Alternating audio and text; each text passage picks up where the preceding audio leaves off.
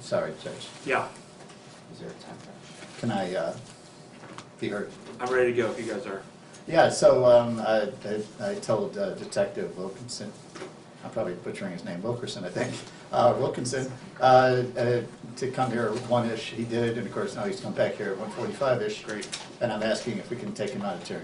Mr. Salgado, any objection to getting our law enforcement officer back in the street? No. Okay, great. Come on, sir.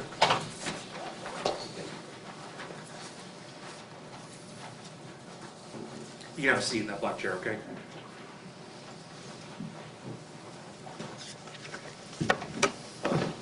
Okay, sir, if you raise your right hand for me, please. Do you solemnly swear to tell the truth, the whole truth, and nothing but the truth, so help you God? I so swear. Okay, thank you so much.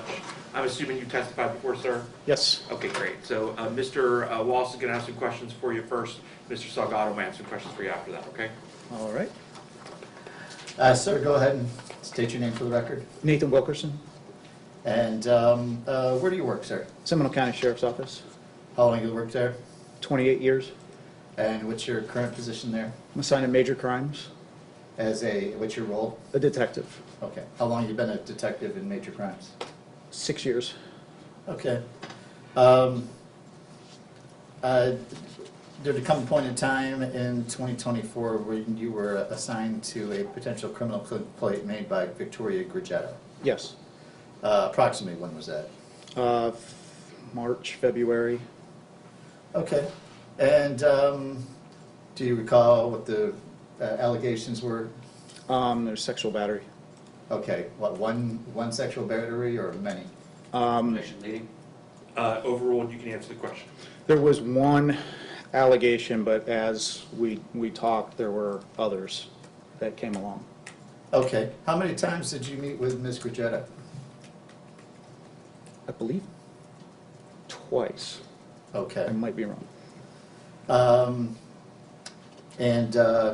Did she want Mr. Grigetta to be prosecuted for these crimes? Yes.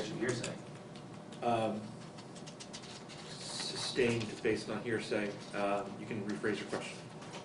Did Ms. Grigetta comment on whether or not she wanted him prosecuted? Yes. Object to hearsay again, Your Honor. I'm going to sustain the objection. You can rephrase your question.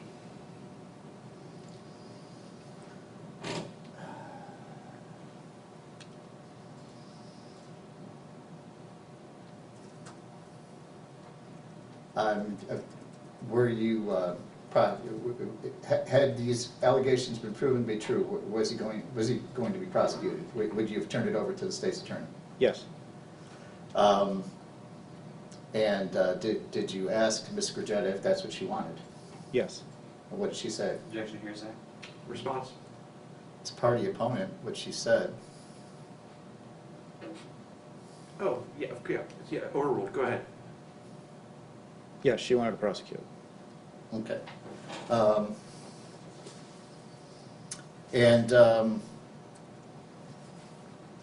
In the end, did you decide to prosecute or not? I could not neither prove nor disprove the allegations. Okay. Did you do a report? Yes. I'm going to approach. This would be R.E.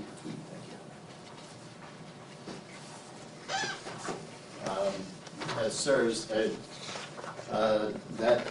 of the records that were kept regarding this investigation, including those made by you?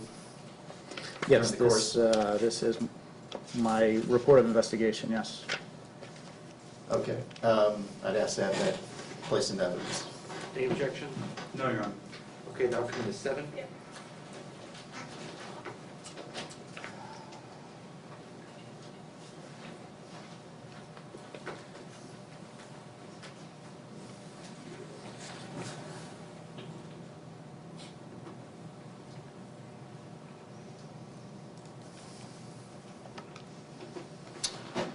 As part of the investigation, did you review any documents regarding statements made in the past by Ms. Grigetta? She provided a number of papers, yes. Were there other documents signed by her that we provided you? Yes. Okay. And as to past abuse, what had she said about that in those papers? She denied any sexual battery, and I can't recall the other Okay. issues on the form.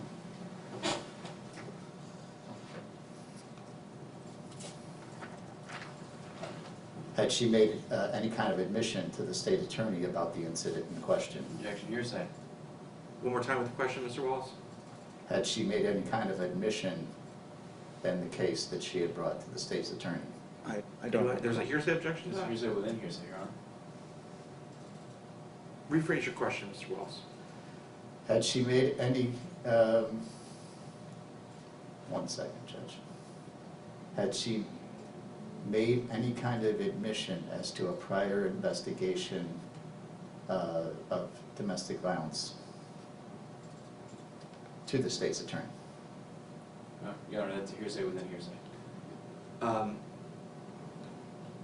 Based on the form of the question, I take that question as him learning information from the state attorney, and so I'm going to sustain the form of it, you can rephrase. Okay, was there a form that she had signed regarding whether or not there was a past incident of domestic violence? Yes. And what had she said about that past incident?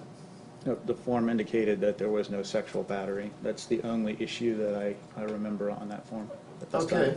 Okay, I can have that for one moment.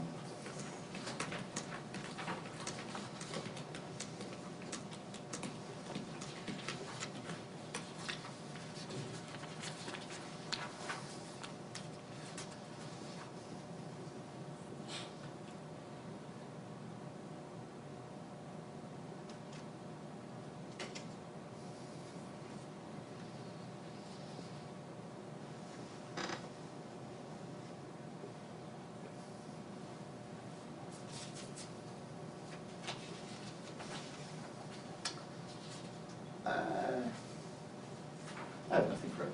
Okay. Any cross, Mr. Salgado? Yes, Your Honor.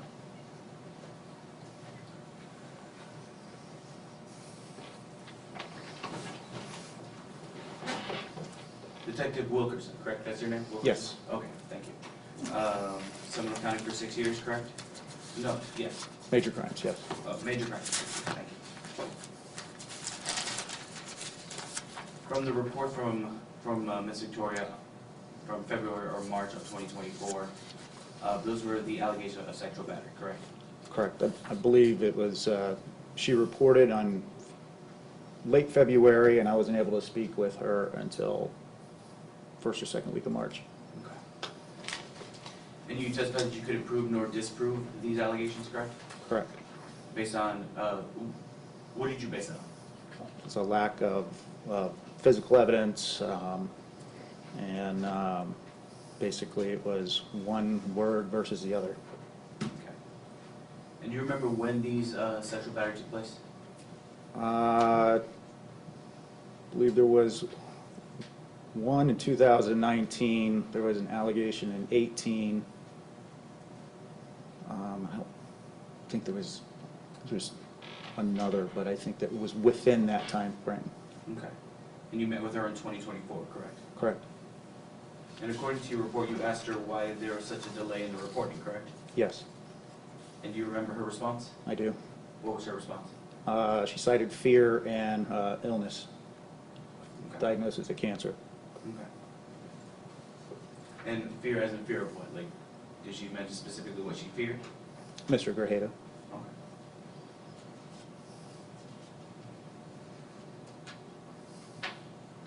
Did she provide you names and phone numbers of witnesses? She did.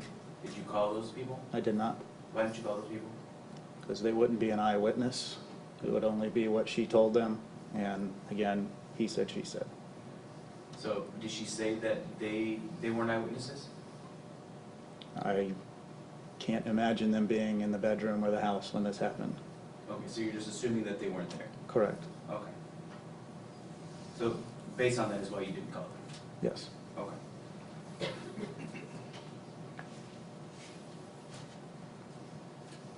Did you receive her journal entries, or somebody's journal entries? I did. Did you review them in their entirety? I did.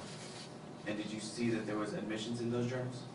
There was some admissions of violence, I believe, and meanness, I suppose I could say. But there was no direct admissions to sexual battery. Okay, so there was admissions to other actions, but not the sexual battery? per Correct. se. Okay. Do you know whose journals they were? Like I said to be Mr. Cajeda's. Okay.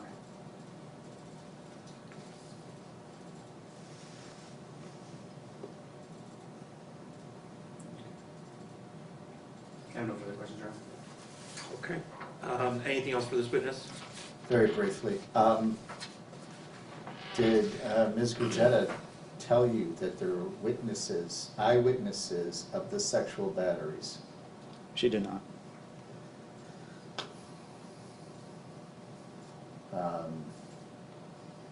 Did she specify exactly what these other witnesses would tell you? If I remember correctly, his demeanor and the kind of person he was. More like a character type witness. Would that be relevant in whether or not you charge him with these serious crimes? No. Thank you. Anything else, guys? No, Your Is he subject to recall or can we let him go? Yes, they can have a nice day. Okay, is he subject to recall, Mr. Salgado? Honor. There you go. Okay, thank you. Really appreciate it all. Thank you.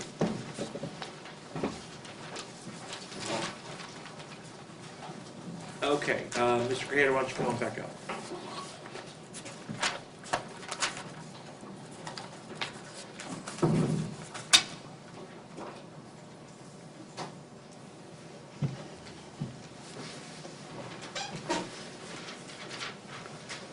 Okay, I'm ready for cross. And Your Honor, you allowed me to do my cross? Cross direct, yep, no problem. Doctor, I'm going to refer to you as doctor, it's your title. You're currently a professor at UCF, correct? Correct. And you're with the English department, correct? That's right. And you've been a professor with UCF for roughly 23, 24 years? Yes. And you've had roughly 2,000 to 2,500 students, correct? A couple hundred per year, so over 2,000, yes, on average. And my client Victoria was a former student of yours, correct? Former student, yes. And you were in a romantic relationship with her, correct? Yes, The relationship started around December of 2022, possibly January of 2023, correct? that's correct. Okay. Hold on, one more time with the dates? December of 2022 or January of 2023, in between those dates with the relationship. Their relationship began? Correct, Your Honor. We were in divorce proceedings during that period of time. Sorry, it's 2002. Okay, no problem, I just want to make sure. Oh, Got my it, got it, got goodness, no. I even missed that, so. it. Okay, Yeah, go ahead. sorry about Go ahead, that. it's okay. But for the record, the year was 2002, 2002. Got it. Yes, Okay, thank you, Your Honor. No problem. I'm just so used to I hear the you. other way. Yep. All right, and you two eventually moved in together, right? that's correct. And you were married on July 31st, 2005, correct? Yes, Okay, so 2005. Okay. You were officially divorced in April of 2023, correct? that's correct. And you and Victoria have 2 children together, correct? Yes,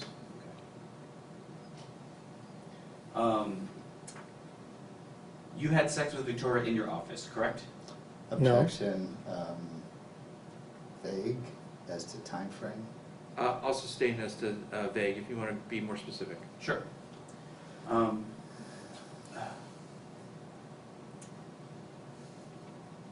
Okay, let's see, during the early part of your relationship, from December 2022 to, let's say, 2005, did you ever have sex with Victoria in your office? no, Okay. Have you ever had sex with Victoria in your office? once, And when was that? June 23rd, 2008.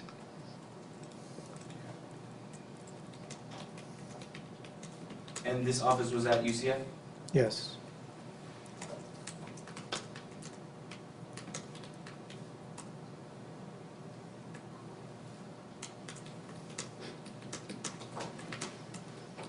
Was anybody else present during that sexual encounter? our infant child in a stroller, sleeping. And when you say infant, it was a couple of months or a year? 1 year. 1 year.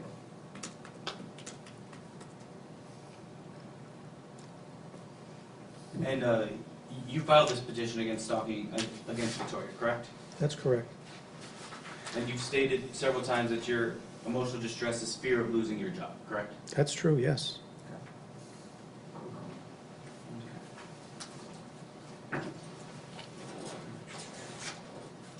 I probably have them out of order, but I'm gonna refer to them as you refer to them in your petitions, talking about the exhibits. Okay. Okay. Exhibit A in your petition was the email from March 21st, 2024, correct? I believe so, yes. In your petition, you allege that Victoria sent emails to your colleagues and your superiors, correct? That's true, yes. Okay, and did I get the date right of March 21st, 2024? I believe so, that's the timestamp. Okay. And this email was not sent directly to you from Victoria, correct? That one, I don't think so. Okay. Did somebody else send it to you? It was forwarded to me. Who forwarded it to you? I'm not exactly sure. It might have been the chair of the department, James Campbell. Okay. If I could briefly, a little louder, Mr. Kajata. Okay. Thank you. And were you forwarded this email this same day? I don't remember exactly. It was within a few days. Okay. And then you also testified this is not the first time you were aware of these allegations, correct? Objection vague as to what allegations. Sustain, just rephrase your Okay. question. The allegations in what you marked as Exhibit A in your petition. Could you Sure, I'll repeat the question? Yes. Okay. This wasn't the first time that you were made aware of these allegations that are in here in Exhibit A of your petition, correct? I'm going to object just for clarity, if we could just talk There's about. so many, Mr. Salgado. Do you want to focus on a specific one? In other words, he could use the exhibit, for Sure. example. That's in evidence, that's what I'm saying. May I approach, Ron? Yes. So there's no. Permission to move about the courtroom, set No problem. Thank you.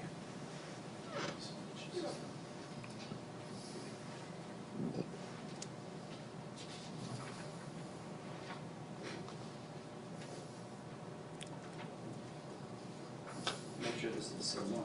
Just a moment. It starts with.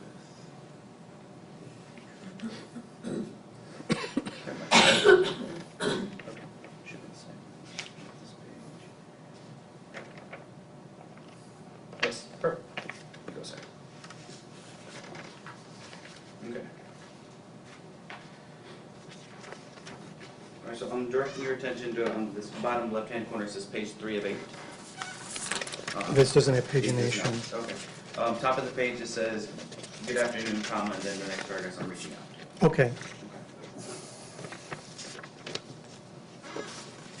Okay, is this the first time you heard about the torture, false imprisonment, extortion, sexual/psychological/physical abuse, abandonment of children, harassment, cyberstalking, and fraudulent reporting of Seminole County? These allegations, this is not the first time you've heard of these, Well, besides this email? Objection, it's pretty compound. I just read it straight from the exhibit, Your Honor. Right.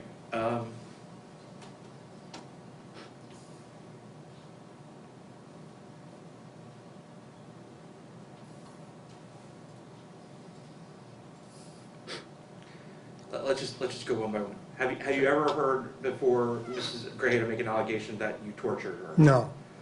Before this email, you never heard that? No. Have you ever heard an allegation from Ms. Grajeda that you false imprisoned her before this email? No, not that. Have you ever heard an allegation from Ms. Grajeda that you extorted her? No. Have you ever heard an allegation that you sexually, psychologically, or physically abused her before Yes. this email? Okay. Did you have any questions about that, Mr. Salgado? No. Okay. Did you ever hear an allegation that you had abandoned your children before this email? No, that was new. That was new?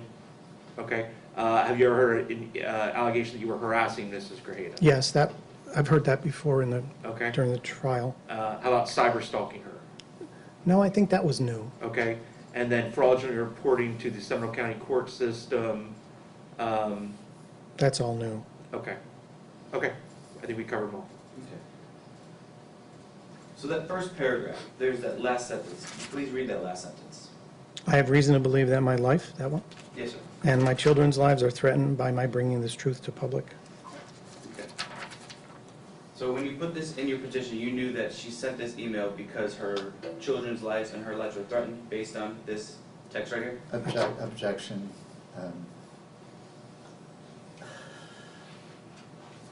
Calls for speculation as to why she did this.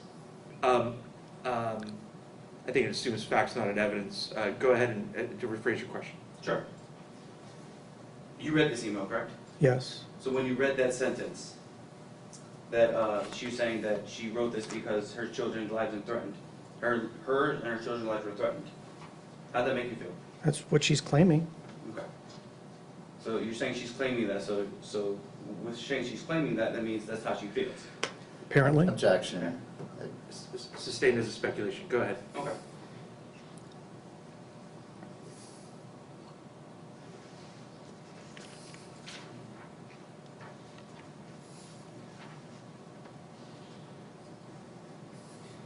On the next page, there is a paragraph, it's about in the middle, it's right here, I credit Professor Kelly.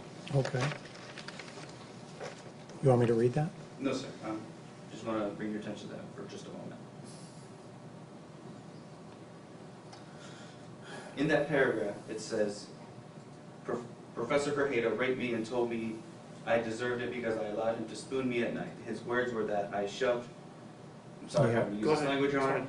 Shoved my ass on his dick, so he should be able to do whatever he wants to me. Do you remember that night? No. You don't remember that night? Objection to vagueness as to which night is being mentioned. Sustained based on the form of the question. Okay. Do you recall the night where what my client's talking about right here, where you shoved your dick on her ass? No. Okay. Are you saying that that never happened, or are you saying that you just don't recall? I don't recall. Okay. And do you keep a journal? I did for a couple of years, I believe. So this incident revolving the dick on the ass, did you write that in your journal? I don't recall. Okay. So it's possible? Maybe.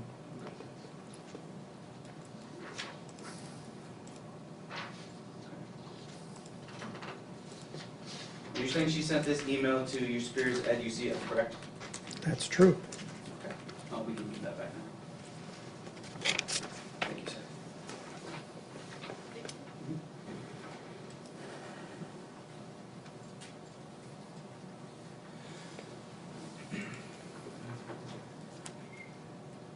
Let me find out where I am. Give me just a moment.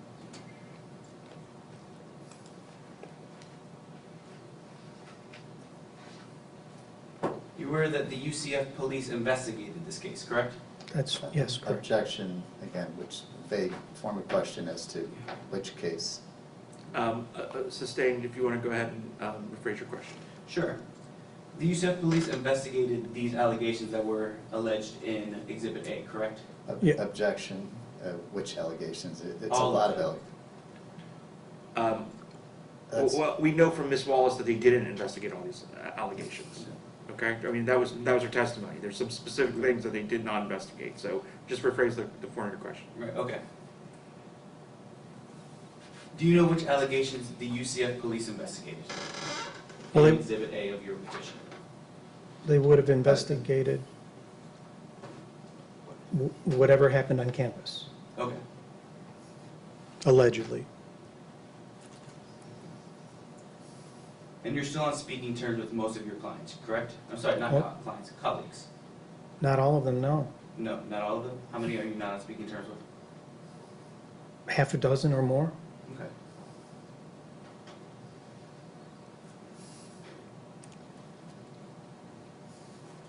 And the UCF police concluded their investigation into the allegations that were found in Exhibit A that were under their jurisdiction, correct?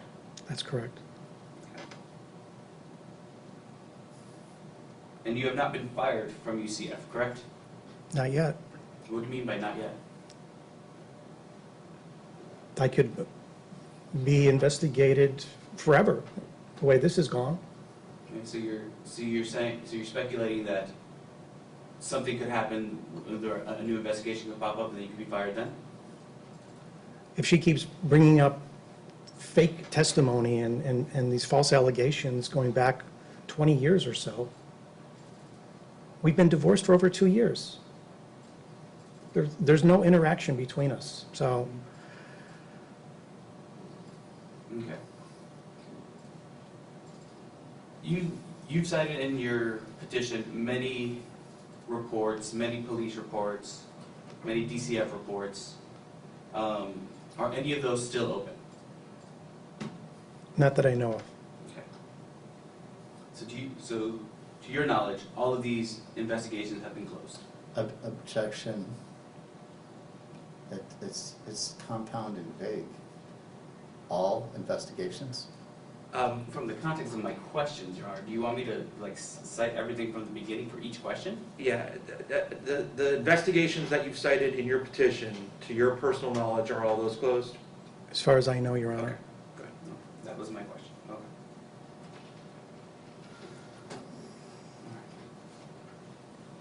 All right, I'm going to look at Exhibit B now from your petition. All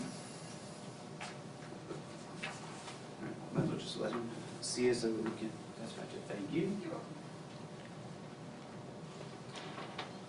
go, sir.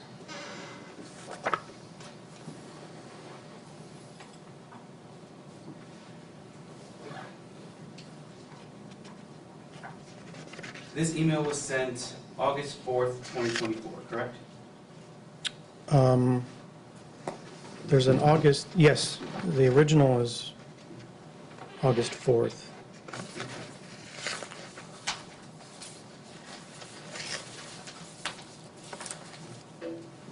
And do you see, let me go to you. On what's sent, this is my third page, top of the August 4th email. There's a middle of the page where it says Dr. Graheda, comma. Yes. Could you please start reading and I'll let you know when to stop, please. I am writing this cease and desist letter to you and your attorneys, Mr. Wallace and Mr. Yurick, because you are using people to triangulate and entrap me. I write this letter to advocate for my and our children's freedom from abuse. I ask the court to pardon me for the things it has falsely held me accountable based on lies, manipulation, altered and distorted evidence, and perjuries. Restore my reputation in order that our children and I be awarded damages for the harm this has caused to us. That's fine.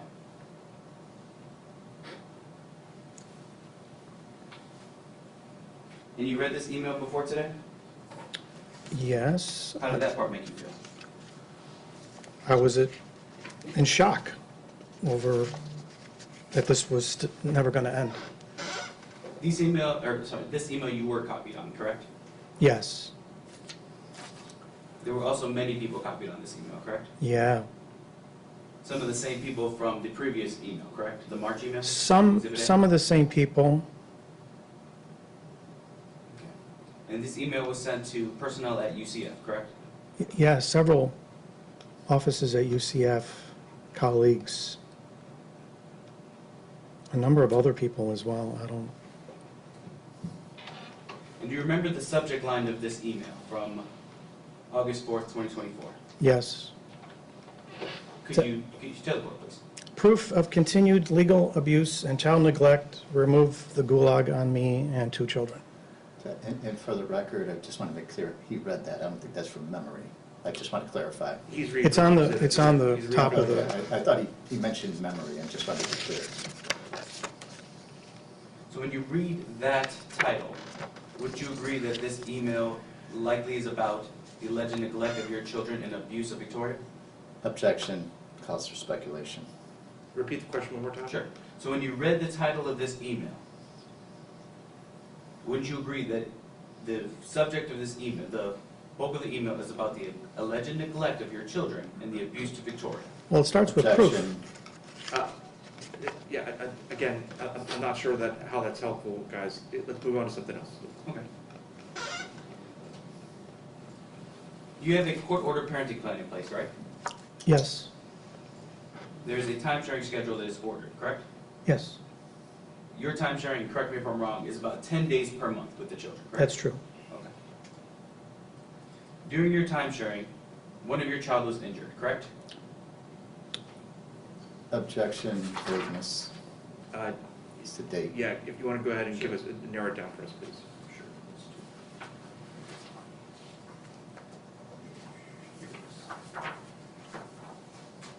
Directing your attention to Exhibit F from your petition.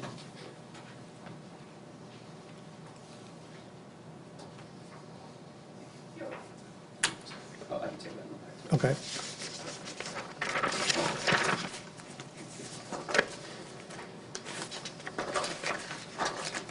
This is the DCF report by Jonathan Porter, correct? That's correct. I'm gonna flip over a couple pages.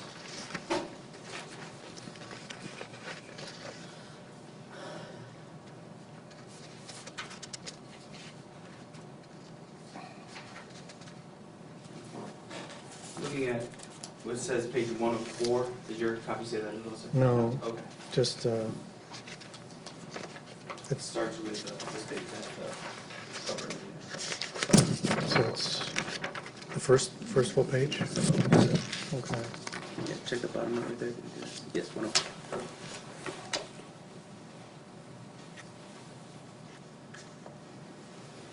This report goes into, at least the narrative, it goes to the background of yours and Victoria's relationship, correct? I believe so. And there's some allegations here, talking about the dick in the backing incident, correct? I'm sorry, dick on the ass incident, correct? I don't remember that in here. It's if you look under narrative, it's 1, 2, 3, 4, 5 lines down. Oh, allowed him to spoon her at night? Yes, sir. Okay. Okay. So that allegation was, eventually told to DCF, correct? Apparently. Okay. If I could briefly interrupt, I did locate the rest of that document as a courtesy if he wants it. Okay, we'll let him, if he wants to look at it, he can make that decision here.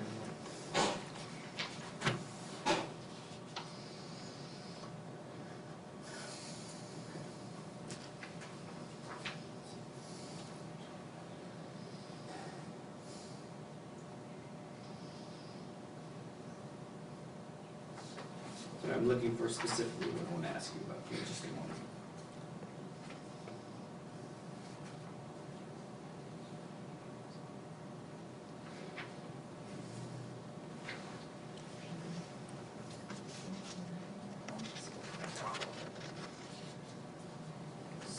Were you interviewed by DCF about allegations of medical neglect?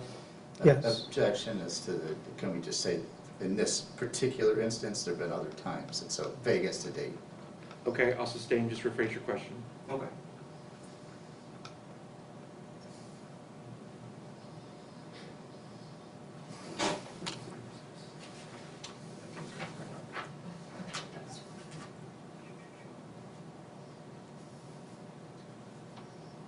Okay.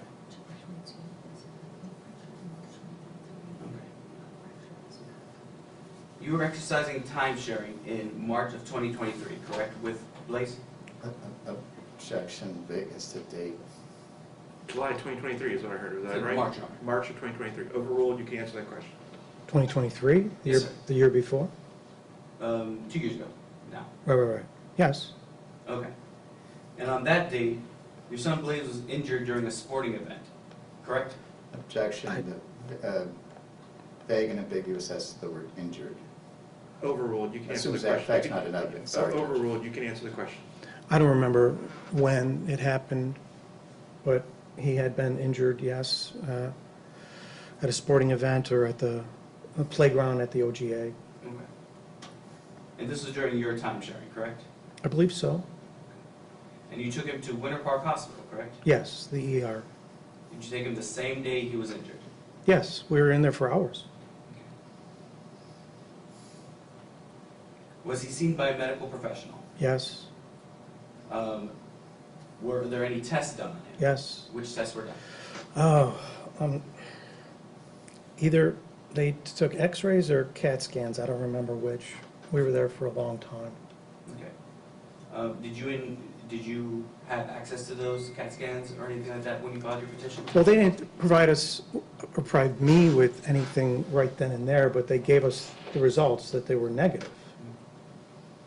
And did you include those results in your petition? No, I'm not sure I've actually ever got them myself. Okay. But you're saying you have those medical reports?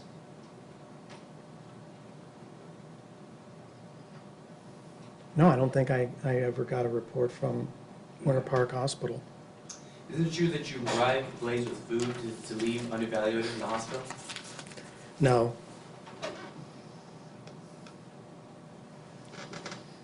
This DCF investigation from Exhibit F, that was closed on May 2nd, 2024, correct? May 2nd, yes, that's, Objection, I mean, the document speaks for itself, and Overruled, I heard the witness's answer, go ahead. But I did your argument. Can you please repeat the answer? yes, it Yes, says yeah. March 2nd. Okay, thank you. And no criminal charges were filed against you for these accusations that were marked in Exhibit F, correct? No, Wouldn't you agree that people should be able to report medical neglect that happens to their children? sure. objection, relevance, argumentative.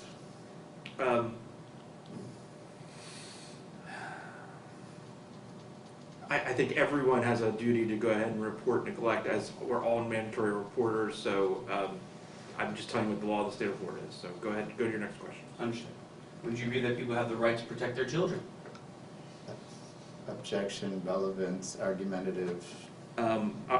What's the relevance of this, Mr. Salgado? You know, there's allegations of medical misconduct, so, you know, I'm just seeing if he agrees with the reporting. I'm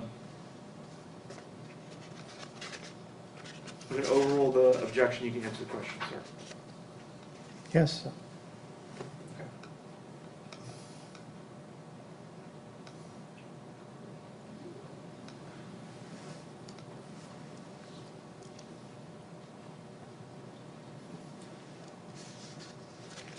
I'm gonna reference Ms. Lauren Wallace's report, would be Exhibit C. Oh, then we can get that back to the clerk. Thank you, sir.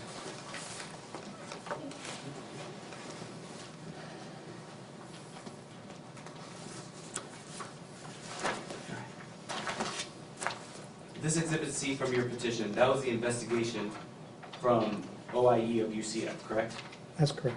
Well, what they were formerly called. I Yes, forget the name now. This investigation was into sexual battery on UCF's campus, correct? Objection, it's,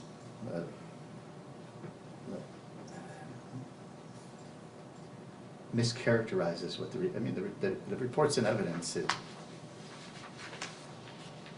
so it mischaracterizes the facts.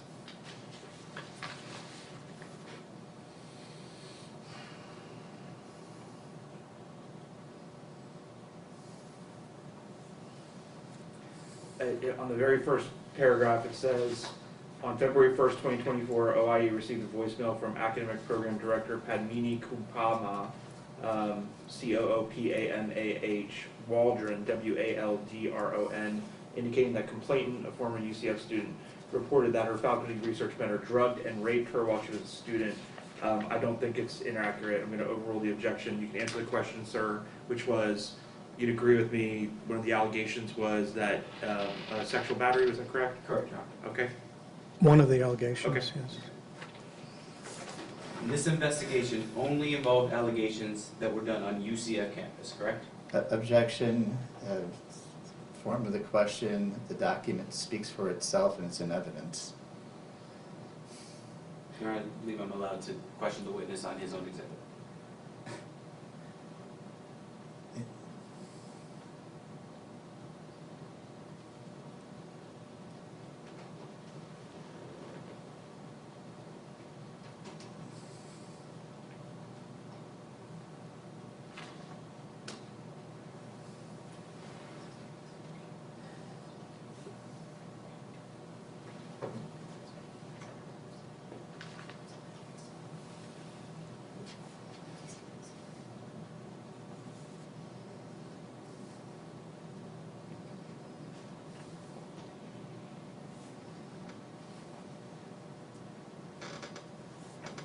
Pursuant to page 4 of the report, there's so much information in this that has nothing to do with things that are on campus.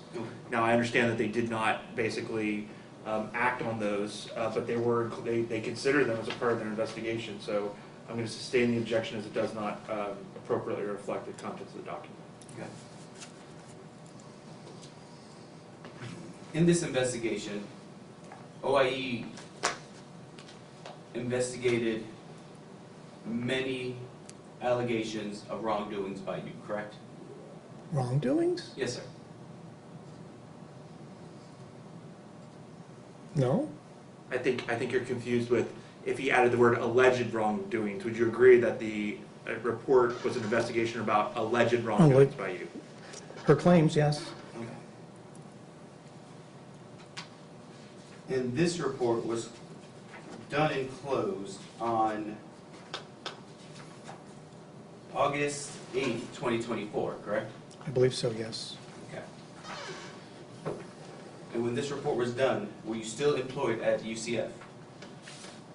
Yes. You filed your petition on August 19th, 2024, correct? I believe so, This is after this investigation is closed, correct? yes. And you still were employed, correct? But there was another email after that. So I wondered if they were going Section there. to start another investigation. He's answering your question, and I heard your answer. Go ahead. Understood. All right. Do you still have that exhibit, sir? No, I don't have anything up here. Turn your attention to Exhibit D, I believe is the UCF police reports. And an email also to Detective Rick Salcedo. Do you remember sending an email to Detective Rick Salcedo? I was probably requesting the records of their investigation. Do you remember saying the email, sir? I believe so, yes. Okay. Okay. What did you ask for in the email? I asked for the records Okay. of their investigation. And this email was March 22, 2024, correct? Mm, No, now I don't remember. Well, I mean, I believe the documents and evidence, Exhibit D of the petition? It's not in it. It's not in evidence, okay. Your Honor, may I first witness? You may. Okay. Can you please look at this and make sure it's Exhibit D of your petition?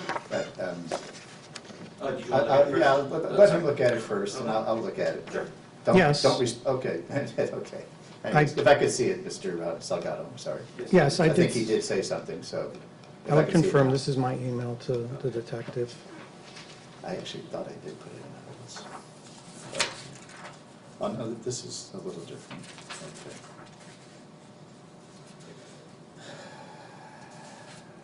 Oh, okay, this includes the report. Mhm. It's everything he put into his exhibit.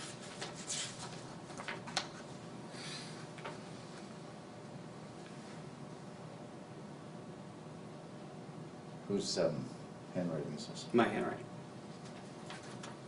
It's not very good, I know.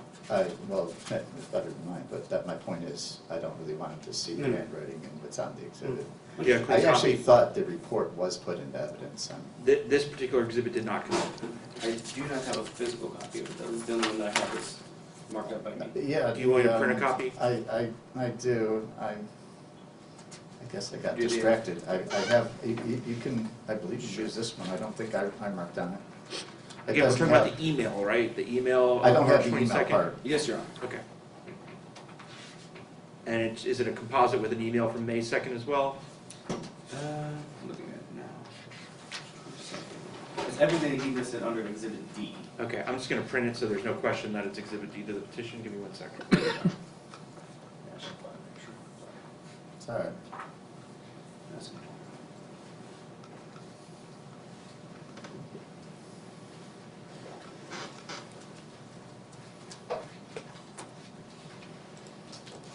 I'm just saying, you want to have one that doesn't have handwriting on it, that's all. So, this one doesn't have handwriting on it. No, no, no, it's But it doesn't have the. It's not the It complete. doesn't have the emails, right? You just split it up, is what I'm saying.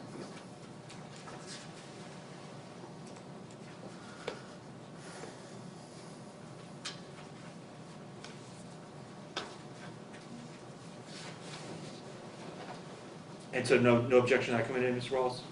The police report, as long as it's, doesn't have any notes Yeah, on it. it's exactly what's attached to the petition. Okay, that'll come in as Mr. Salgado's one, is that right? And the one on this petition starts out with that email and then gets to the report? Starts with an email, March 22nd to law enforcement responds to the May 2nd email, and attached to that email is the report. No objection. Okay.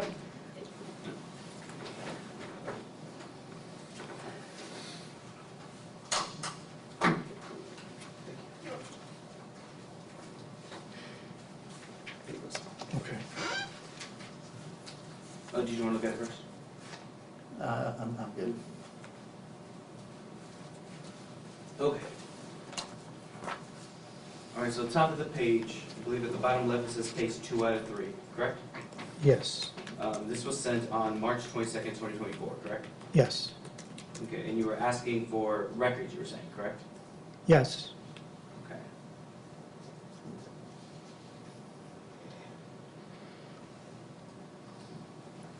And they indeed provided you the police report, correct? eventually. It was months later.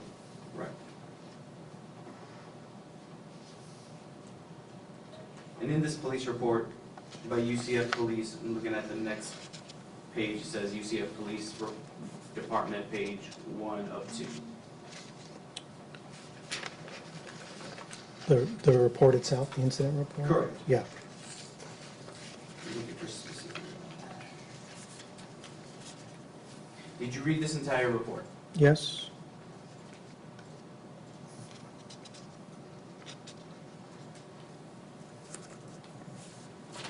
You weren't charged with anything after this report was given to you, correct? not by the UCF Police Department, no. And this report has allegations that Victoria reported a rape from 2019, correct? Yes, there are different dates given, but 2019, And you spoke to the police, gave your side of the story, correct? yes, I was interviewed. They did not arrest you that day, correct? No, No, that's correct, or no, that's not correct? no, I was not arrested. Okay. And you have no pending charges regarding a 2019 rape that you know of, correct? That I know of. Yes, sir. Is that correct? Yes, that's correct. Okay.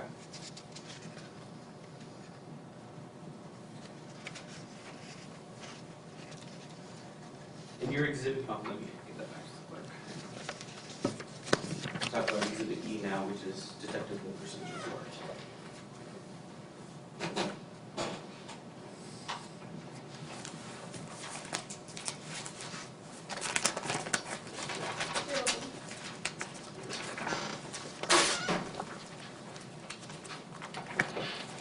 All right, your exhibit E was Seminole County Sheriff's Officer Nathan Wilkerson's report, correct? That's correct. Along with other police reports from Vincent Calderon, correct? I don't know who that is. Was he also part of the investigation? It looks like Mr. Calderon did a report from February 23, 2024. It's on the second page. Yes, I don't. Yeah, I don't know who that is. Okay, I only met with Detective Wilkinson, okay. Wilkerson. And you met with Detective Wilkerson because Victoria reported crimes to the Seminole County Sheriff's Office, correct? Alleged crimes? Yes, Okay. And Seminole County did in fact do an investigation into those alleged crimes, correct? that's correct. And as you said, it was Detective Wilkerson that did the investigation, correct? I believe so, yes. And as you just said, you spoke with Detective Wilkerson. Yes, I think it was in June. And you just heard him a couple minutes ago, and he said in his report that there was not enough evidence to send the case to the state attorney's office, correct? That's correct, yes. After you spoke with Detective Wilkerson, you were not arrested, correct? Correct, You were not charged with any crime that day, correct? correct. And this report was closed July 9th of 2024, correct? I believe so. About then, yes. Wouldn't you agree that people should be able to report a crime to the police? Yeah, legitimate Objection. crimes. Relevance, argumentative. It goes straight to legitimate purpose under the statute. Overruled, you can answer the question. Yeah, when there's a legitimate claim. Okay.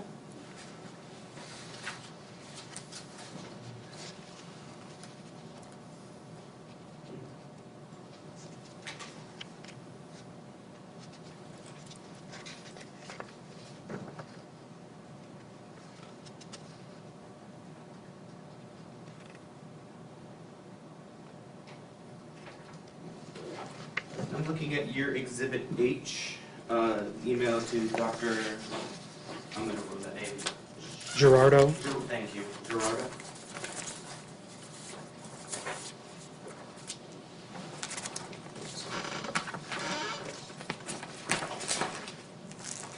This email was not sent to you, correct? that's correct. Objection. It's a little bit, it's vague. Repeat the question? Sure. May I just rephrase, John? This email from your Exhibit H that was sent on May 17th, 2024 was not sent directly to you, correct? That's correct. Objection goes directly against what the document itself says, and it does speak for itself. The very top of page 1 I says guess it was sent from Ms. Grajeda to an email address called maitlandpsych@aol.com, and our social investigator in this case, Terry Mattingly, or in the family law case, Terry Mattingly, looks like maitlandpsych@aol.com forwarded it to a kgerardotphd@gmail.com, and that email address forwarded it to Mr. Grajeda. So there it is. which would have been on May 17th at the top. Great. All right, so did Ms. Victoria send you this email directly? No. Okay. Louder, Mr. Grajeda, please. No, she did not. Was it forwarded to a Teresa Jaquez before it was sent to you?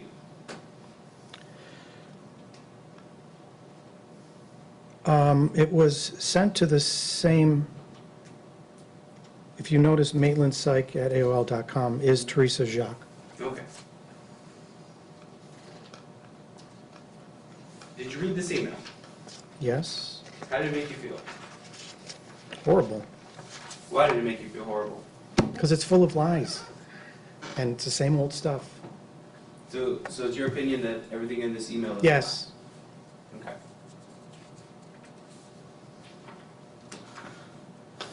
Do you think it made you feel horrible because you actually did these things?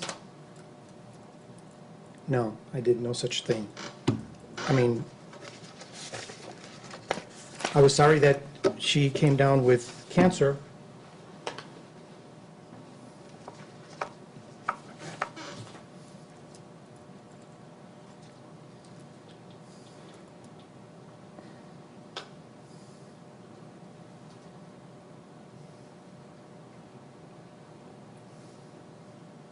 After reading this, did you learn why this email was sent? Objection calls for speculation and Yeah, rephrase the question, please, Mr. Sure. President. Let's do it this way. There is a Dear Mr. Wallace in about the middle of the page. You see it? Yes. There's a little baby paragraph, then there's a paragraph after that that says, Mr. Wallace, I'm copying Amanda. Can you read Yes. that for me? Yes, Mr. Wallace, I'm copying Amanda Joseph and all people involved in my case, as I plan to move forward with legal action against your client, for which he and any people who continue to conspire with him will hopefully be held fully accountable under criminal charges as the law allows. So after reading that, what did you get from that? That she's going to continue this relentless harassment. Wouldn't you agree that she just basically said there that she's going to defend herself? objection. Vague. Overruled, you can Argumentative. answer the question. Do you think that's what she said? It didn't, yes, that's what she says. Okay.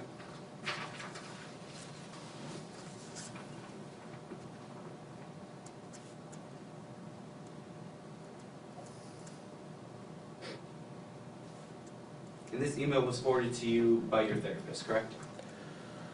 Yes, yes.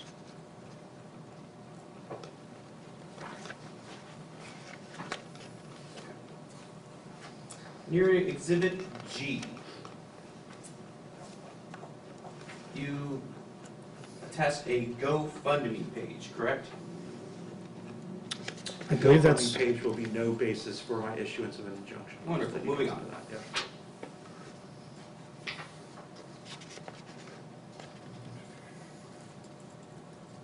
Your Exhibit I, you attached what looks to be a bar complaint against Mr. Wallace, correct? that's correct. I'll also let you know Exhibit I is not going to be. Moving on. Thank you, or Judge. anything tied to my injunction, to what I'm considering as to when it comes to the injunction. Your Exhibit J, J will also not be a part of my ruling. Caveat. K is the final judgment, so I'm not sure why it was attached to begin with. If you got questions about it, that's fine. Sure. And I did, by the way, to make a record, I did ask for the court to take judicial notice of the divorce case. Happy to do so. Is there any objection? Great, good. In your Exhibit K, you included your parenting plan, correct? I believe so. You also included orders on motions that were filed in your divorce case, correct? Some of the motions, yes. Okay.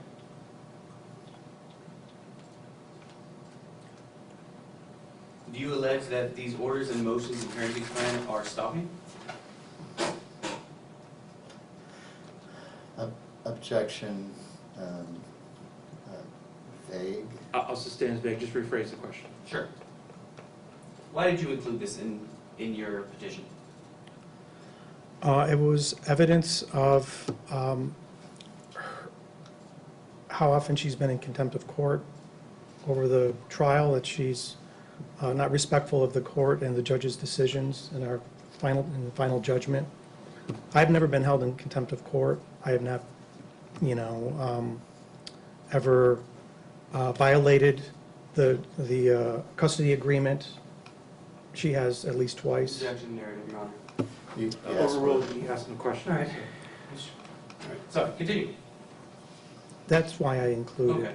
that document. So you included these just to show her actions in another case? I see the continuation of what happened during the divorce. And it hasn't stopped, even though the judge has advised her to let it go and move on. Okay. So you didn't add Exhibit K for any allegation of stalking, correct? I would have to review that document again. Of course. I don't have a clean sheet. Actually, I'm gonna look at this one. I'll look at this one if you want to look at it together.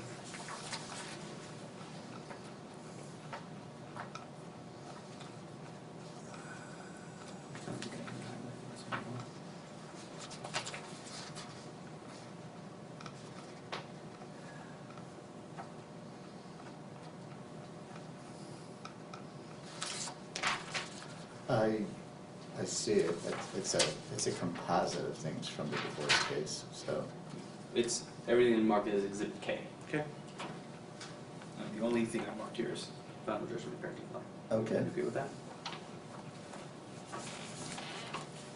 You can look at that probably. Mm-hmm. Let me know when you're done.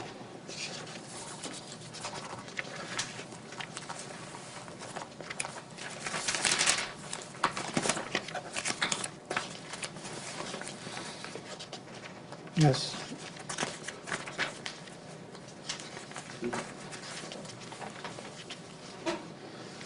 So is your memory refreshed on what's in your Exhibit K?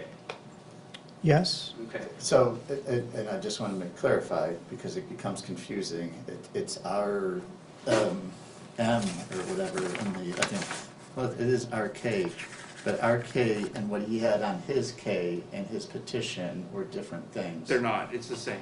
His, I- his petition has Exhibit K. It's the final judgment. It's the parenting plan. It's multiple orders holding Ms. Graham in contempt. The way I have it here, I thought I just had the final judgment in there, but, okay.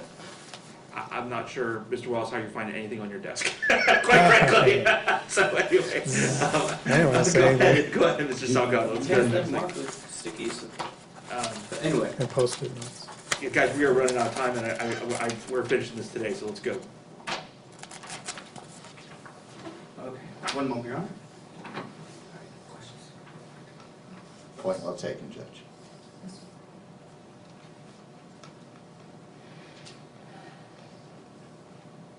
Do you know who Laura Riddle is? Yes? Have you spoken with Laura Riddle? Objection. None. What- Timeframe. Yeah, go ahead and be more specific, Mr. Sure. Secretary. I tried to just walk people through it, but. I understand. Sure. Do you know where Laura Riddle works? No, I don't. Okay. Do you remember that she's with DCF? Uh, No, she's not. I apologize. I take that back.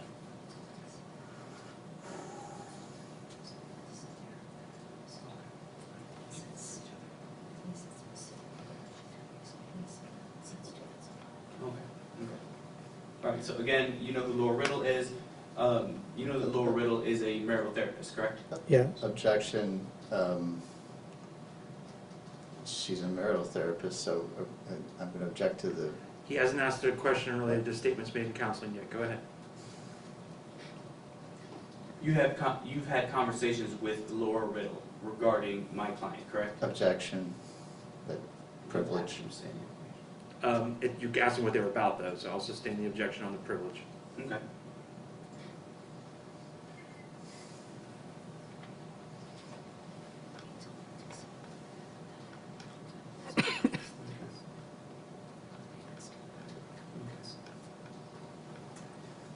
When you were speaking to DCF, isn't it true that you said to DCF that my client is diagnosed with borderline and malignant narcissistic personality disorder?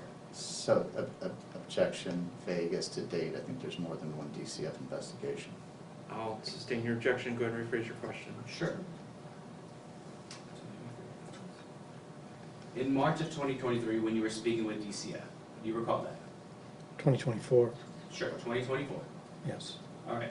When you were speaking with DCF in March of 2024, isn't it true that you told DCF that my client was diagnosed with borderline and malignant narcissistic personality disorder?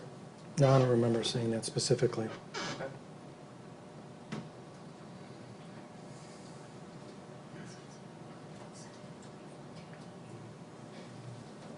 Have you said that exact statement any other time before that? I don't recall. Okay.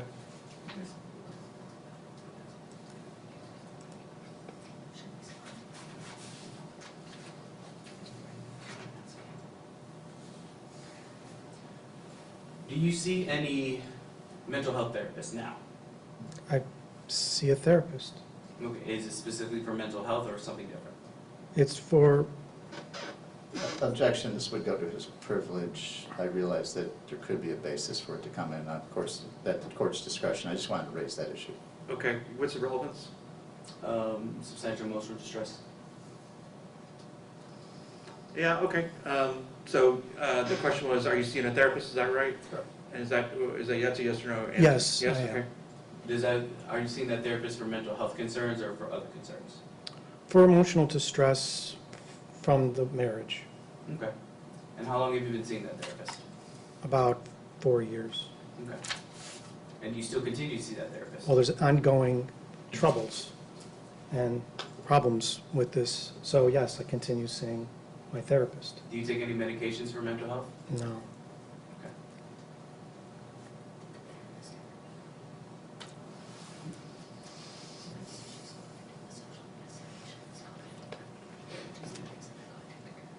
So, what is your name of your therapist? Kristen Gerardo, Did Kristen Gerardo ever meet with Victoria? not that I know of. Okay. She called once, I believe.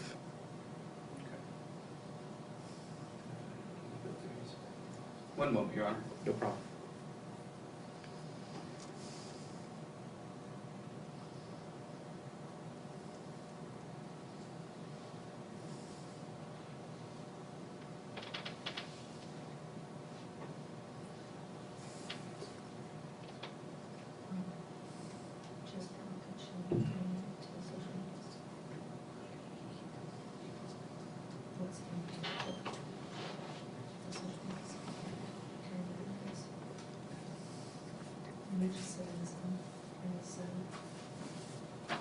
and he used it.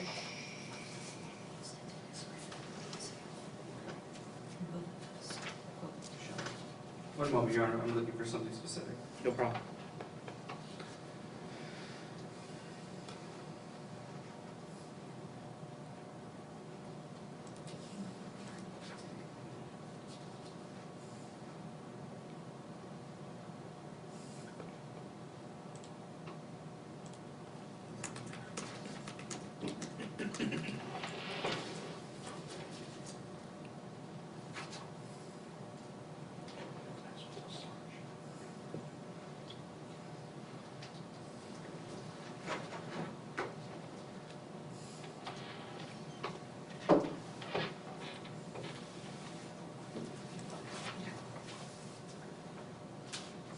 One moment, Your Honor, I'm looking for something specific, but if I can't find it, I'm just gonna move on. It's okay.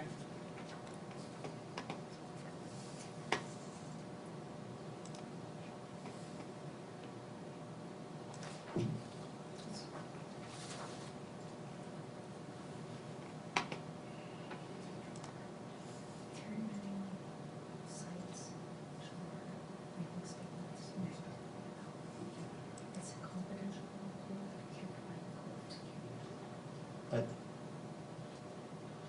I would have the court caution the respondent about being so loud, or perhaps we need a break or something, I don't know. I saw Mr. Salgado give her a fair warning as well, so she knows. Nothing further, Your Honor. Okay. Any limited cross or redirect, Mr. Wallace? At the prediction, it will be limited. Okay. Brief.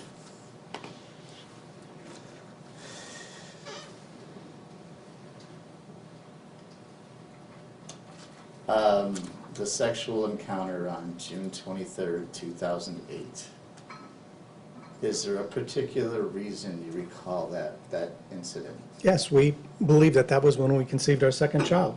We talked about it all the time. Thank you.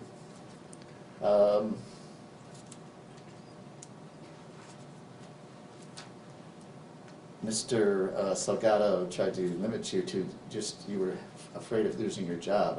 Aren't there other fears you've suffered since these actions have been taken by her? Sure. I fear my relations with my kids, that this is adversely affecting my relationship with them, my ability to parent them. The ongoing strife makes it difficult to have any kind of cooperation with decisions that need to be made over, you know, their medical care or their schooling.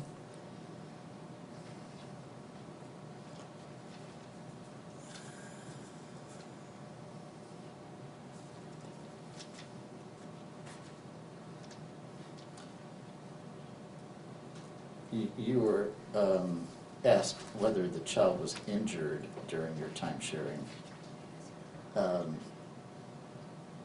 But they found no injury that day, correct? Afterwards, he had a, That day, sir, was there any injury discovered at the hospital no, when you took him? no. So isn't it more fair to say he was hurt but not injured? True. Okay.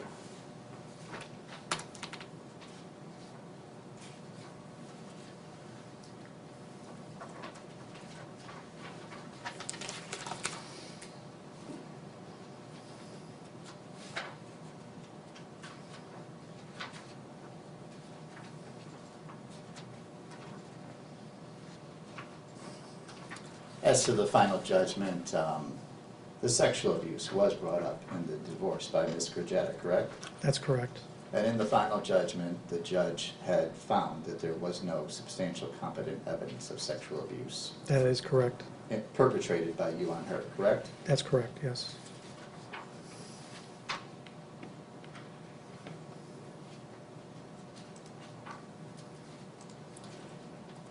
You mentioned emotional distress during the marriage.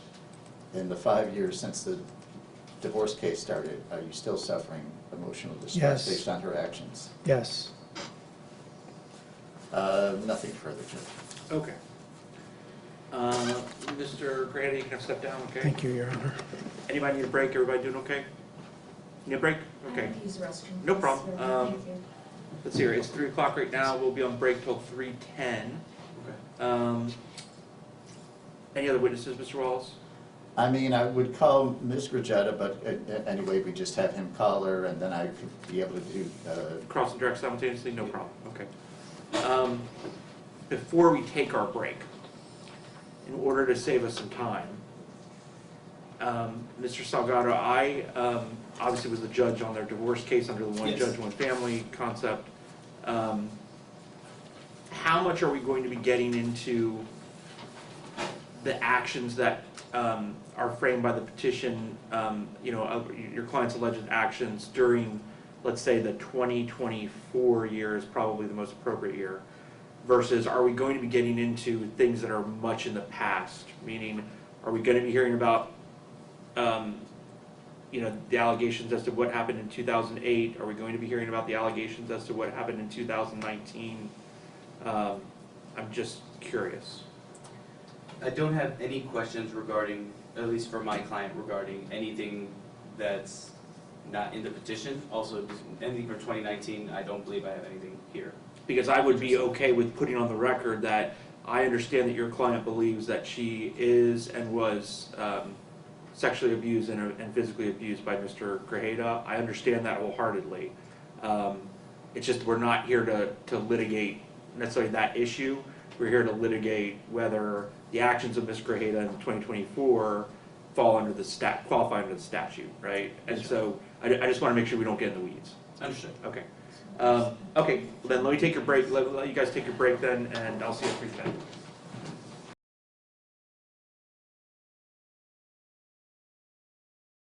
Okay, any other witnesses, Mr. Walsh, just to confirm? again, Ms. Ms. Grigetta, but I'll wait for my ability Okay. to direct and cross. Okay, Mr. Salgado, who are you calling first? We'll do, It's only Mr. Grajeda left, right? we have Mason Gray, Okay, so we'll call him first. okay, and Mason is The 18-year-old child. he still in high school? Yes, Okay. Is he still subject to child support? I believe so, yes. Because I think he graduates next month. Okay. Do you have any objection to them calling Mason? I do, based on those factors, I didn't know what the court would think about it, he is 18, so obviously, the last thing we want is to put the child in the middle of this, so I would object. Are you sure you want to do this, Ms. Grajeda? I'm just asking. You can talk to your lawyer if you need to, but, it's just, we've been able to shelter your kids from coming into court so far, and if you put him in the middle of this case, that means I get to ask him questions, and Mr. Wallace gets to ask him questions. I know you have not enjoyed Mr. Wallace asking you questions. I just, I try to do everything I can do to keep kids out of court. I understand he's not a kid anymore, but he's still your kiddo, and, if there's, it's up to you. I mean, the law says that you can do it, he's 18. If you want to call him as a witness, that's your choice. If you need a moment with your lawyer, that's fine. But if you're okay with it, we'll do it. Yeah, we've spoken extensively about Extensively? this. Okay. Yes, So- Your Honor, about. So- Along with his therapist, it has been brought Okay. into the conversation. Okay. So Andy, if you want to grab Mason, okay? Yes, sir. Thanks.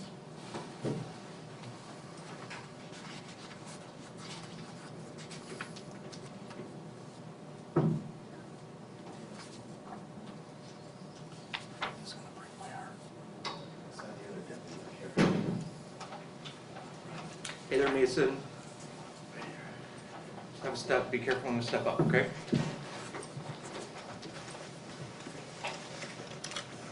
You can have a seat. Okay. Mason, we swear you in, okay? And Yeah. you go by Mason? Yes. Okay, great. You raise your right hand for me. You solemnly swear to tell the truth, the whole truth, and nothing but the truth, so help you God. Yes. Okay. So Mason, everything that's going on in this courtroom is being recorded, okay? Mm-hmm. If you want to continue to wear your mask, that's totally fine, no problem, okay? But I'll need you to really speak up. Yeah. If you want to take your mask off, that's fine, but if you want to keep it on, just make sure that you're speaking up so we can hear you accurately, okay? Sure. You've never testified in court before? No. No, okay. So I've got Mr. John Wallace here, he's representing your dad, okay? And then I've Yes. got Mr. Salgado here, Oscar Salgado, he's representing your mom, okay? Mr. Salgado's gonna go first, so I'll have some questions for you. and then Mr. Wallace may have some questions for you after that. Okay. While you're speaking, if anyone uses the word objection, I just want you to stop in the middle of your testimony, okay? Yes, sir. I will resolve that with the lawyers, and then I'll let you know whether we're gonna have you keep testifying or whether we're gonna move on to something else, okay? Okay. I care very much about what everyone has to tell me in my courtroom, okay? So I don't want you guessing if you don't understand a question that's being asked. So if you don't understand a question that's being asked, let the lawyers know, and they'll rephrase it to make sure you give an accurate answer, okay? Sure. And then I do need you to verbally answer the questions, okay? So, for example, if you're asked a yes or no question, or a question calls for a yes or no answer, it should be yes, no, or I don't know, and if the lawyers need more detail, they'll ask you follow-up questions, okay? Okay. Okay. Yes, Mr. Wallace? I know you've made a ruling on it, I just want to point out, yes, he's wearing a mask, and that could affect the court's ability as to determining his demeanor. If it's for a medic, I don't know. I'm objecting to him wearing a mask. Okay. Do you mind if I ask you why you're wearing a mask today? Just personal reasons. Okay. Do you have any sort of medical diagnosis from a doctor that says you must wear that mask? No. Okay. Mr. Salgado, I've never had this happen before, so I'll ask you your position on allowing Mason to continue to wear his mask. Your Honor, I would ask that he be allowed to keep it on for comfort level. I mean, he is 18 years old, these are his parents, so I want him to be as comfortable as possible while being able to testify. Well, that's not a sufficient reason for me. I mean, there's been a decision to bring him here in court, so that goes out the window. That's out the window at this point. So, And I believe it's just for anxiety, for nerves, Your Honor, it just helps him Okay. feel better. okay. Well, I'm gonna let him continue to wear his mask, Mr. Wallace. If it becomes a problem, then let me know. Mason, do you go, what pronouns do you use? He, him. He, him, okay, Yeah. cool. Okay, so you can keep your mask on, just make sure you're enunciating, because Yes. unfortunately, if we can't see or understand you, I might have to make you take it off, okay? Sure. Okay, great. Okay, Mr. Salgado, I'm ready for you. I did have a question. Can I have a piece of paper and pen? Typically, I don't allow that because we're not taking notes of what's happening here in court, okay? Some Mhm. people need why do you need a piece of paper? and pen? Just to write down the questions so that I can go back and reference them Go back and reference them? while I'm answering the question, so that I. Okay. Tell you what, I will allow you to have a piece of paper and pen up there. If you need to do that, just let me know, okay? You're not gonna have time to write down every single question. Some people, I understand, need to write things down in order to hear, and Yeah. so I've got no problem with you doing that. Most of the questions I'm hoping are not gonna be too long where you're going to have to do that, but if you need to do that, there you go, okay? Just know that the lawyers could ask to look at what you're writing, okay? Sure. Okay, great. Great. May I proceed, Your You may. Honor? Okay, Mason, can you please state your full name for the record, please? Mason Isaiah Scarjeda. And where do you live? I live with both my parents. They live in two separate houses, Yes, correct? they live in two separate Okay. houses. And do you know who the petitioner is? Yes, my father. Do you know who the respondent is? Yes, my mom. Okay. And as you said, you know them because they are indeed your parents? Yes. Do you know who Terry Mattingly is? Yes. How do you know who that person is? She investigated me in 2020 or 2021 originally, and then she investigated again a little bit later at both of my parents' houses. Okay. Do you remember when that second investigation was? I know that I saw her twice, probably around the same time, so either 2020 or 2021. Okay. And when you say investigated, what do you mean by that? I assumed it was CPS. Sorry, one more time. I assumed it was CPS, CPS being, Child Protective Services. okay. So were you being investigated or being interviewed? Because there's two different things there. Yeah, I'm interview. going to object to the relevance. Response? I'm just saying the foundation before asking a question, Your Honor. Okay, why are we talking about Miss Mattingly at all? Because she was involved in, she was listed in these petitions, Your Honor. There are some allegations that the petitioner used, saying that Ms. Mattingly said this, that, and another, that she got from the children. I just want to see if that's the truth or not. Can you direct me to the specific allegation or exhibit in the petition that you're referring to? The first one I remember seeing is in Lauren Wallace's report on page 2 of 2, number 6. We also provided Detective Salcedo with Terry Mattingly's report. Terry Mattingly was a social worker who was a neutral party assigned to investigate complaints. Okay, why else would we be talking about Ms. Mattingly? Sorry? Why else would we be talking about Ms. Mattingly? Because apparently she interviewed Mason and apparently things were not stated correctly and things were lied about, Your Honor, for lack of a better term. Okay, but what does that have to do with the allegations framed by the petition? Because it's our stance. Show me the statement that she made that you believe goes to that point. Because we're not relitigating the fact that there was a social investigation, but if there is a communication concerning that they're saying constitutes a harassing or inappropriate communication, that's what I want to look at.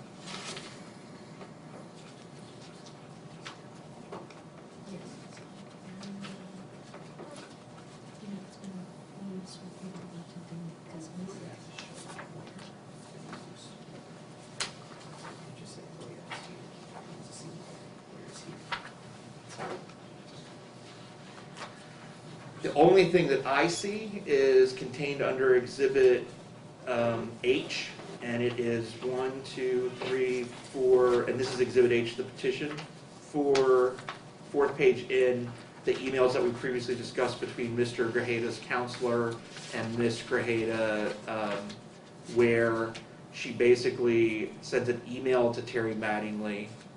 I will tell you that email will not be a basis for an injunction today. Okay. And I would think that the only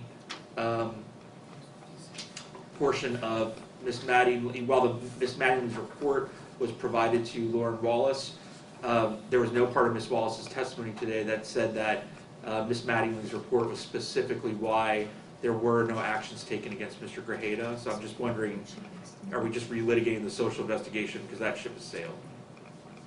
Understood. Our only contention is based on Ms. Mattingly's report is what Ms. Wallace based my client's credibility on. So based on Ms. Mattingly's report, if she got false information from that report, it's just poisonous tree all the way down.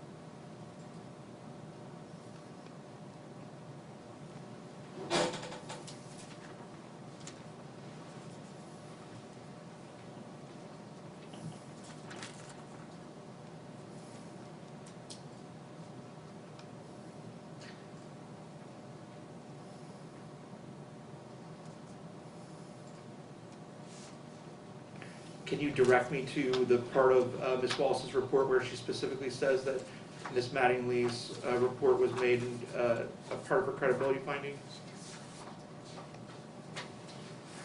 I believe it's in testimony, but let me look to see her report. I'm not gonna need those. Do you have C? Is this C? Yeah, I think this is C.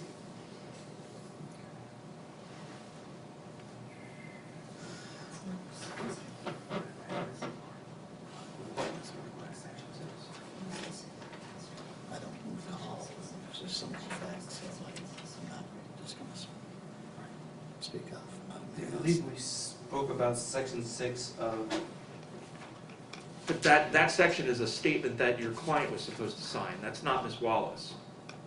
this is a respondent summary statement by Dr. Grajeda. I'm sorry, Dr. Grajeda, right. So that wasn't, that's Dr. Grajeda.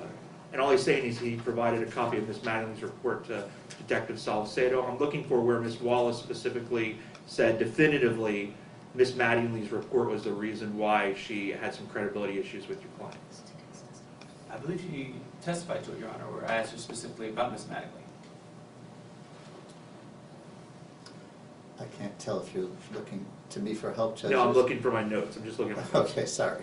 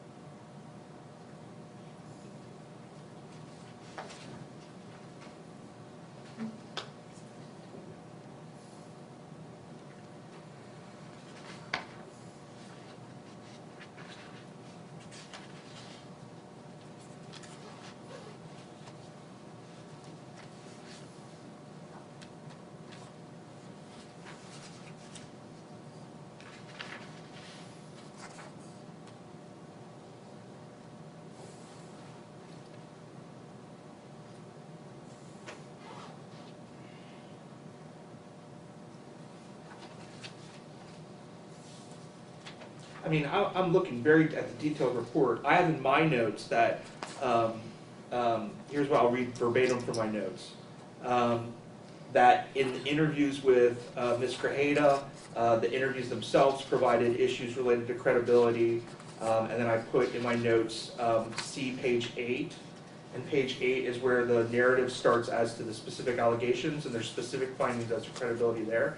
I do have that it also came from record review, demonstrating a lack of credibility, and one of the records that was reviewed was Mrs. Mattingly's. I am not inclined to relitigate that issue. I don't think it's really necessary related to what's been framed by this particular injunction, and so I'm going to sustain the irrelevance objection, okay? Okay. I'll just move on. Mason, were you interviewed by a Jonathan Porter from DCF on or about May 6, 2024? Yes. And again, that's not going to form the basis for an injunction today. Okay. Okay.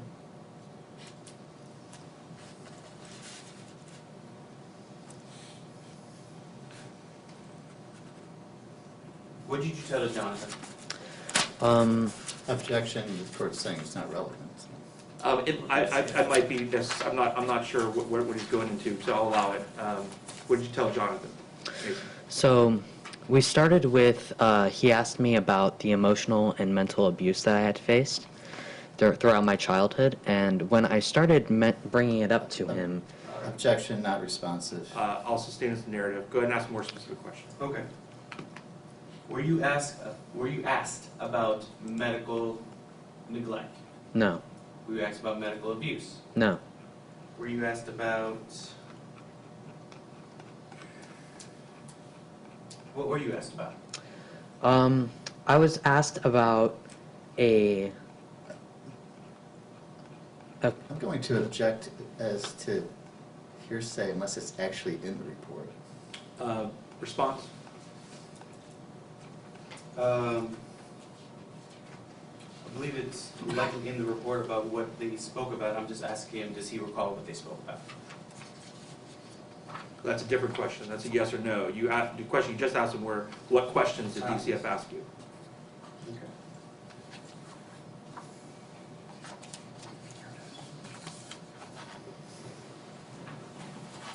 Were you asked how old you were?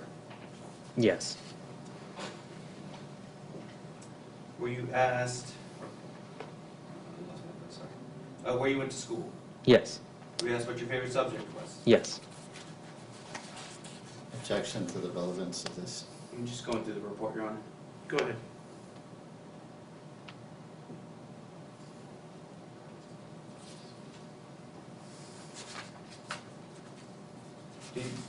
Did you read this DCF report that's marked as Exhibit F in the petitioner's petition for injunction? Yes, I did. Objection is to the vagueness of that. If he could be showing it so we know.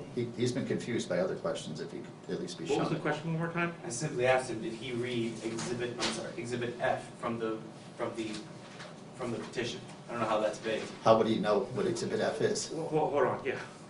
So let's take a step back. Mason, did you receive any information related, did you review any written information concerning a investigation by the Department of Children and Families occurring in March of 2024? Yes, I did. Who gave that to you? Mr. Salgado. I'm sorry? Mr. Salgado. The lawyer gave it to you? Yes. Okay. When did that happen? Maybe a week or two ago. Okay. Was that the first time that you had received that? Yes. Okay. Had you talked with anyone about that before? About the report. Yes, yes, sir. Yes. Okay.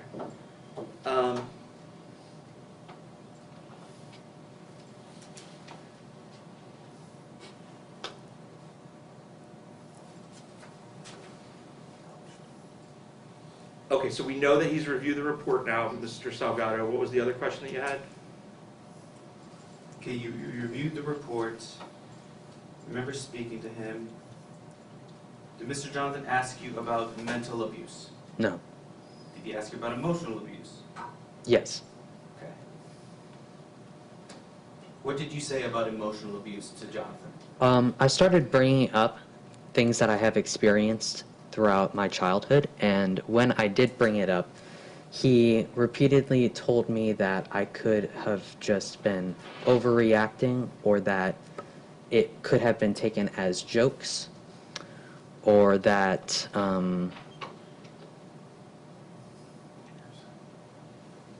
it was just an overreaction from me. Okay.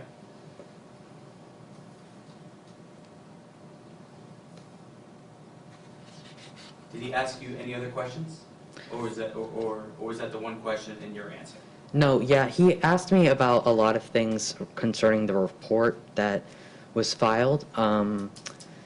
He asked me about if I had witnessed abuse with my mom, and when I answered, he said that all he cared about was if I had witnessed physical abuse, and if I had witnessed emotional or verbal abuse, that it was irrelevant. He asked me if I had witnessed her being isolated, and when I responded that yes, I had, he then... Objection, this is not getting into a narrative. Sustained. Okay. Did you feel as if your answers were being taken seriously? No. Objection to the relevance of his feelings. Sustained. Okay. You said you read the report, correct? Yes. Was your testimony accurately recorded in that report? No. What was inaccurate about the report?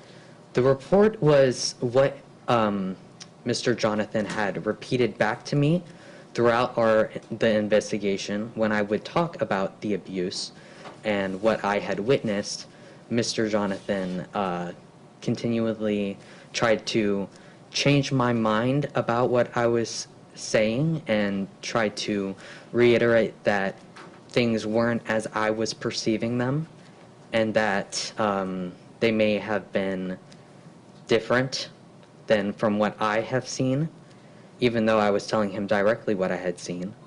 And Again, objection, getting into narrative. Sustained as narrative. All right.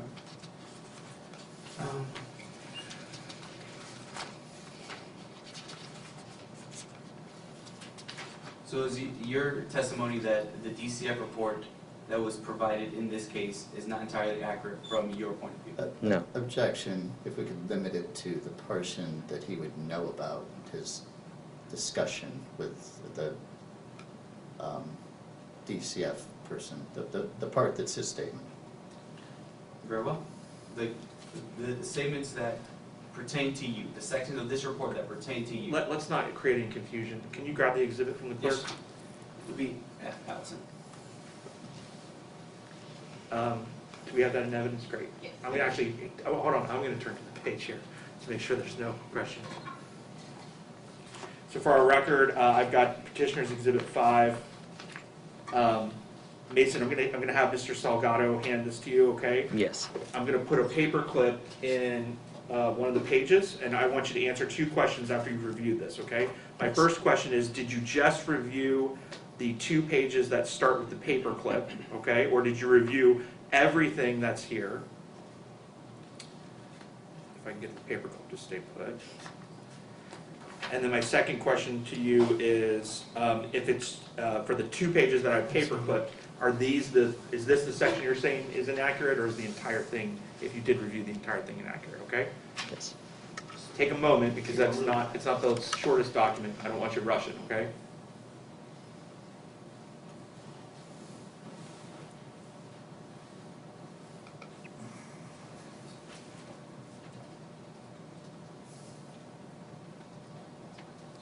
Am I allowed to comment as I read? No. Nope, Okay.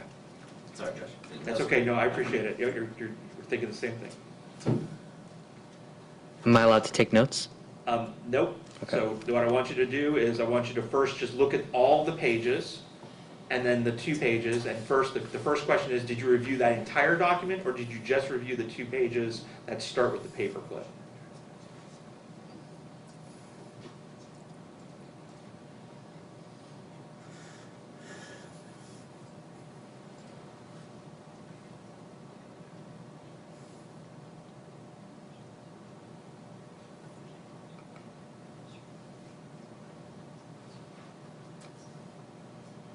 And unfortunately, I am going to have some questions about Ms. Mattingly's report now.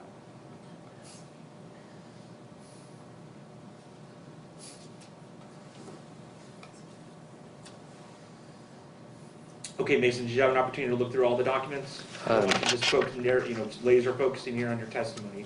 My initial question is just, did you review all those documents or just the 2 pages?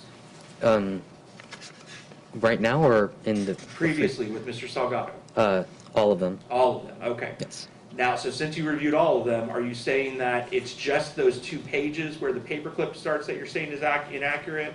Or are you saying every other document in this is inaccurate? From what I've seen, What does This that one. mean? I'm not sure what that means. well, from what I know, this one is. Wait, when you say this one, you're talking about the 2 pages that start with the paperclip? Yes. Okay.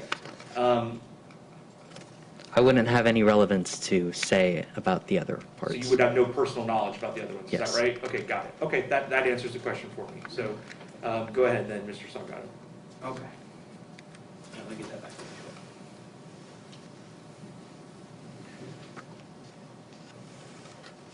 So now I'm going to ask some follow-up questions because I think it's important to ask them right now, okay? Sure. So, you heard Mr. Salgado ask you a question about Terry Mattingly, right? Yes. And you said that she interviewed you? Yes. Okay. And did I hear you say, maybe I did, maybe I heard you incorrectly, that you believe that she also did not record your conversation accurately? Yes. How do you know that?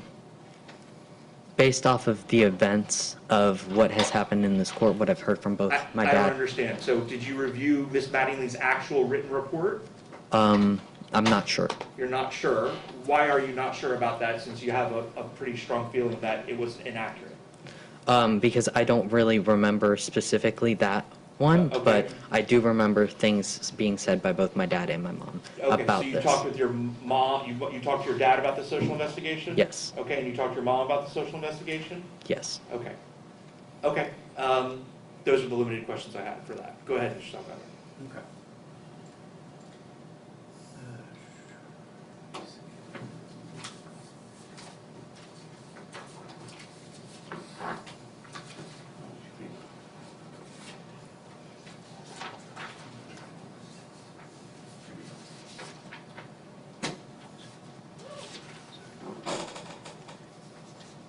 Mason, do you recall April 25, 2024? Yes. Okay. Was this a day that you were with your mom or your dad? I was with my mom. Okay. Was your dad coming to pick you up? Yes.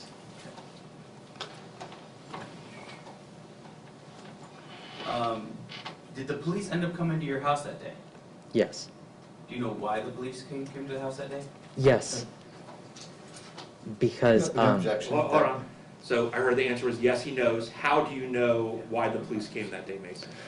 because I had spoken to my dad. Do you want me to recall the day? No. So but the reason you know why the police came is based on a conversation you had with your dad, is that correct? Yes. Okay. Go ahead, you can ask me a question. Do you know if your father spoke with the police that day? Yes. Did you hear what your father was saying to the police that day? No. Okay.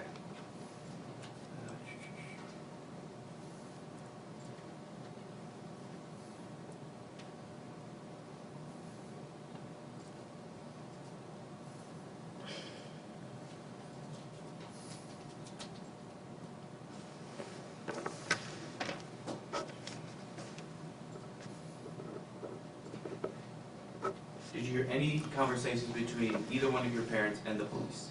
No. Okay. So how do you know why the police were there? Because of previous events that took place. What do you mean by previous events that took place? My dad came to pick us. Objection. This is, I believe, getting into hearsay. Well, he hasn't yet, It's so. like a conversation instead of testimony, is what I'm. Okay, I'm just gonna ask you, what happened on April 25th, 2024, Mason? My dad came to pick us up at our new You address. saw him? Yes. Okay, go ahead. We spoke. Me and my brother went out to his car and spoke with him. And what's your brother's name? My brother's name is Blaze Grajeda. Okay, go ahead. He mentioned that he saw things that we had in our yard.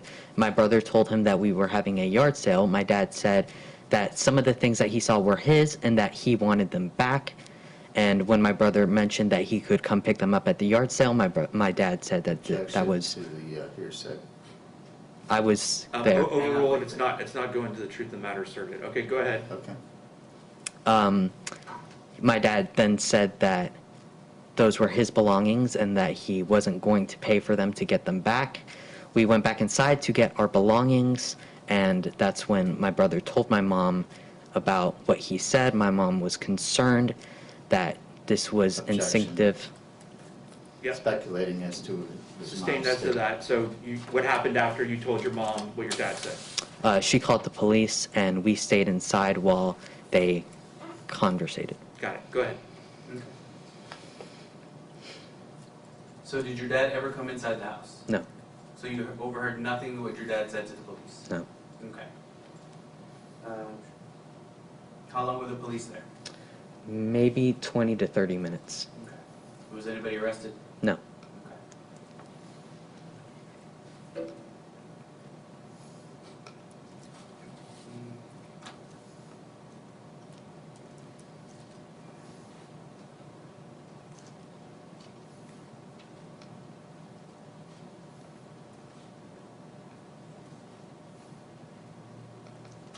We'll go back to your conversation with Jonathan. Did your dad speak with Jonathan as well? Yes, Did you overhear a conversation with your dad and Jonathan? I did. What did your dad say to Jonathan?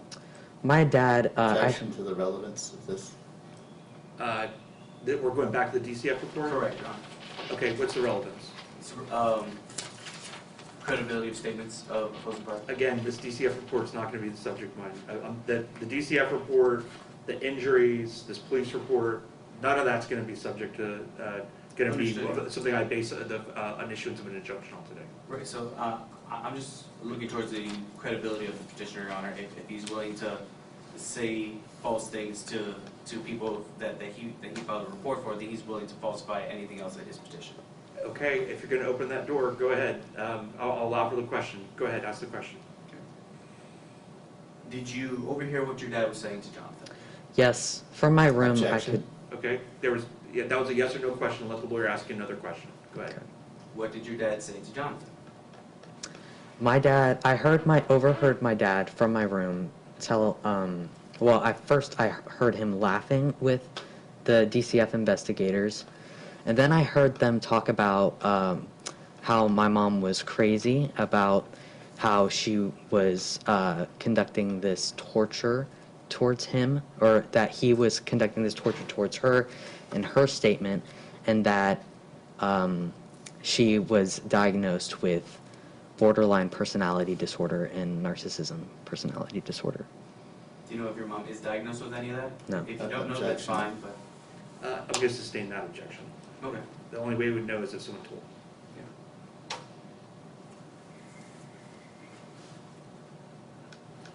Okay.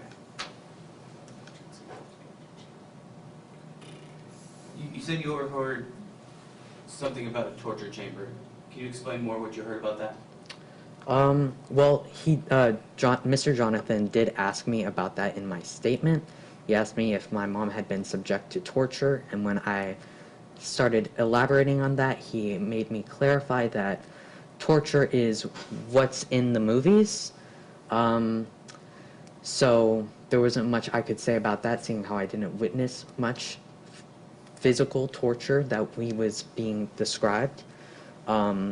Later, after the investigation, Objection, narrative response. Sustained, go ahead. One moment, Your Honor.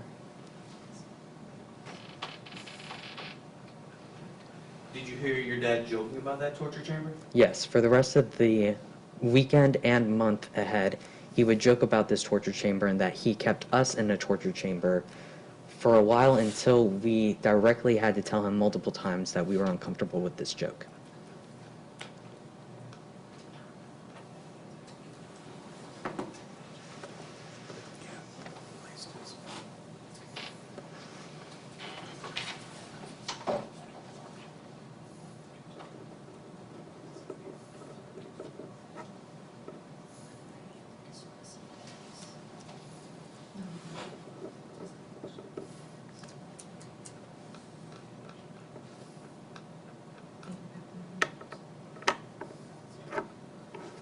No further questions, Your Honor.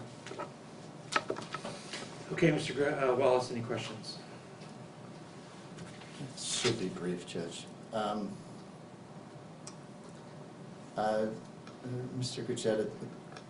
Call didn't Mason, you- call Mason. Just so it's clear who we're talking to. Oh, I'm Yeah, sorry, it's Judge, okay. yes. I just didn't want It's to okay. present, I didn't want to be presumptive. I know you were, that wasn't on purpose, it's just, we have so many gray haters in the courtroom, I just want to make sure we get it right. Mason, isn't it true that actually you, your brother, and your dad, after the torture chamber investigation, were joking about it yourselves? No. Because it was obviously farcical that you were held in a torture chamber. No, I did not participate in any of the joking, and I made it very adamantly would you- clear that I was uncomfortable with it. So, did your brother ever laugh about it? Not from what I remember. Okay.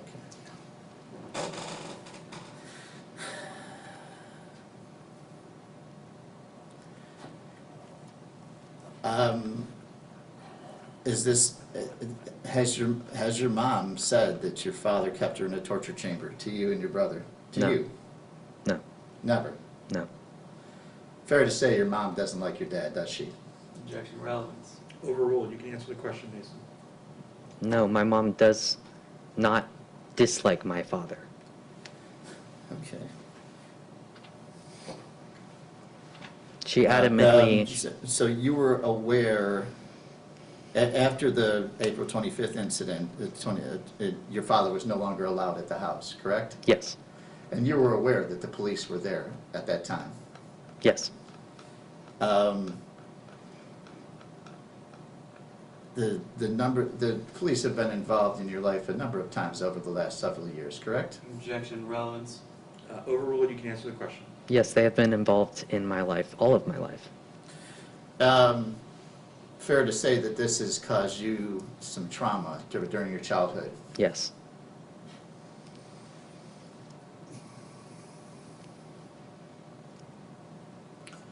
Does it scare you to have the police around you that much? No.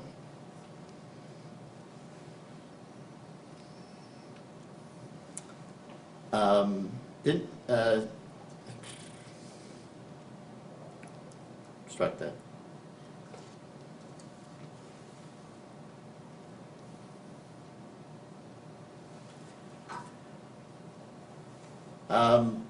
Did your mom tell you what was in Terry Mattingly's report that she disagreed with? No.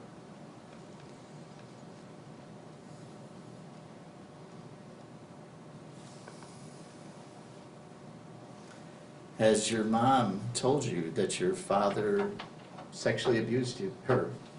No. Never said anything like that at all? No.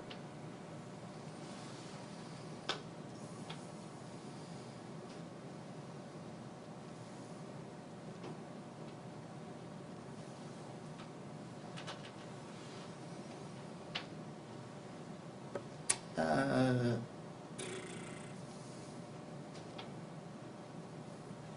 I.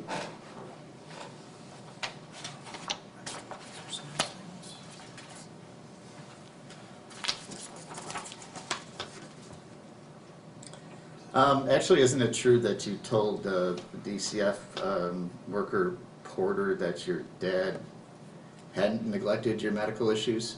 No, I did not say that. Fair to say that no, you eventually were found with a fracture, a hairline fracture, right? Oh, was it Blaze? I'm sorry. It Yes, that Blaze. was my brother. Good. Strike that. It says here in his report, Mr. Porter's, he described his father as a good father who is respectful and stays in his lane. Did you say that to Mr. Porter? Yes, I did.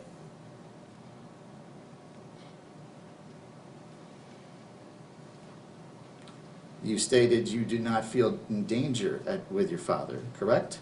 No. Is that right? You told Mr. Porter that you don't feel in danger with him? I told him that I felt unsafe occasionally. So,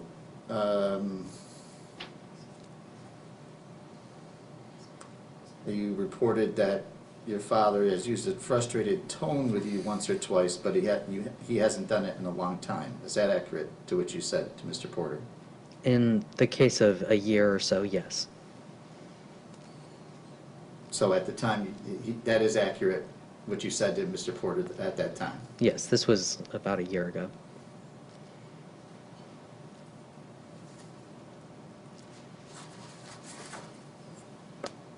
And you denied any torture of yourself,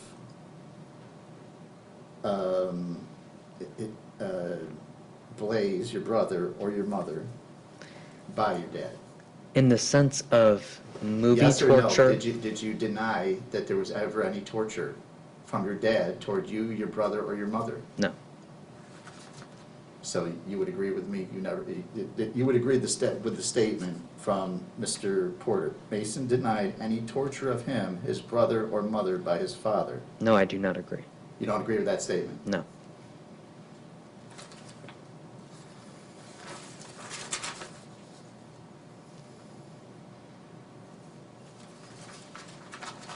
And you said that you would still choose to see your father, correct? Yes. I have nothing else, Judge.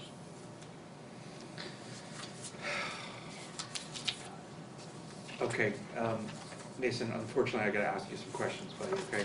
Sure.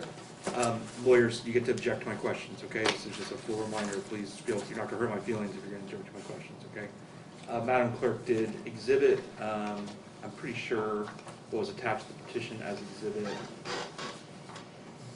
B came into evidence? Can you double check that? It should be emails dated August 4th, 2024. Yes, exhibit 2. Yes. Mason, who's Kaylee Sinclair? Kaylee Sinclair is my therapist. Okay. And how long, you still seeing Kaylee? Yes.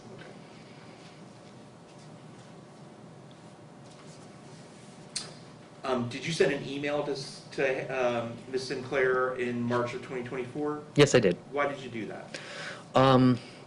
Because my dad was showing concerning behaviors. May I Okay. elaborate? Why wouldn't you just talk to her about those concerns in a session? Why did you send her an email? Because it was happening at that certain time, and I knew that I would not be able to see her for a moment. So, Okay. Did you mention to her that she might have a chance to talk to me? yes, Why would you think that your own personal therapist would be talking to me? because I assumed that I would have representation in court. Okay. This was after your parents were divorced, though, right? Yes. Okay. And did anyone tell you that you'd have an opportunity to talk to me? No. Okay. How do you know what parental decision making is? Where did you get that term from? The term parental decision making. Mhm. Textbooks. Why are you looking at textbooks related to divorce? I'm taking criminal justice classes. Okay. So it's a part of it. Have you taken a family law class yet? No. So why would parental decision making be involved in a criminal class you're taking? There are certain laws that it refers to in the textbooks. Okay.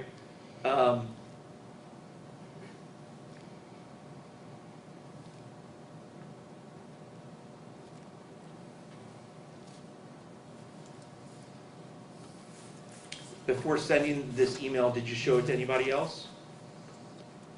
Yes, Who did you show it to? I did show it to my mom. Okay. Why did you do that? Because I wanted her to know what I was saying. Okay. And why was that important to you? It was important to me because she is also one of the representatives of me that I hope is listened to when talking to professionals like healthcare and mental health care.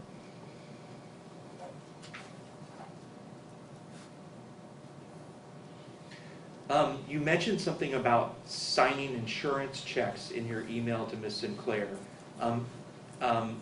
How did you learn that there were these insurance checks that needed to be signed? There was one instance where my mom came up to my dad's car asking him to sign checks where he ignored her, and I knew that they were pertaining to our house and the destruction of it during a hurricane because it was impacting my health at the time.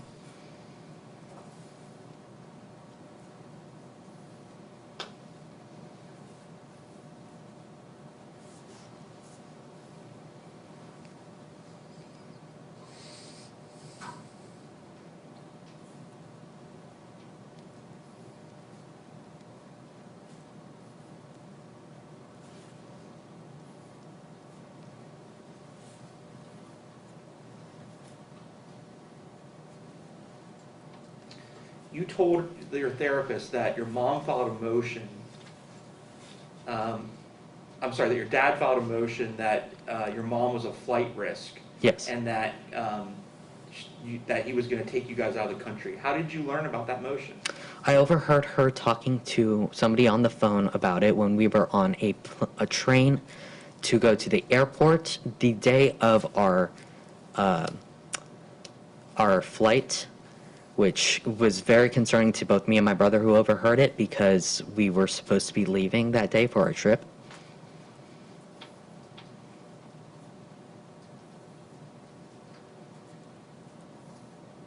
You also told your therapist that your dad had filed for full custody multiple times.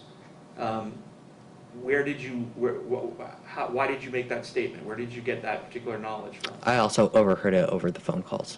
Overheard that, who was on the call? Who was on the phone? I don't know who was on the other end, but my mom was on that call. Okay, so that's 4 phone calls that you've told me you've overheard so far in court today. Is it your habit to listen to what people are talking about on the phone? Can you specify which ones? So you told me that there's 2 calls with your mom that you've overheard. Mm-hmm. You told me that you were listening from your room with a conversation between your dad and the DCF officer. I'm just curious, you're overhearing a lot of conversations that you're not a part of. How is that happening?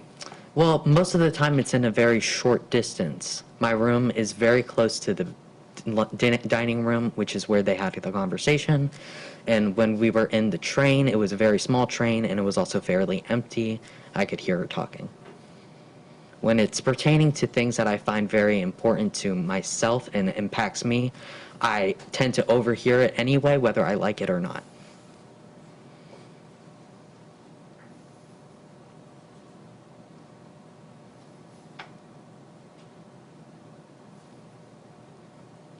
Would it surprise you to know that your dad has never asked for full custody ever?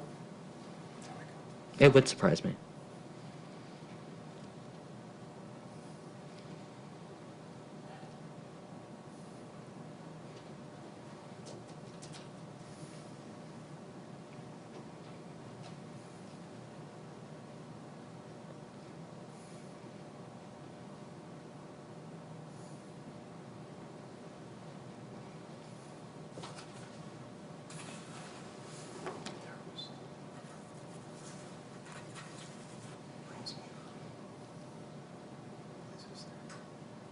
You made a statement to your therapist that your dad lies about his own studies and writings on torture as a professor.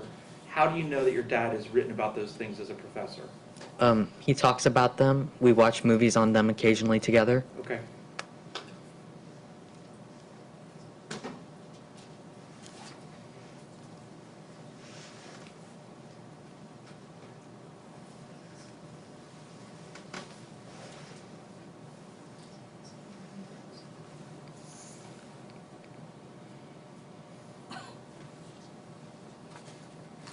Were you aware that your mom took your private message from your therapist and forwarded it to about 30 people?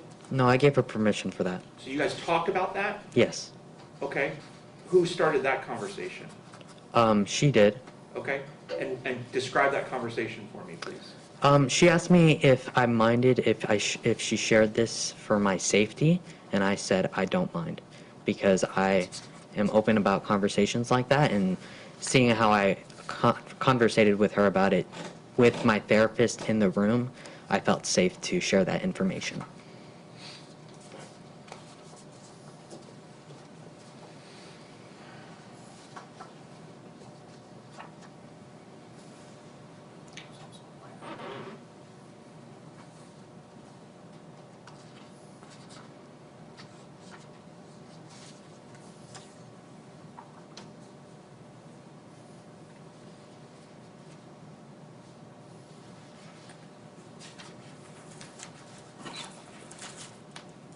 What have you been told about today's proceedings?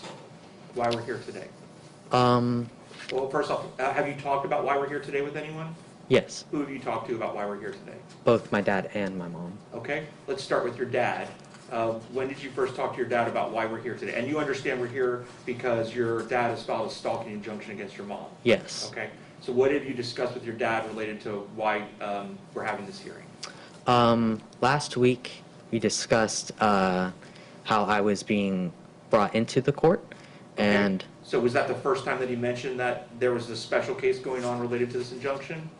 yes. Okay, and then what else did he say to you? He told me that I had to speak with Mr. Wallace, or else I might be deemed not cooperating with the court. Okay, and did you in fact speak with Mr. Wallace? I did not.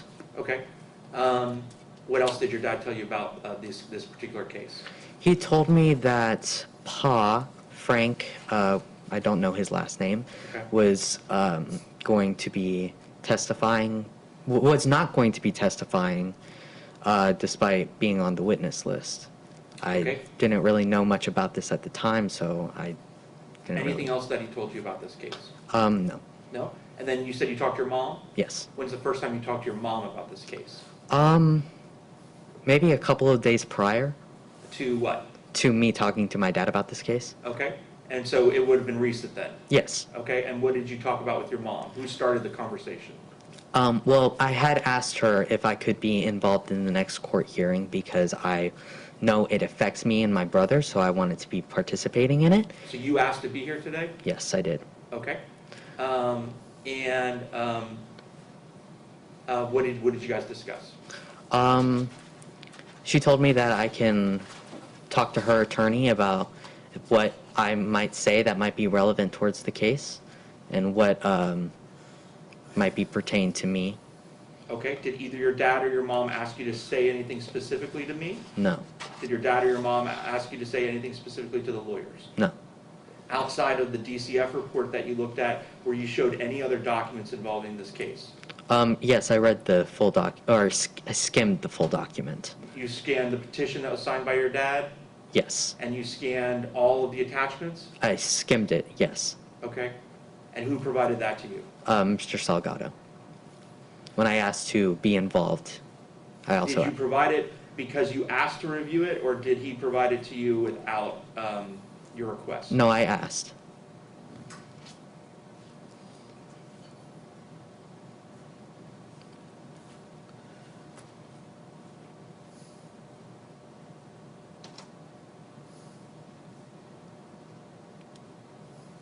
So that means you reviewed all of the emails that your mom has sent to third parties, is that correct?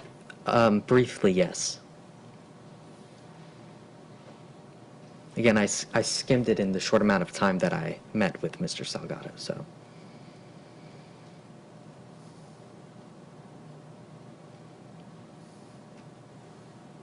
Okay, Mr. Salgado, any questions based on my questions? Yes, Your Honor.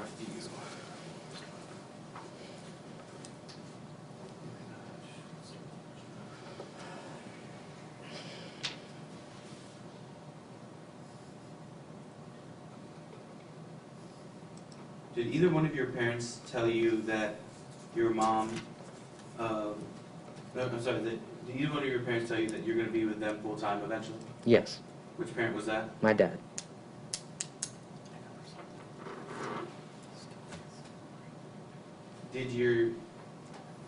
Why would your dad say that? Objection, speculation. Sustained. Okay. What exactly did your father say? He- Objection as to vagueness of time. Yeah, so when did this happen? When did your dad tell you that? This was back near the beginning, maybe 2022. Okay.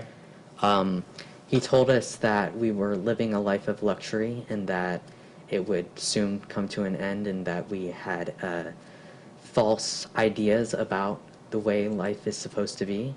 He mentioned that we might not. Objection, this is not responsive It's to not your question. responsive, yeah. He asked you about the fact that he would be, that your dad would have told you that you would spend all your time with him. What did he Yes. specifically say about that? That's what he then said that we might spend all of our time with him because my mom was losing her house. He said might or will, Might? okay? Have you experienced any medical neglect yourself? Yes. Objection goes beyond the question. Sustained, I didn't ask any questions about that. Oh, okay. Your Honor, I was just gonna, because I was gonna have these additional questions after Mr. Wallace. Oh, got it, you're just combining it, that's fine, go ahead. Yes. So, so your answer was yes, so you experienced medical neglect yourself. Yes. When did you experience medical neglect? There was a couple of instances where my prescriptions were moved from pharmacy to pharmacy, and I was not able to get them or even know where they are. Were you eventually able to get your prescriptions? Eventually, yes, after a week or two. Okay. I also spoke to this with my therapist. That's- It was in the Objection. email, yeah, so yeah, go ahead. yes. Did your dad try to intimidate you at all about testifying? Yeah. How so? He did mention that if I didn't cooperate with Mr. Wallace, then I would be incooperative. Okay.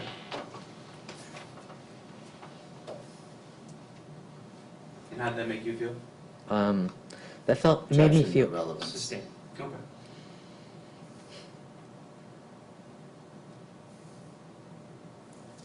You said you asked to testify here today, correct? Yes. Who did you ask to testify here today? I asked my mom and you, her Okay. attorney. Did you ask anybody else? No. Okay.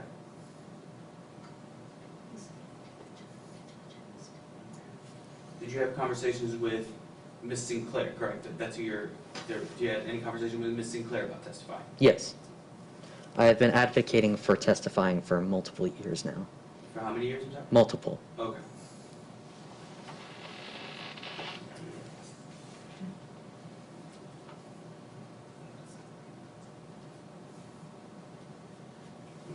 During your interview with Miss Mattingly, do you recall what she was doing?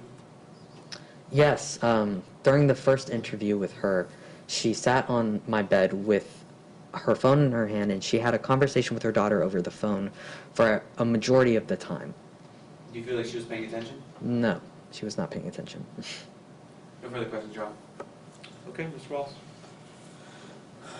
When did you start asking to testify? Were you 17 at the time? No. I So- was So the first maybe- time, so the first time you ever made anyone aware that you wanted to testify was after your 18th birthday? No, it was beforehand. Okay, so how long before your 18th birthday did you say you wanted to testify in this case? Maybe between 15 and 16 years old. Okay, so going back a couple of years. Yes. Okay. This case, but as to this particular case, this injunction case we're here on today, when did you let it be known that you wanted to testify at this hearing? Maybe a week or two ago. Really? That's the first time that you mentioned it to anybody? Yes. Like I said before, I had asked my mom to be involved with whatever next case so that I could testify. And when did you have that conversation? I'd say maybe 3 days after my birthday. And before that, it had never come up in the last year about you testifying in this case? Not in this particular case, no. There were other times in this past year prior to your 18th birthday, she talked with you about testifying in court? Yes, I asked her. And what did she say? She said that that was not possible. I could possibly talk to my therapist about her involvement, but that was the best that could happen. When your dad told you that Frank Purifoy would not testify, didn't you get angry at him and say, yes, he is? I did say yes, he is, How did you know that Frank Purifoy was going to testify in this case? because I talked to Mr. Salgado about the witnesses pertaining to the case. How old were you at that time? 18. I only spoke with Mr. Salgado after I turned 18.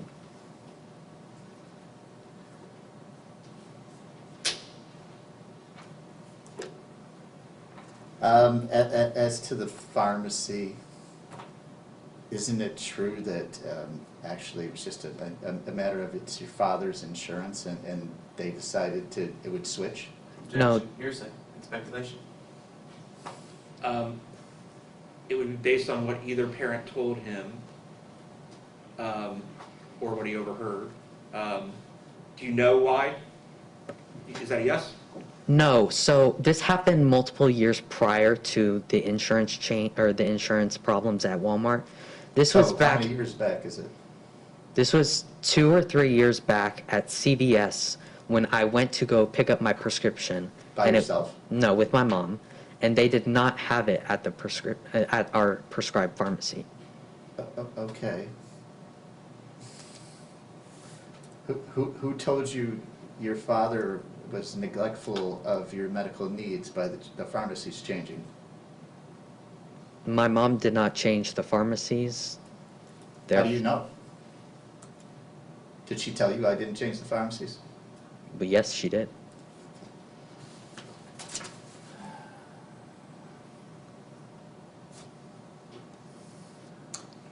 If I could have the exhibit with his email. It's Exhibit 2.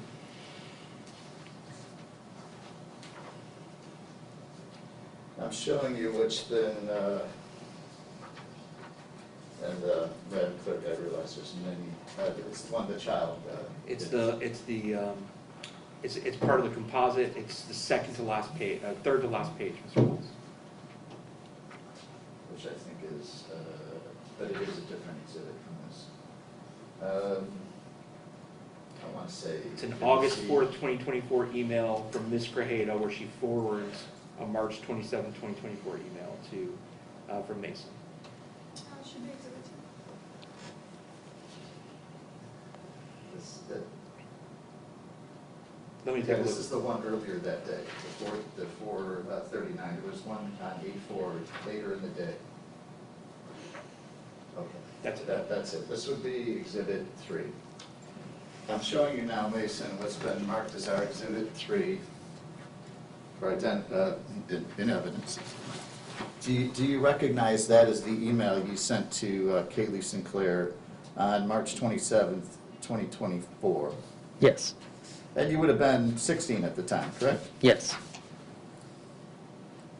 Aren't there? That was before his 17th birthday, wasn't it? No, 17, before he turned 18.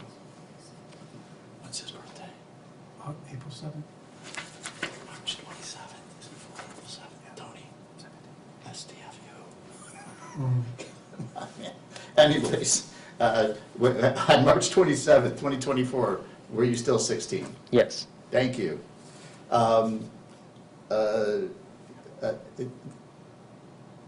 Isn't it true that your mother gave you a lot of the information that you put in this email? No.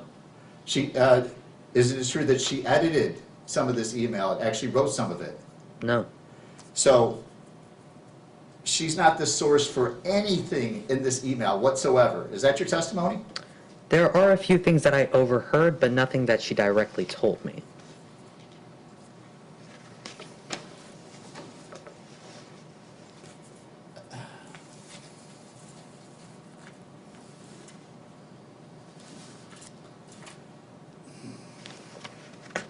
As to mom not letting Blaze have his therapist, how did you know about that? Can you repeat the question? Yes, you, I believe in here somewhere say that mom did not let, dad did not let Quote, Blaze. I just quote it, quote, he, meaning Mr. Grajeda, has forbid my brother from seeing his chosen therapist and blamed the judge, rightfully so, because I was the person who did that, and has tried to convince me and my brother that we do not have any problems to try to stop us from seeing therapists and doctors. Did you write that? Yes, I did. How did you learn about that?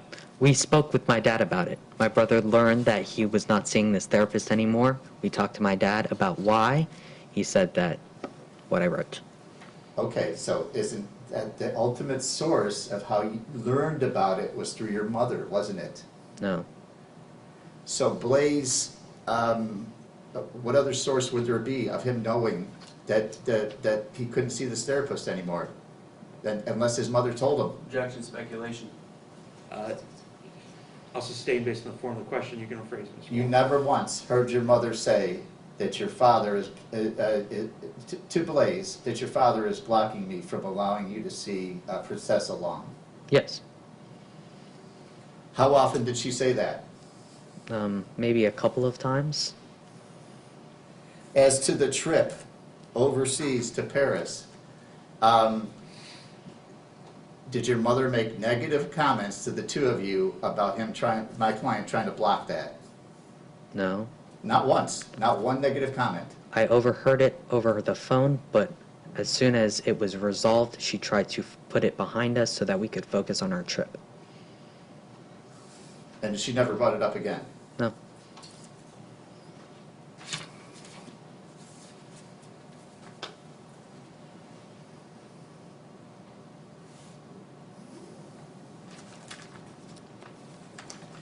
Was there any discussion of delaying this hearing until you were 18 years of age with your mother or Mr. Salgado? No.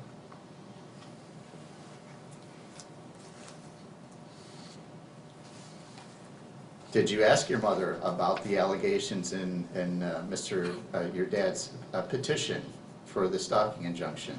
I did ask her about them. Okay, and what did she say about the allegations in there? She basically told me about about the emails that she had sent and what he had said about them in the case that I had read.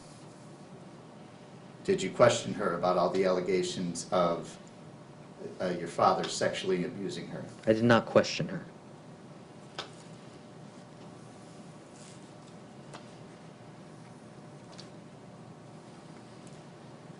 As to the signed insurance checks, were you there that day when the conversation was going on? Yes, I was in the passenger seat of the car.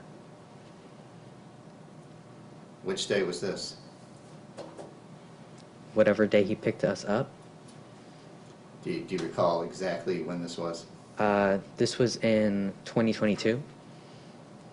About insurance checks. Yes.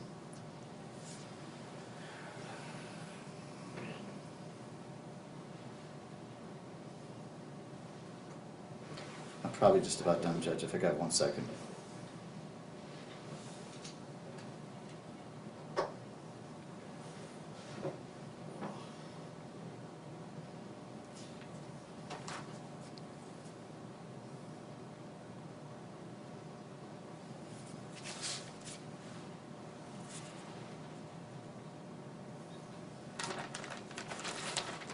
Did your mother say, after the hurricane, at some point, your father is causing us to not be able to fix the house? No. Not what? Not exactly like that? No. Okay, what, was she making reference to the fact she can't fix the house because your father wouldn't give the insurance checks, sign Objection, them? speculation. Sustain. Did you hear her say those things? Objection, clarification, relevance. Just rephrase the question, Mr. Wallace. Did your mother say to you, in your presence, did you hear her say that it's Mr. Grugetta's fault that the house isn't getting fixed? No. Never said anything like that at all? No, she mentioned about how there was mold and how she was unable to fix it, but I didn't know specifically why until she spoke to him in front of us. Okay. How often thereafter did she mention the mold and it was your father's fault? Never. Did she blame him for you guys having to leave your house on Ridge Road? I wouldn't know. She never mentioned that that's the reason you had to move? Is it your father did it? No.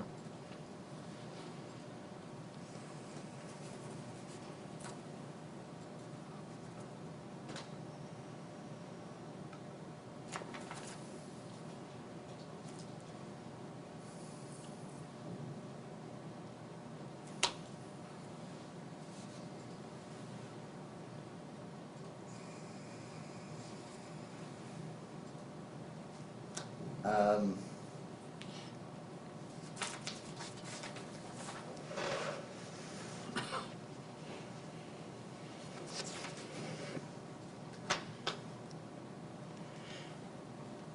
No further questions. Okay, anything else this witness, guys? Just a couple of questions, Your Honor, literally. Mason, has your mother ever before put things aside to have a good time and not focus on your father? Yes. And how many times did she do that? Objection.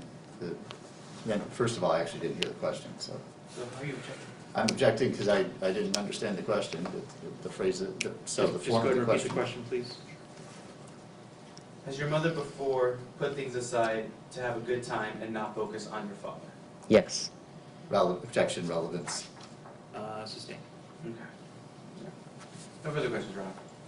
Okay, can we let this witness go? Yes. Okay, Mason, how did you get here today? I drove here with my mom. Okay, so you're gonna be hanging out with us until the hearing's over? Yes, this is the sharing arrangement. I switched today. Okay, got it, okay. Okay, if you wanna go ahead and step outside for me, that'd be great, Mason, thank you. Yeah, we'll get it back. Can we get Exhibit 3 back from the witness? Mr. Gray, or Mr. Wallace, can you take that, the email? There's, Yeah, we'll take that back. He has it or I have it? yeah, I think he's. Okay. You got that marked as 3, Andy? Yeah, at the yeah, bottom? that's the one. Okay, great, just hand that back to Allison, thanks. Okay, does anyone need a break? No, Your Honor, I'd rather try to finish today. Okay, we're definitely finishing today, no matter what. So, Ms. Grajeda, come on up and have a seat. You sure you don't need a break, Ms. Grajeda? I might need to use the bathroom. Yeah, no problem, go 2 ahead. So, minutes. we'll be on break till 4:30, guys, okay? You're in my mind, Judge, just gonna tell her. No problem.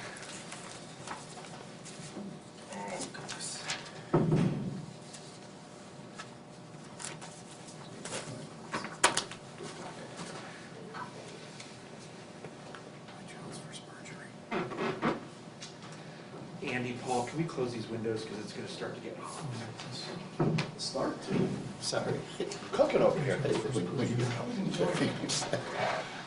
with the help, dude. You have a 16, I mean. I'm sorry. No, I messed up, I'm I sorry. was half Because it was joking. right before you I said was more than half joking when I said STF, so, sorry. No, I was messed up.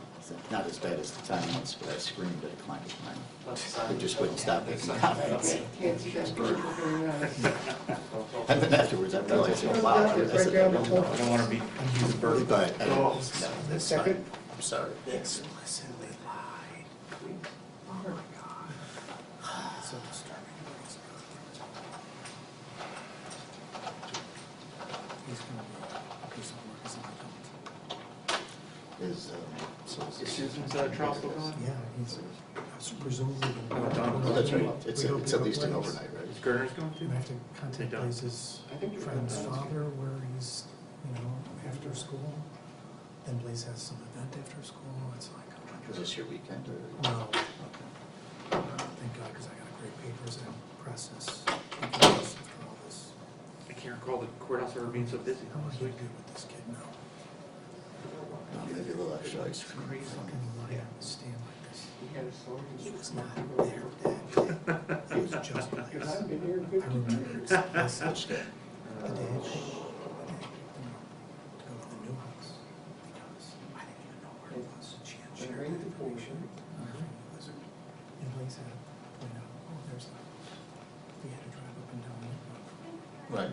Mason stayed home that day, so he was not out in the car hearing any conversation or anything. So I said it to Blaze, like, oh, look at the conference. Okay. To my first attempt at seasoning I my didn't grill. know that. So I.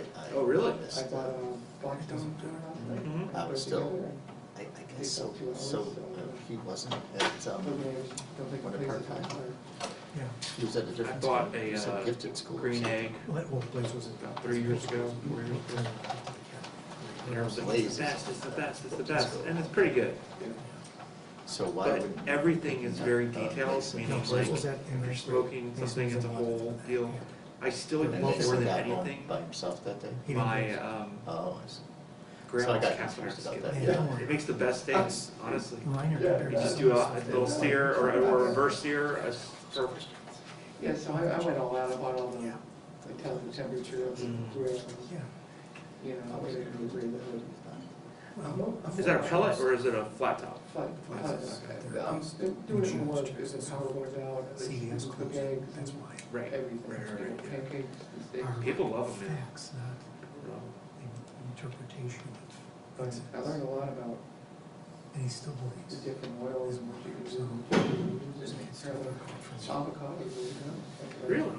Probably High, something. high heat temperature. Yeah, see, that's the thing, like, And that doesn't have a little spunk taste, I- but I- it's just- It's parent. yeah, avocado is So we're willing to pay it.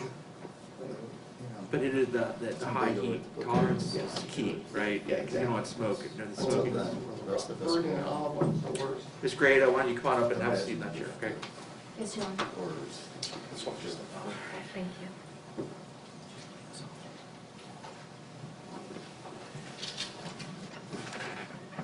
It's easier to see you now, Joe. Um, I'm gonna just go ahead and help you guys a little bit here as far as narrowing what we're gonna be talking to Ms. Grajeda about, okay? So I am gonna make a ruling, a partial ruling right now, Mr. Wallace, based on the evidence I've heard so far, okay? So I'm gonna be denying the injunction as to certain allegations, and so that will help you guys focus on the allegations that I still think are at issue, okay? So, we've got a recording going, correct, Allison? Okay, great.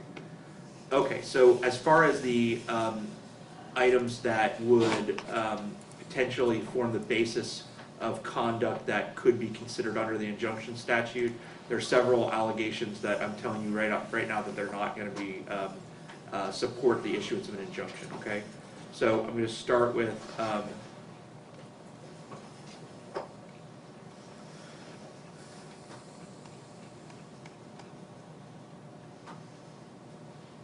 And I'm going to refer to these as the exhibits attached to the petition, just for simplicity's sake.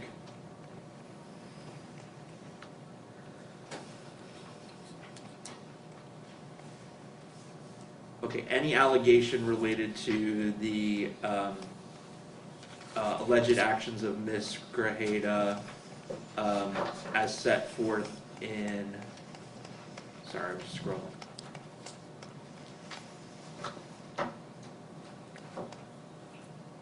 Exhibit D as in dog, which is the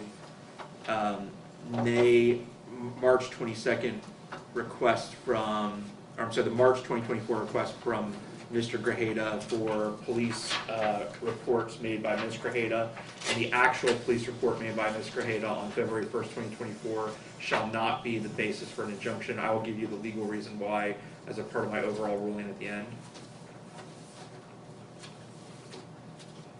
Anything having to do with the February 23rd, 2024 Seminole County Sheriff's Office report will not be the basis for an injunction. That's Exhibit E, Ron? That's Exhibit E. Anything related to the DCF report attached, or the allegations concerning the DCF report under Exhibit F will not form the basis of an injunction. I've already said G, the GoFundMe page will not form the basis of an injunction. Again, I'll describe why in my ruling.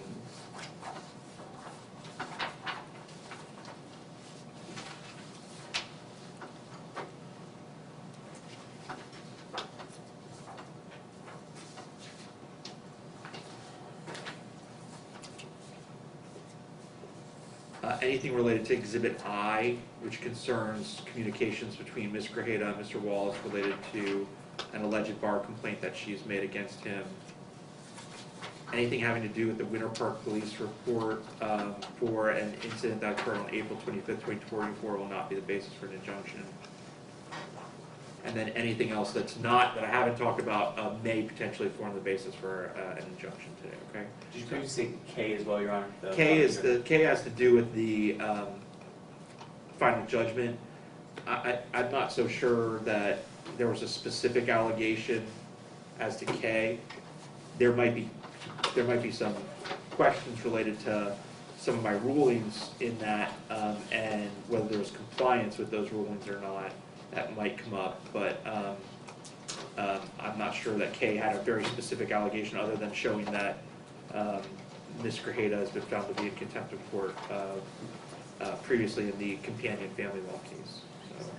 So, and in fact, when you look at Mr. Grajeda's narrative attached to his petition, he doesn't even say anything specifically as to that. He just mentions that attaches to Exhibit K or the court documents.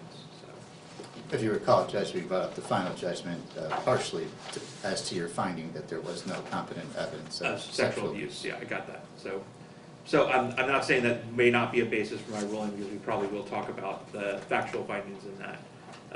But hopefully that narrows what you guys need to do this afternoon, okay? Thank you, Your Honor. Okay, I'm ready for you then, Mr. Salgado, okay?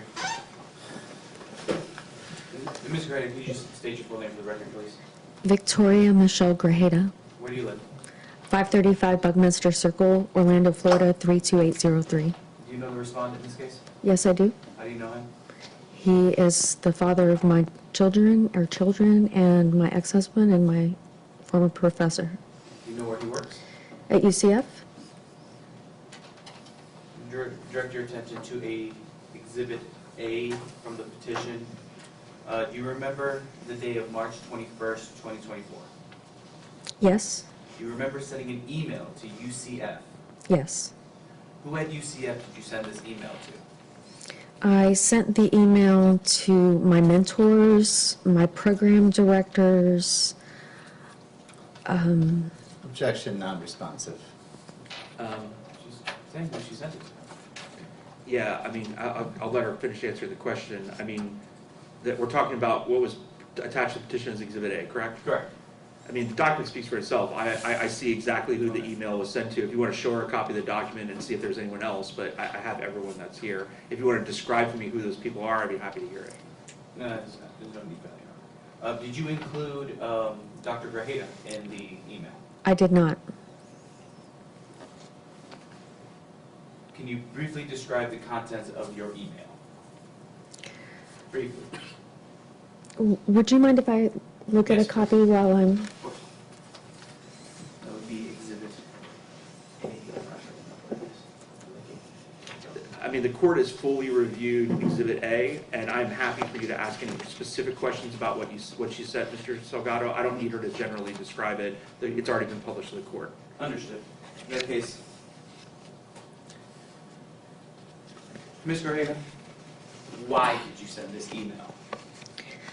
I sent this email to protect myself, to protect other students who might come after me, who might be victim to the same kinds of things that I was victim to, and to raise awareness to UCF that this problem had occurred, and to protect my my reputation and my ability to speak up also for myself and my children.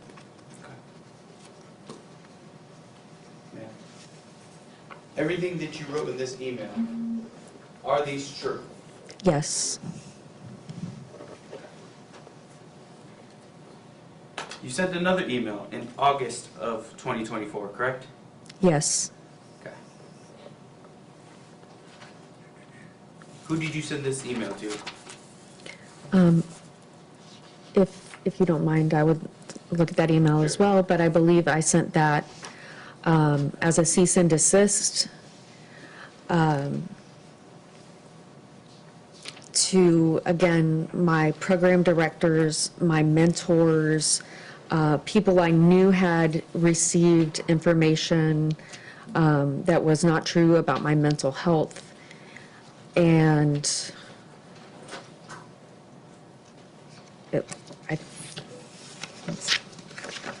Okay, so is it substantially the same people that you sent the first email to? and I included more people in this email. Okay. And again, why did you send that email? I have had a very difficult time raising awareness to what has happened in my case, and a lot of it was based on false statements that I knew were being made about my mental health because they've been made since 2005, which I can prove. And we're talking about the August 5th email, Mr. Stockotter? 4th, I believe, yes, Fourth, sir. okay. Well, which one? The August 4th. 4th, okay. Yes. I was told by my attorney in the trial for our divorce that I would not be able to bring that up until I had proof that Section, Mr. Hold on a second, Grajeda, there's an objection. Yes, Ms. Wells. that hearsay from our attorney. Response? It was me, but. I know. I can rephrase. No, just stick to answering the question, why? Sure. So I gained that proof at that time that these false statements were indeed being said, and they were impeding upon my ability to help myself, help our children, and really just stop the harassment that I felt I was receiving and my children were receiving. I wanted to raise awareness to this so that, again, the lies didn't continue being told, that I could go on with my life and my program, that other people would never be victim to this. It's difficult being a student who, it's difficult being 23. It's difficult being a student who lost your virginity to rape. It's difficult being a survivor. I Objection. think that's enough. Okay. I understand. Got it. Yeah. Okay. And- So those are your reasons why, correct? And I know that a lot of people at that age experience that. Yes, sir. Non-responsive, Um, answering in a narrative. I think it is answering a narrative at this point, but I understand, I have written down that she Okay, responded to the. I'm August- sorry. I have written down as to why, that she had proof that she was sending this to raise awareness, to help protect other people, so that they would not be a victim. Okay, sorry. And these reports to UCF, were they investigated? They were, Well, hold on, are we talking about the March 31st email, or are we talking about the August 4th, because they're different? I'm going for Exhibit C, so I'm going to say the August one, because I believe the first one was not was investigated. First one was to everyone under the sun at UCF. The second one was to people, limited people involved in UCF, and a lot of people involved in this court case. Right. So which one are we talking about? Let's Let's do, I believe the March 21st one was investigated. Okay. So, you made 2 complaints to UCF, correct? Correct. The first one, as we heard from Ms. Wallace earlier, was investigated and dismissed, correct? The first one, I believe I informed them about, and Objection, not responsive. If maybe we Yeah, could. the question was, the first one, which would have occurred in 2021, was dismissed. Is that correct, Ms. Grajeda? I don't think I went forward with that investigation. I believe I chose not to go forward with that investigation. So is that a yes, it was dismissed? Yes, Okay. Okay. So there's no formal report from that one, correct? correct. Okay. There was a report done eventually for the second one, correct? Yes, Okay. And that was done by Ms. Lauren Wallace, correct? correct. Okay.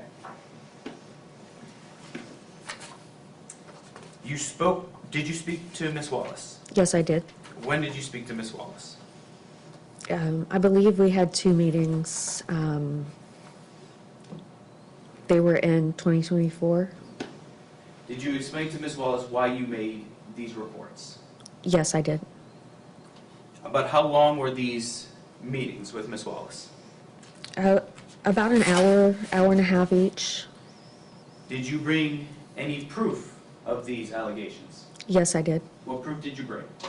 I brought confessions of Mr. Grajedas to having sexually assaulted me in 2019. And I Any other pieces of evidence? I provided lots of writings by Mr. Grajeda. So journals, is I assume correctly, you provided the journal and writings that Yes, were Dr. Graves? Okay. photos. Did you provide any list of witnesses I- to Lauren Wallace? Yes, I did. How many witnesses did you provide? About 6. Do you know if Ms. Wallace contacted your witnesses? She did not.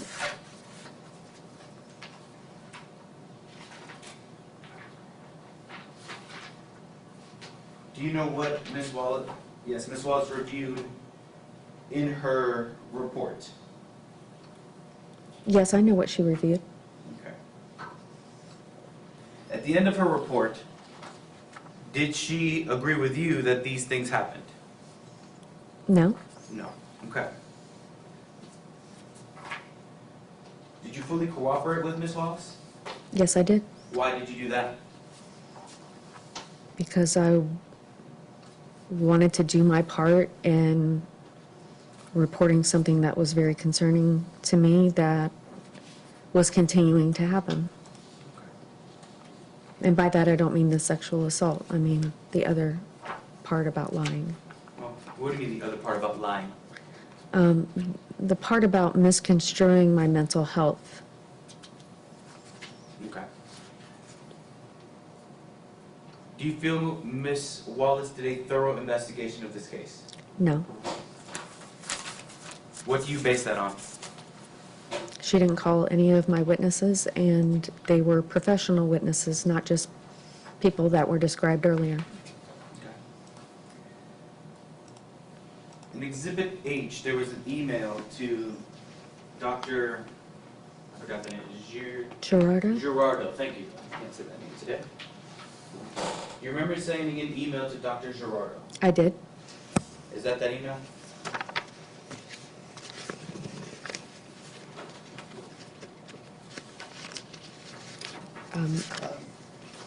Yes, this is one of the emails that I sent to her. I also sent her another one. Okay. If we could clarify what you handed her. Oh, that was Exhibit H of the petition. It's marked as, may I see that? It's a May 10th, 2024 email from Ms. Grajeda to you, Mr. Wallace, which was forwarded by Teresa Jacques to Ms. Gerard, I can't do it either. Gerard. Yeah. Uh, It's not easy. Yeah, it's not easy. Ms. Gerardo. And which, in evidence, I It's just wanted. Exhibit number 6. Thank you. Thank you. Okay. Why did you send that email? Ms. Gerardo is cited in Ms. Mattingly's investigation, making statements about me, having never met me. I was Did you advised. ask her to stop making those incorrect statements about you? I did. Did you do that in the email? I did, I think. Would you I'm have, I'm sorry, I'm confused, Mrs. Grajeda. Sure. So this email's to Mr. Wallace, it was just forwarded to Ms. Garrido. So how are you asking her to stop making statements when you're communicating with Mr. Wallace, not Ms. Garrido? It was also sent to Maitland Psychology, Okay, which was the information that I was given. I was referred to can Maitland you Psych. specifically show me in the document where you are asking Ms. Garrido to stop making incorrect statements? So, as I said, I had sent a previous email to Ms. Gerardo, and I had let her know that I. Now, that wasn't my question. Oh, I'm sorry. My question was, in this email that you're holding, Okay. can you show me where in the email you are instructing Ms. Garrido to stop making incorrect statements about you? if you need to take a moment. And yeah, take your time, Ms. Grajeda.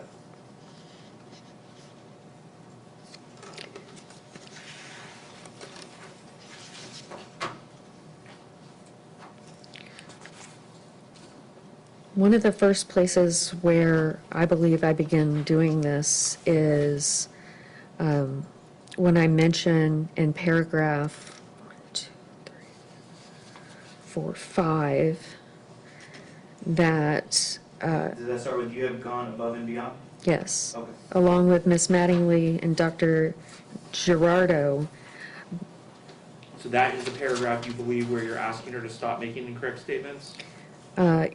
yes, because it directly refers to the information that I had previously provided to her about the statements that were being made, the DSM-5 statements. Okay, thank you. Go ahead, Mr. Good.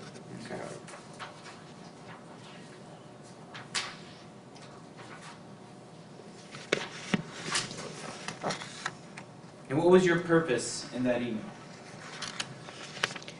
I, first of all, wanted the statements to stop, and I wanted to raise awareness to the fact that there is an underlying statement in my entire divorce case that leads from this perception of my mental health that has been falsely stated by Mr. Grajeda since 2005.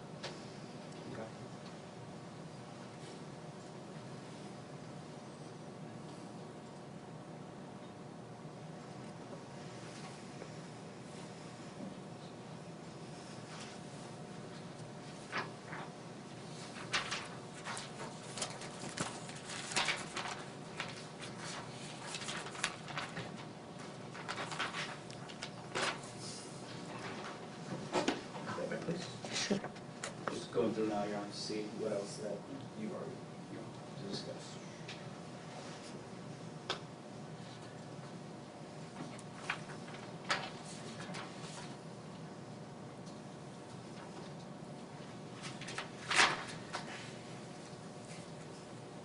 In every exhibit I just showed you today, are all your allegations and statements in there true? Yes.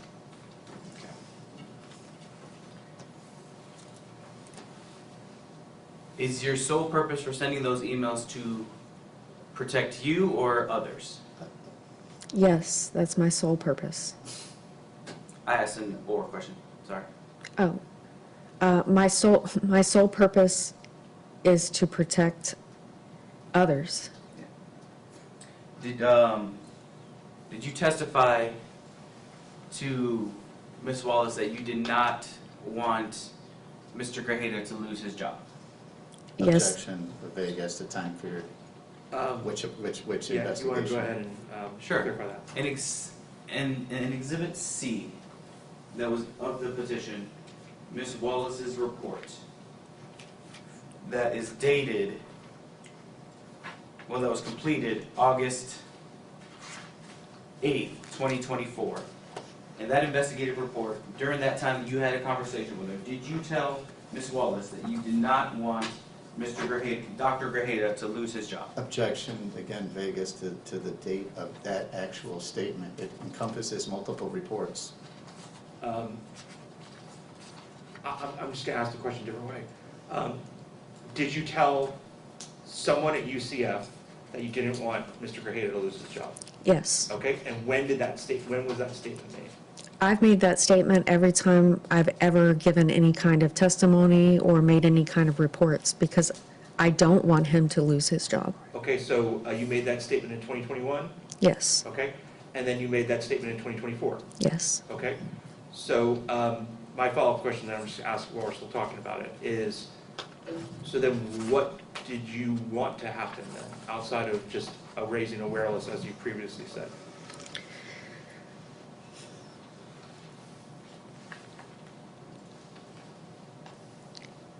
What I wanted to happen was for Mr. Grajeda to stop doing things to punish the children and me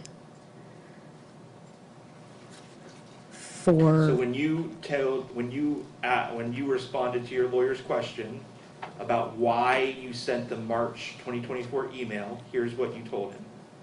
You wanted to protect yourself, you wanted to Yes. protect other students, Yes, you wanted to protect your reputation, yes, and then you wanted to inform the university that the problem had occurred. Is that correct? that's correct. Okay. So what did you want to happen? What did you want the university to do to protect other students? I wanted the university to investigate, to see that there is evidence that hasn't been properly attended to, and that there are witnesses that haven't been properly pulled into the investigation, to notify the university that there was a problem, that the problem resulted in a lot of loss, a lot of trauma. Okay, so more of a informational type situation, correct? And I wanted to make sure that if it ever happened again and anyone came up and said that, they didn't have my experience Okay. of not being able to be heard. Okay, thank you. Go ahead, Mr. Salgado. You heard Dr. Grajeda testify that one of his emotional distresses is not being able to either be around his children or something about the children, correct? Yes, Okay. Have you ever intentionally kept the children from him? no, Has he exercised his appropriate time sharing when it was his time? yes, Will you ever keep the children away from Dr. Grajeda? no,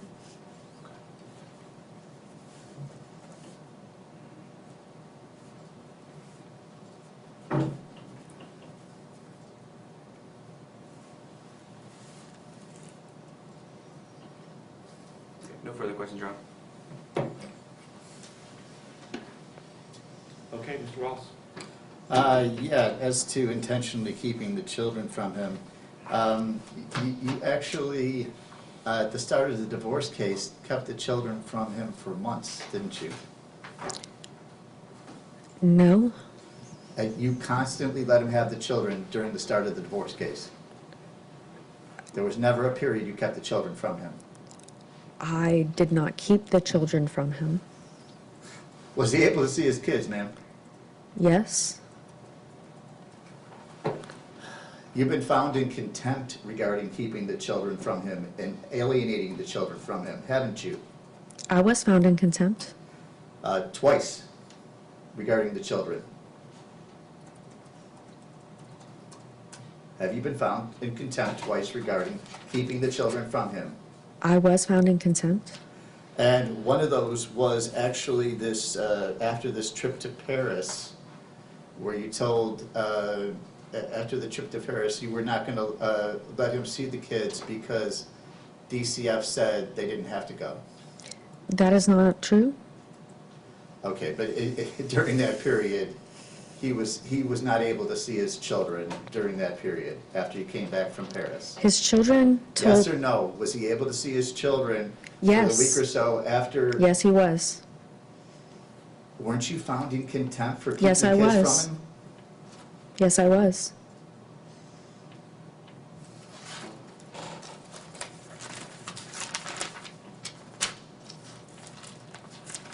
You were served this injunction, the temporary one, late August, correct?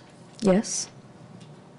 Isn't it true that after that time, you made other complaints about him to the Office of Institutional Equity? Yes or no? Can you rephrase that? Isn't it true that after the time you were served the injunction, you made further complaints about my client to the Office of Institutional Equity? I did not make new complaints, no. Did you send them complaints about his past behavior after that date? I did not send new complaints, no. I cooperated with the investigation. So the second investigation caused by your August 2024 emails, the third investigation, I guess it would have been. I don't know about a third investigation. Did you contact them at all after September 1st, 2024? Yes or no? Yes, How often? only as needed. How often, ma'am? Only as needed. I don't have an answer that I can give More you. than 5 times? I don't know. It depends More on, than 10 times? did I contact them for what? The question, all he wants to know is from September 1st, 2024, how many times did you contact OIE? OIE? Mhm. I only contacted them to discuss my disability. I understand, just the times, and if you need to kind of work through in your head, that's okay. Yeah, I contacted them regarding my request for disability accommodations, and I was offered the option of appealing, which I did, which was heard in testimony. I asked for some documentation. That's You about heard it. Lauren Wallace's testimony that this latest investigation was with a male investigator, right? A male investigator?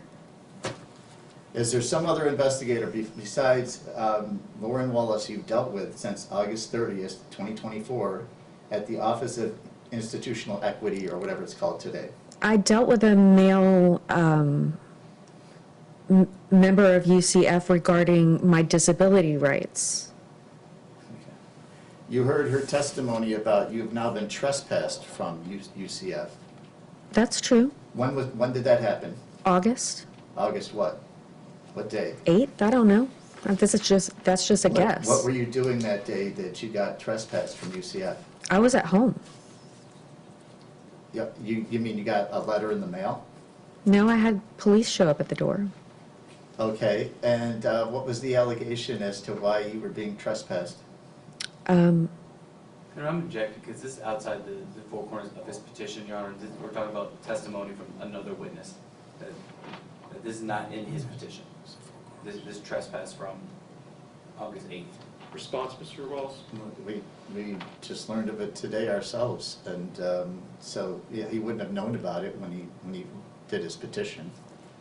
And it goes to her continuing pattern of harassing him, frankly. Yeah, I think I'm limited to the four corners of the petition when it comes to issuing the injunction, and so while I understand it might have been new information, probably could have been learned in a deposition, so I'm going to go ahead and sustain your objection.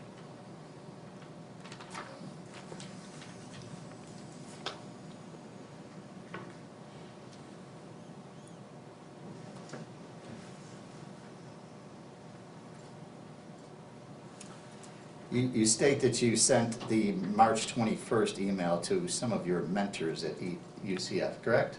Correct. You heard Lauren Wallace's testimony, though, that she didn't direct you to do that, right? You were dealing with her as far as their investigation, right? She did not direct me to do that. Okay, why didn't you solely deal with the confidential investigation of OIE instead of now making it public to all these colleagues of his? All of these people work with me in the context of women's studies, and they were, I had a very close relationship with all of them, and I reached out for advocacy. So, isn't it true, ma'am, that these people were mainly involved with you when you were getting your master's, which you got in 2008. No, that's not true. James Campbell is who, he was the one regarding your master's, which you got in 2008, right? That is true. Okay, and other than briefly being back at UCF in 2020 and 2021, right? That was the only other time you've been there since then, right? No. What other times were you matriculated at UCF? Mr. Campbell invited me back to talk with his Ma'am, student. ma'am, objection, not responsive. Yeah, repeat the question, Mr. Wallace. What other times than those were you matriculated at UCF?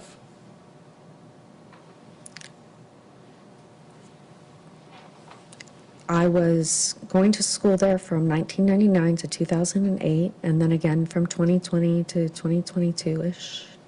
Okay. And you know that James Campbell is the head of my client's department, right? I don't even know that I knew that at the time. You knew that he had some kind of supervisory role over my client, right? I don't know. I wasn't reaching out to him as Mr. Grajeda's supervisor. Why not solely keep all of these allegations in the OIE investigation? Objection, that's an answer. Overruled, I still haven't heard a direct answer. These people were my mentors. I worked closely with them within the Women's Studies program. They were friends of the family. They came to all of our kids' birthday parties. These were people that were part of my life. They weren't Given just your relationship with them, why did you want them to know about this? because I felt alone, and I have had a very hard time coming to a place where I could talk about what happened. And so it's been a hard journey to go by myself with my therapist, but I've done it. And in this situation, that it's dragged on for me since I as far back as I can document it, is 2005. I just wanted people who I know care about me and my kids to know that something was going on and that we needed help. Didn't you give the names of anybody who was relevant to your complaint, your OIE complaint, to OIE? Didn't you give them the names of witnesses to call? Yes, I gave them names of witnesses. Okay, and were these people in this email some of the witnesses you gave them? No, Why didn't you give them as names of witnesses to investigate your claims? because that's not why I was reaching out to, I wasn't reaching out to them to put them in the middle of the situation, to be a witness, when Dr. Grajeda and I were friends mutually with these Objection, people. not responsive. Yeah, I'm going to sustain the objection to that point. Let's ask another question, Mr. Wallace. You heard Lauren Wallace say earlier that at no time in 2024 did you say that you did not want him to lose his job. Was she lying when she said that? I believe that she heard a lot from me. I still So- said it. You're sure you said it to her in 2024 multiple times? I know that I have never wanted Mr. Grajeda to lose his job, period. Okay. So yes, You- I would have said it. I would not want that to happen. He But of course, knows it what wouldn't he be up did to you at me. this point, once you made these He allegations knows what he of did to me, rape and and you other can see it. things. You can see it on his face right now. He knows what he did to me, and I just want to be free of it. Objection, non-responsive.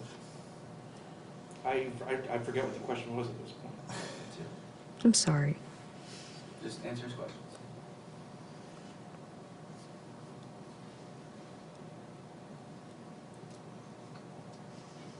Once you made allegations to OIE that he had raped you many times, correct? Yes, he did. You made those allegations, right? She said yes, Mr. Wallace. Well, she said he did do it. He didn't say she made the allegations to them. That's all. That was my, I heard her say yes. Go ahead. okay. you accused him of child abuse, torture chambers, etc. You didn't think that was a good chance that that would damage or ruin his career to tell that to the Office of Institutional Equity at his school? Whether you liked it or not, whether you wanted him fired or not. You didn't think that was a possibility? I believe there were 3 or 4 questions there, so I'm not really sure which one to answer. Didn't you think it was a possibility based on the severity of your allegations that he would be disciplined severely, even losing his job? I found the concern to be about myself, my children, and other people who might be victim of this, and in no way was my intent aimed toward him at all.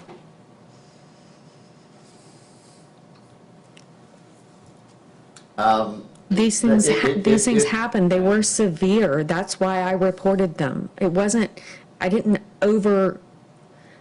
make it larger than it was to be more harmful. I just stated what was true. If you became a student there again, isn't it true you would go right back to the Office of Institutional Objection, Equity speculation. and make more complaints against him? It's speculation? Yes, Your Honor. Sustained. Go ahead, another question, Mr. Wells. Would you commit to make no further allegations about these past allegations to the Office of Institutional Equity? No. Improper question, Your Honor. Like he's. You gotta tell them what's improper. If it's a form question, if that's a form objection, you gotta It tell is, them what's Your wrong Honor. I with it. apologize. Yes, it is. It's okay. But you can make a form objection, you gotta just tell them what's wrong with it. He's asking in the future, like, are you gonna make these reports? Like, it's No, just I think the how- question was, he's saying, would she agree here in open court today to not make any further reports to OIE? That was the question. Is there a problem with that question? You tell No, me. Your Honor. Okay. So it's a yes or no question, Ms. Grajeda. As we sit here today, would you agree to not make any further complaints to OIE? I wouldn't waive my right. Okay.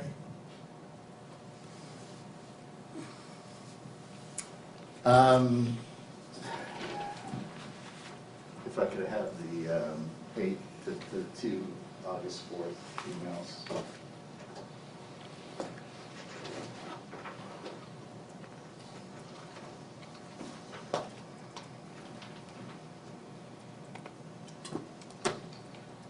Exhibit 3, this would be you sending your son Mason's email to his therapist to people like James Campbell and other people at UCF. Would you agree that's what you did with your son Mason's letter to his therapist?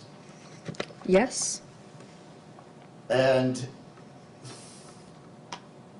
again, wasn't that done to damage my client's reputation at the school? No. So you actually hoped that it wouldn't damage his reputation at all? Objection, that's not her answer, Your Honor. I think that's why he's asking the follow-up question, so go ahead. What was the question? You didn't think that email would damage his reputation at all?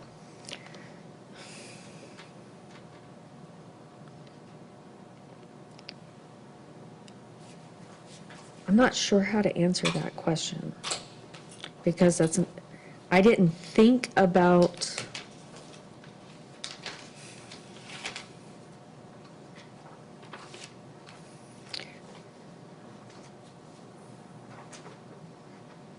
I think his actions, if they were investigated and found to be true, are the damage to his reputation, not my reporting. What was the legitimate purpose of sending your son's email to his therapist to James Campbell?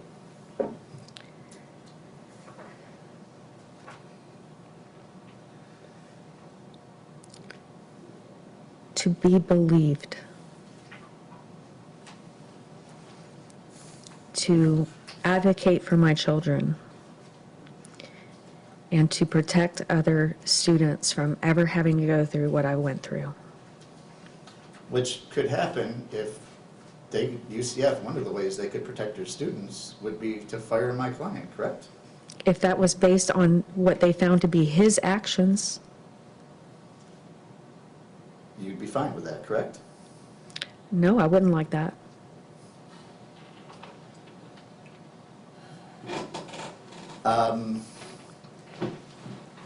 If I could,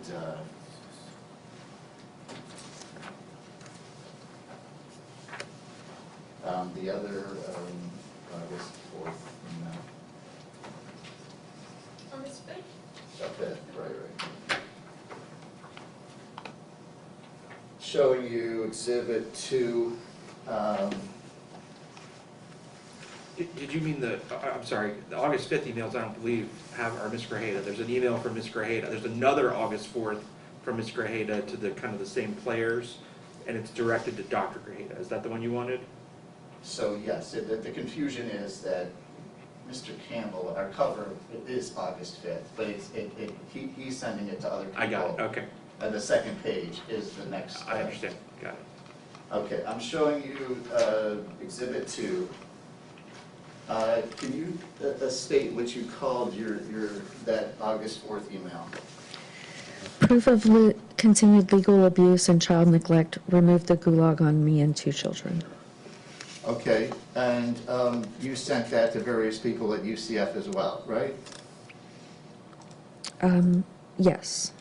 And again, why not solely keep that with Office of Institutional Equity? Why not send that solely to them? Again, I will answer this question. I have been doing this alone since I was 23. I've been isolated, and this process has isolated me. This injunction seeks to isolate me from being able to have support for what I've gone through. And the way that it has been handled with lies about my mental health to discredit me, Objection, non-responsive. I was just taking a breath.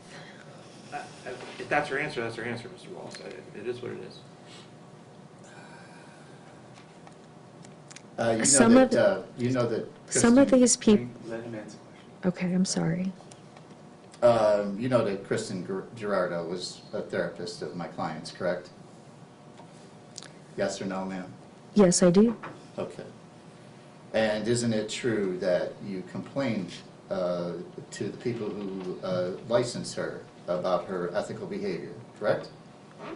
Objection, Your Honor, relevance is a complaint about a third party has no relevance whether she complained or has any effect to whether stalking was committed against Dr. Grada. Mr. Wallace, response to that? Attacking his therapist, trying to get her therapist to be intimidated from being involved with my client? Speculation.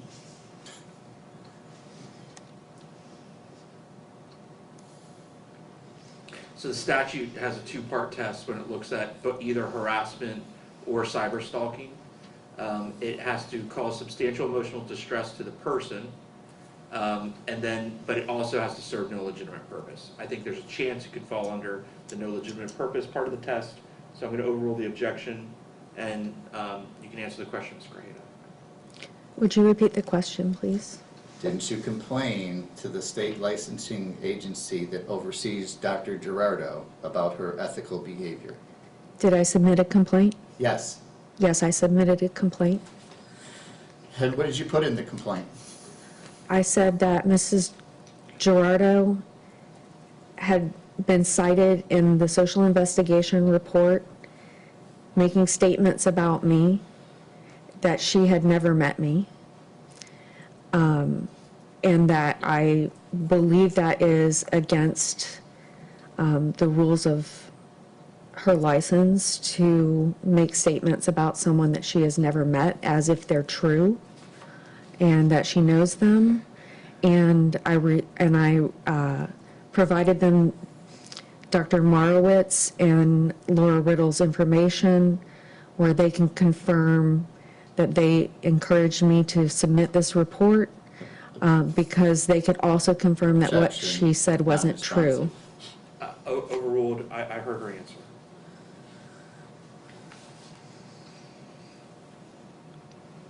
Can you point out to me where in Teresa Mattingly's report she cited that Dr. Gerardo made these comments about you? Yep. You know, we don't have Terry Mattingly's report, there's not in front of her either. Okay, so, I mean, She without a keeps copy of the bringing it up. report, I understand, but without a copy of the report, it's gonna be pretty difficult, as no one's asked me to move the report and evidence. can you tell us where it is in the report? I object again, there's no report in front of her, there's no report that she can look through to see. I understand that the best evidence may be the report, but that doesn't prevent Mr. Wallace from asking the question if she knows. If she doesn't know, she doesn't know. So, do you know where in the report that statement was made? I do. I mean, I could check my computer. The email that I sent to Ms. Gerardo actually quoted what was said in the social investigation report. Okay, Mr. Wallace, go ahead.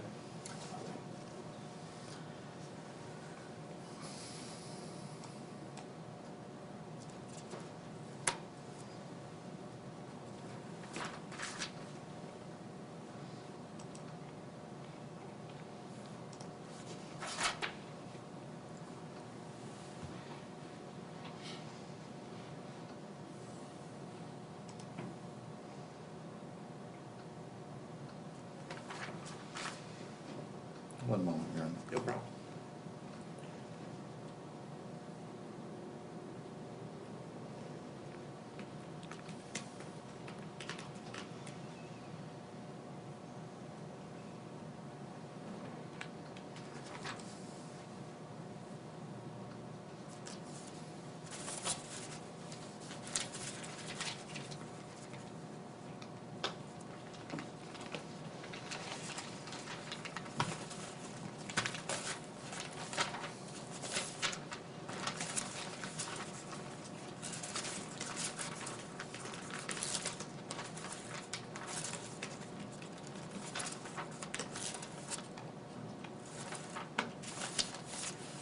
Just one moment, Judge. I'm reviewing some of what I intended to do on direct.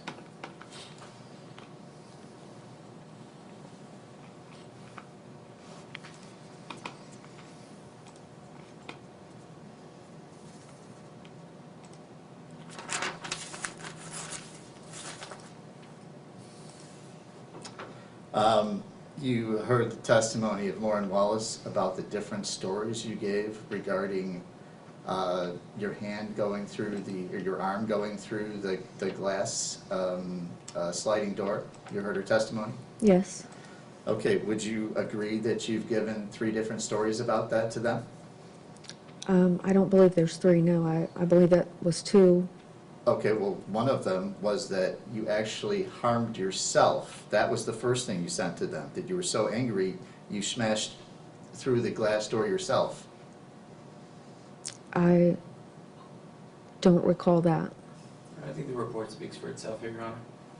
Yeah, if you want a director to a certain Yeah. portion of the report, you want to ask for questions about Mr. Wallace, that probably would be more helpful. Sure, sure.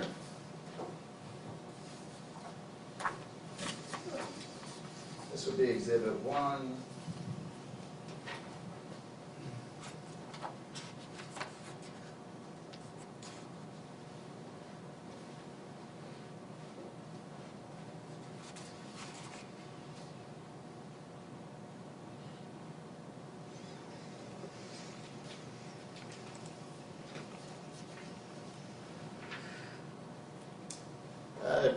Please publish this to the judge, starting with, at the bottom of page 5, where it says complainant.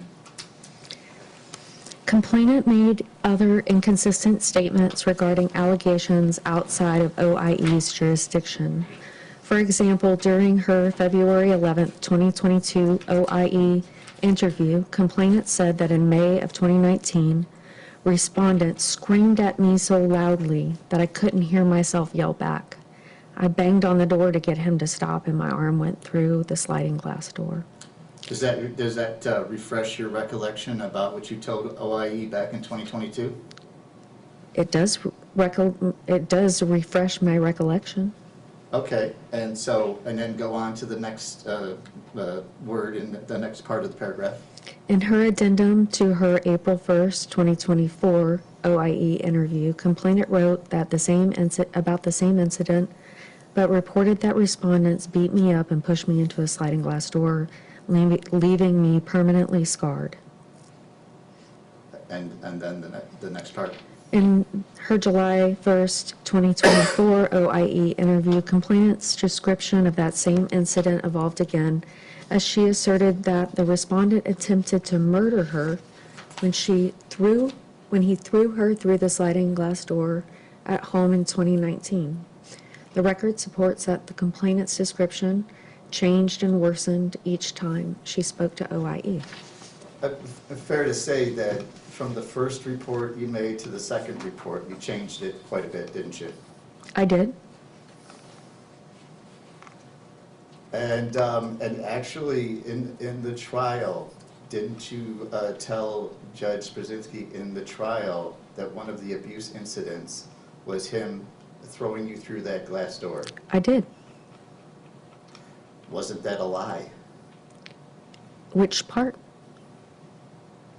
Him throwing you through the door. No, it wasn't a lie. Okay, well, the first one, you say that you did it. You were just so mad at him, you smashed it through yourself. I also spent most of my life protecting him. And he confessed to Dr. Marowitz Thank you. that he did this to me. Objection. I'll strike the last person witness's statement.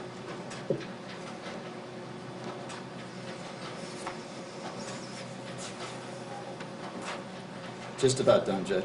Okay.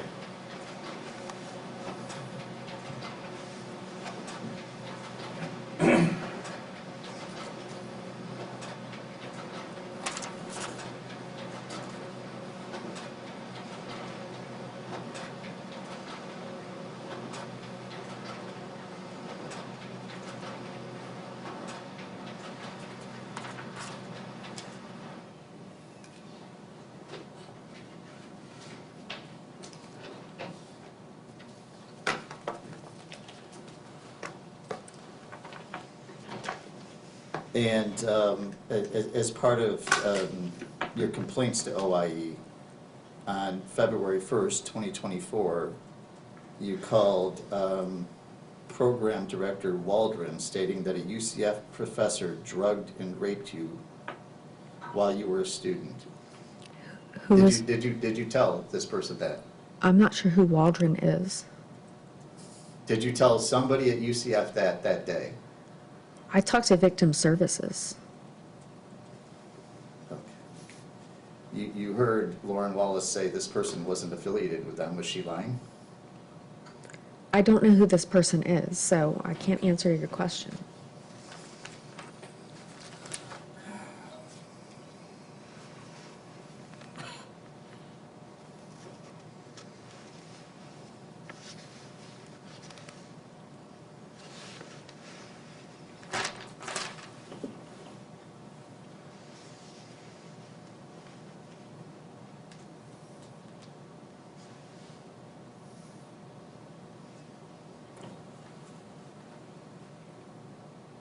And you would agree that you made a complaint, so you started the OIE investigation by making that call to UCF in February, correct? Victim Services? And then that also was the day you went to UCF police and reported his alleged rape on campus, correct? As instructed by Victim Services? So that was the day you did that. And UCF police closed their investigation by February 23rd, correct? I don't know. Okay. Wasn't it on February 23rd that then you then proceeded to go to the Seminole County Sheriff's Office and bring up other alleged rapes?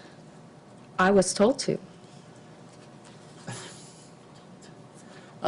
You didn't know yourself to go tell people about rapes? When I made the report at UCF, I can't answer that question because, yes, I know, and that's also what I did, but if, No one's objecting to your answer, so give us Okay. your honest, direct answer, okay? okay, I went to Victim Services. They instructed me to go to the police department. The police department decided that it wasn't a police matter, it should go to Title IX.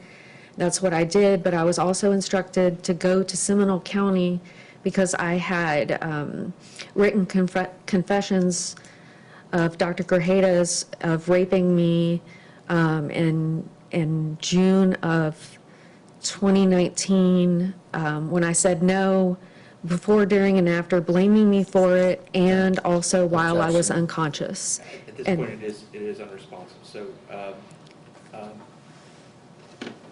who told you to go to the Seminole County Sheriff's Department to file additional charges? UCF Police Department. Please, okay, thank you, go ahead. And then, March 21st, when you sent that email to all those people at UCF. Now, that date earlier, you had restarted your OIE investigation. You told OIE you wanted to restart the investigation, right? Objective vagueness, Your Honor, we don't have a date on there, there's been numerous 2021, 22, 2023, like, what date are we talking about here? I thought I said. I'm not sure I heard it. Go ahead and repeat the question, Mr. Wallace. On March 21st, so you started an OIE, strike that. So you started an OIE investigation against him, correct? Yes, And then when you had the UCF investigation by the police going on, you told OIE to hold off to see how that would go, correct? no, I said that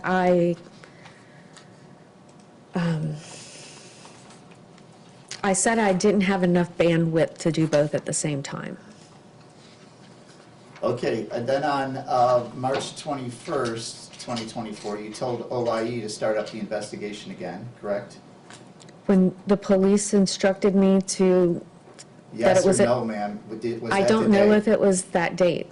Okay, but that date was the date that we filed a motion to stop you from leaving the country, and a motion for contempt regarding the children, correct?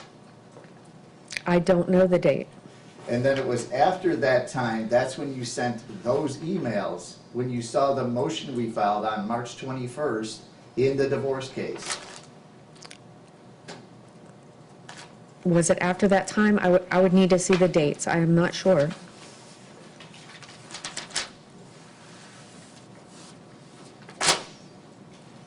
I'm going to show you now expedited motion for contempt. Do you recall receiving this document on March 21st? What exhibit is that? It's not one of the exhibits, but it's No. part of the divorce case, which I asked for judicial notice of. I have not seen that, Your Honor. Okay, why don't you take it back from the witness and hand it to Sorry, Judge, yeah. Mr. Salgado.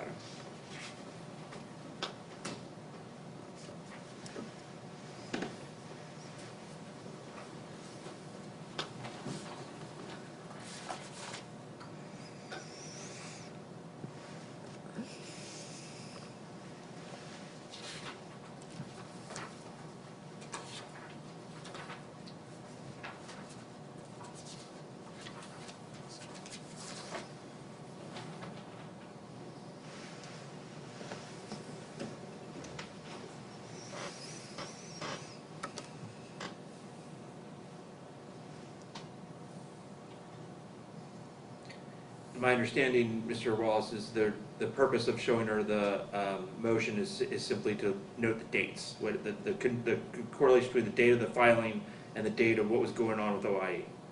And the date of those, and the timing of those emails on Okay. March 21st. Okay. I see the date. I'm sorry? I said, I see the date. Okay. You would agree, ma'am, that you saw this expedited motion for contempt regarding time sharing with the children?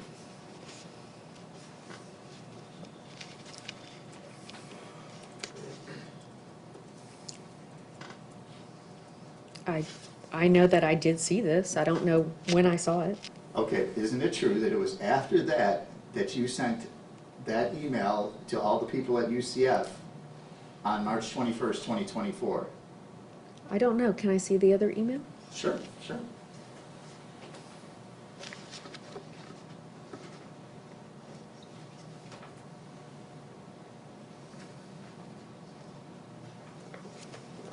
that record reflect, I'm showing the March 21st email to Ms. Grajeda. Victoria. It would be highly unlikely that I saw this before I wrote this. You would notice that we filed the motion at about 3 o'clock, and you filed that email at about 5:14, correct? That's correct? Okay. And that's actually the contempt you were found in contempt for regarding keeping the children from him, correct? Yes? That infuriated you, getting that motion, didn't it? I would need to look, I was represented at the time, I would need to look to see if my lawyer even sent it to me that day. He probably, he didn't necessarily send me things right away. And- Objection, non-responsive. Didn't that, I'm sorry, It's sustained, go ahead. didn't that motion that we filed, this motion, didn't it make you very angry when you saw it? No, So you liked getting this motion? no, that doesn't mean I was angry. I could have the exhibit back. I'd ask that this be placed into evidence, the expedited motion. Any objection? Relevance, Your Honor? That, I think the timing is relevant as far as the purpose of sending the email to the individual she did. I'll that come as Mr. Wallace's 8? Yes. Okay. you okay? I had a question. Well, I can't answer that. Did you need a break? Are you doing okay? I just wanted to know if I could find out when I actually received notice of that motion. Yeah, you'd have to ask your lawyer at the time that. I mean, I could look at my email. If it's going to be noted, I Yeah, would like it also I noted. don't think Mr. Wallace has any additional questions about that, but Mr. Wallace, did you want her to look in her email? If it would aid the court, I would. It doesn't, it's not, clearly the certificate of service does not have Ms. Grajeda on it, it is Attorney Maharaj.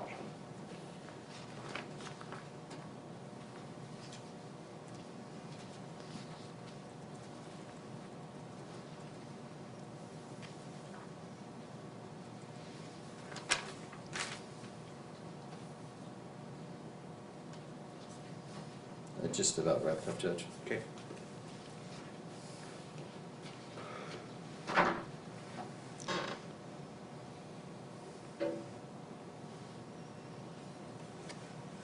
The timing of the May 10th email to many people, including Christian Gerardo, that was also during a time period where you were refusing to sign the quitclaim deed for the sale of the house, correct?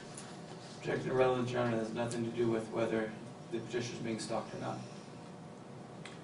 But statute requires that the communication serve a legitimate purpose, and I think his point's going to a legitimate purpose as far as what the purpose of sending those communications were, so I'm gonna overrule the objection. You can answer the question, ma'am. Can you repeat the question, please?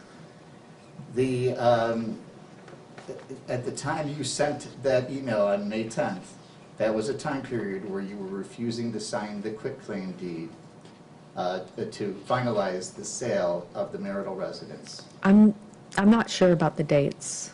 Isn't it true you sent that email partially as retaliation for being forced out of that house? Objection, speculation. Unsustained based on the form of the question, if you want to rephrase. Was that email partially, at least partially motivated by you being forced out of your house? Speculation. No, she sent it, right? She sent it, Judge. Yes, overruled. Go ahead. You can answer the question. The email had nothing to do with the house or It's- anything regarding the house or anything else other So- than what it regarded. Were you happy with my client's actions that time, getting you out of your house, or infuriated, or some other emotion? Some other emotion. And what emotion is that? It was stressful that I had to move. It was good to be out of that house because a lot of bad things happened there. It was, I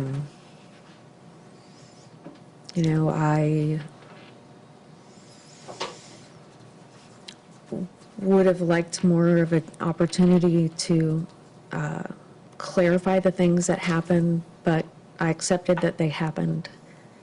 And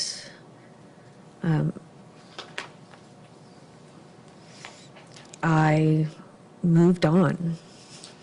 And the two, and at some point in August 2nd, the judge made a ruling about funds from the house being, not going to you, but going to the lawyers, correct?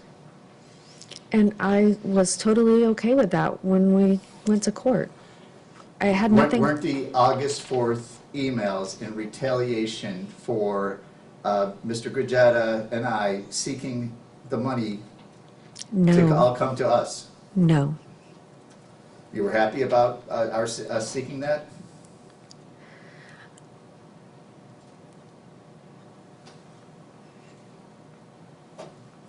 It had nothing to do with that.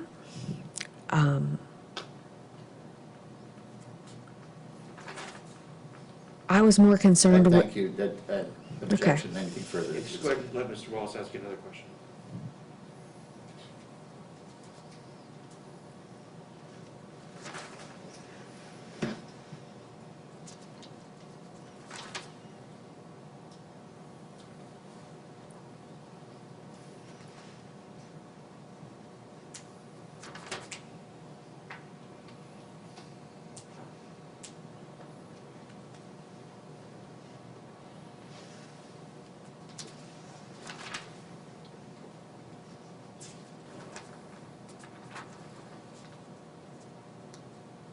At the very end of my notes, I promise, Judge,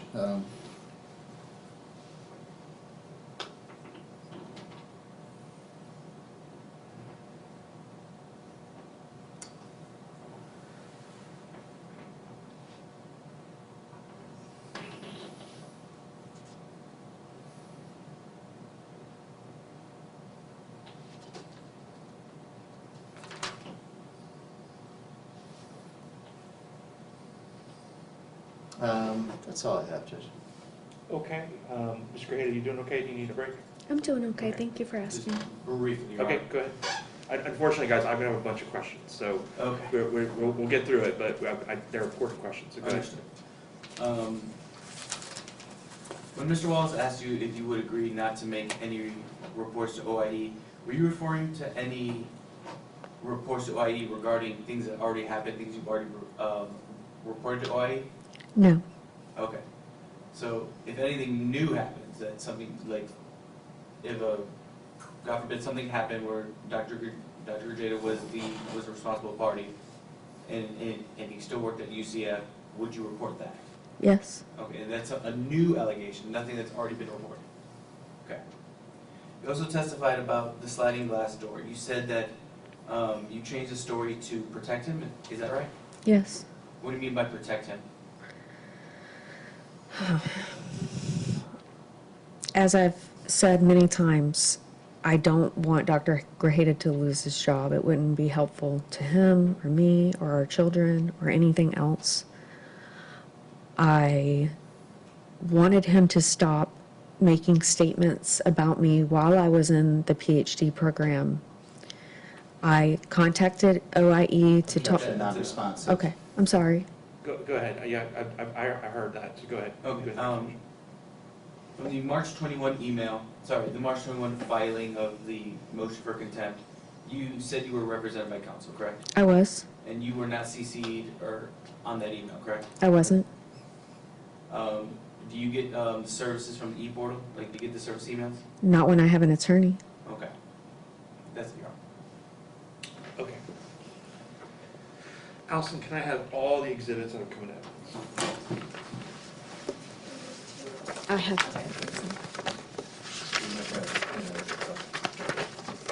Here you go. And then, Allison, I want you to mark this court's exhibit 1. And then when you're done with that. Mr. Salgado, why don't you come on up? I'm going to hand you a document that I'd kind of like you to review, because I don't think you probably have the benefit of reviewing this yet.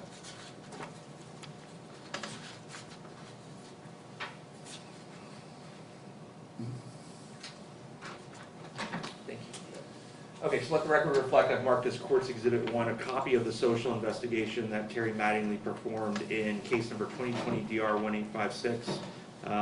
It is a 18-page document. I'm handing that to Mr. Salgado. Have you seen this before, sir? I have not. Okay, great, so I'm handing it to you. I have marked 2 pages on that. It's the court's belief that the 2 pages I've marked are the sole portions of the report wherein Dr. Grajeda's therapist is mentioned. But I would encourage everyone here to look and see if I missed something, okay? Okay, Mr. Grajeda.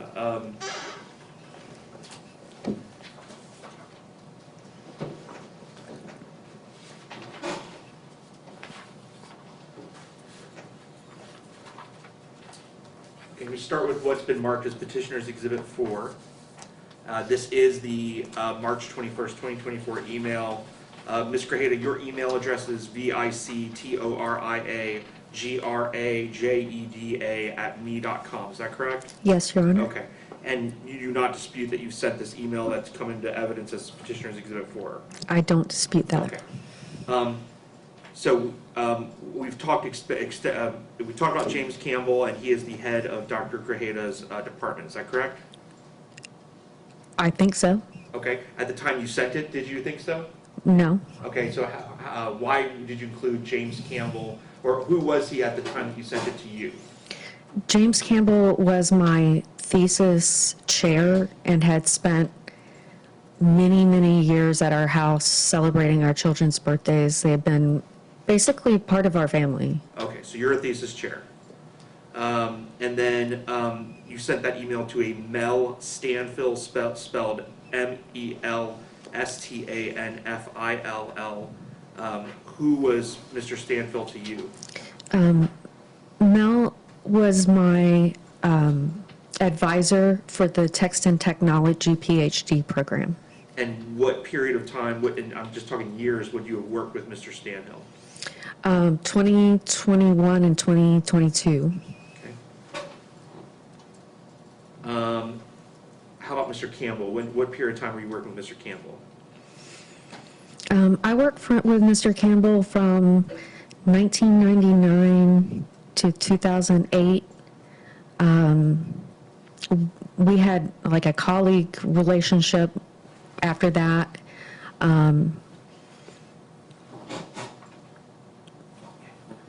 I came into his classes and talked in his classes, that kind of Okay. thing. And then you sent that email to an Anastasia Salter, SALTER. Who was Anastasia to you?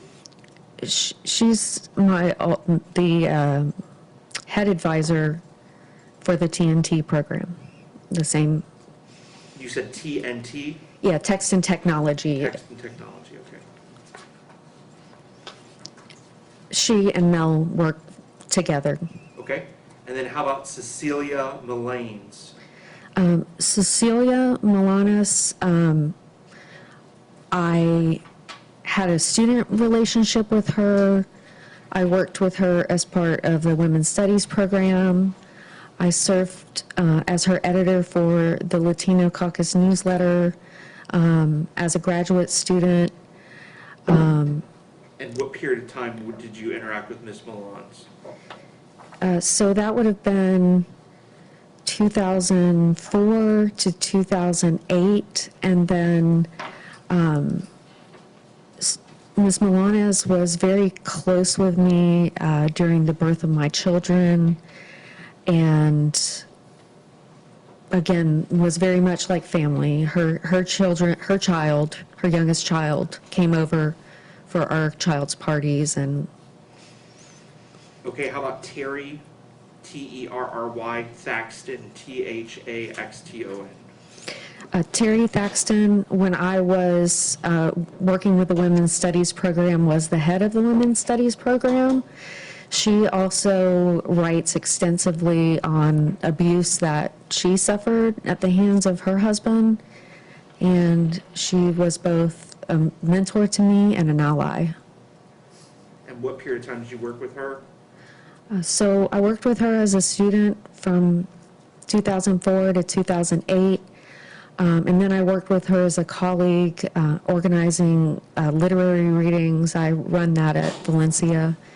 And we've worked kind of closely to for me to have colleagues from UCF come to Valencia and for us to collaborate to bring authors together. And so just to make clear for my edification, when you reference that folks are your colleagues, it's not that you guys were working for UCF at the same time. You were both in academics and would work together on different endeavors. Correct. Okay. How about Luis Bishop? This professor, I don't know. I heard that I heard that there was a mental health thing that she ran, like a group, and my name was brought up in that group, and Mr. Grajeda was present and said things that weren't true about me And how did you find that out? from another student who was participating. Okay.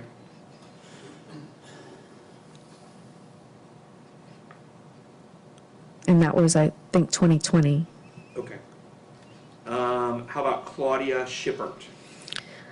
Claudia was another member of my thesis committee.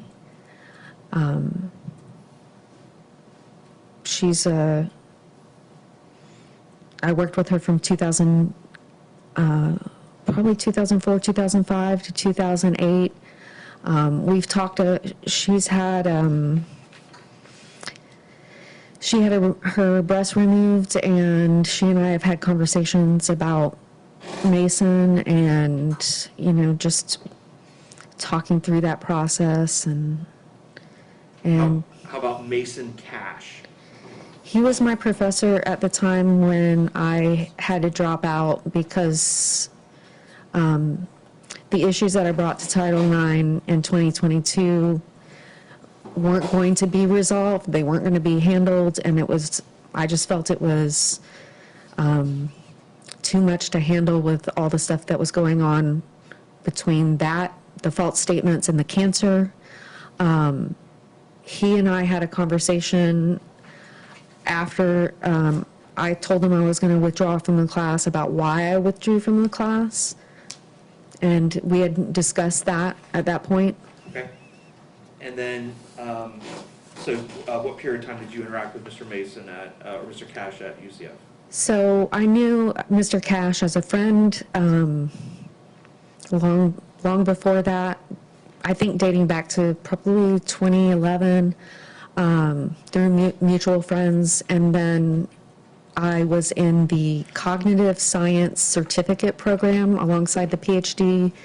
And he is the director of that program. And I was taking a class with him, and that was 2020 through 2022. Okay. And then Stephen Fiore. He also is a professor in the cognitive science program, who was my professor that semester that I brought the issue up with OIE in 2022, and he was another class that I dropped at that time. And we also had a conversation about why I dropped. How about someone with the username or someone with the email address seriousdaring@gmail.com? Do you know whose email address that is? I don't off the top of my head. How about Nick DuMercy? Nick DeMercy is the victim's advocate that I met with at UCF initially And when you say initially, when would that have been? in 2024. Okay. When I didn't go originally to talk about sexual assault. I talked with Nick about the lies about my mental health and the fact that Mr. Grajeda had told me that my reasons for wanting to leave him earlier in my life were because I was manic depressive, and they weren't valid. And when I described these things to him and how long this had been going on, he referred me to go talk to Title IX and the police. And when I went to talk with Title IX and the police, they told me that the only issue they would look into was sexual assault. And that's the only reason that became the forefront issue. I want to repeat what I think I heard you say, just to make sure I was clear. Nick DuMercy was the victim's advocate resource that you talked to in 2024. You had initially talked to him about some what you believe were lies that that Dr. Grajeda was telling about your mental health, and Mr. DeMercy was the person who referred you to talk to OIE related to Title IX? Yes, and at that time, because my children came home to tell me that Mr. Grajeda had made the statements about borderline personality and malignant narcissistic personality disorder, I had gained the recording from the police body cam footage of that day to see that he in fact did say that. And that was the first time I had proof since 2014. I had proof from 2005, proof from 2014, and proof from then this past year around March of 2024. Okay.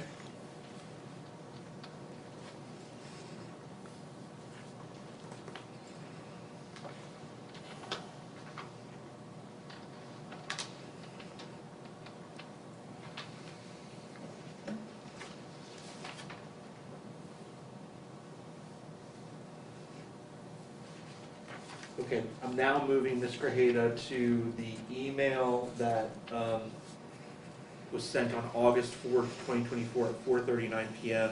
Again, you used the victoriagrajeda@me.com address, is that correct? Yes, Your Honor. And you do acknowledge you sent the email entitled "Proof of Continued Legal Abuse and Child Neglect, Remove the Gulag on Me and 2 Children." I did send that. Okay. I'm just gonna go through some of the folks that are on this list. If the lawyers will indulge me, I think some of these folks I can identify with yes or no answers. Are you okay with that? Yes. Yes. Okay, great. So obviously we know who John Wallace is, correct? Is that yes? Yes. Okay. We know who Mr. Grajeda is, correct? Yes, Your Honor. And Dr. Grajeda was included in this email, correct? Yes, Your Honor. Okay. Who is Kevin Meehan? He is a colleague of Mr. Grajeda's that has been involved in a number of instances where our children have been put in jeopardy. Okay. He was a thesis advisor of mine. I did seek out help from him in the very beginning of leaving Mr. Grajeda. Okay. And how long have you known Mr. Meehan? Since 2003. 2020? 2003, okay. We've talked about the fact, I think, and just tell me if you agree, that Dr. Grajeda's therapist could be contacted through the maitlandpsych@aol.com email address? Yes, Your Honor. Okay. Then Terry Madeline was obviously our social investigator, correct? Correct. Paul Urick was Mr. Grajeda's bankruptcy lawyer, correct? Correct. Kwaku Mitchell was the realtor that was appointed by the court to ultimately sell the former marital home. Yes. We talked about several of these folks. Just double check here.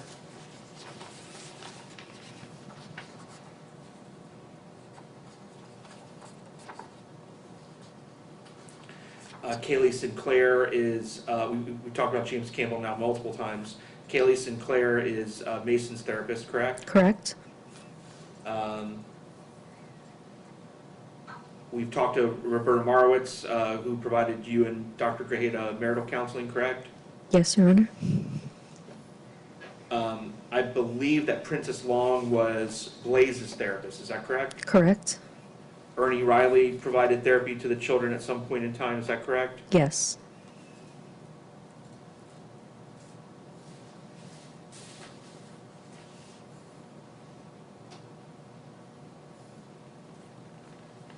I know you briefly talked about this before, but again, Miss Laura Riddle, who is that? A marital therapist who Mr. Grajeda says diagnosed me with personality disorders. Okay.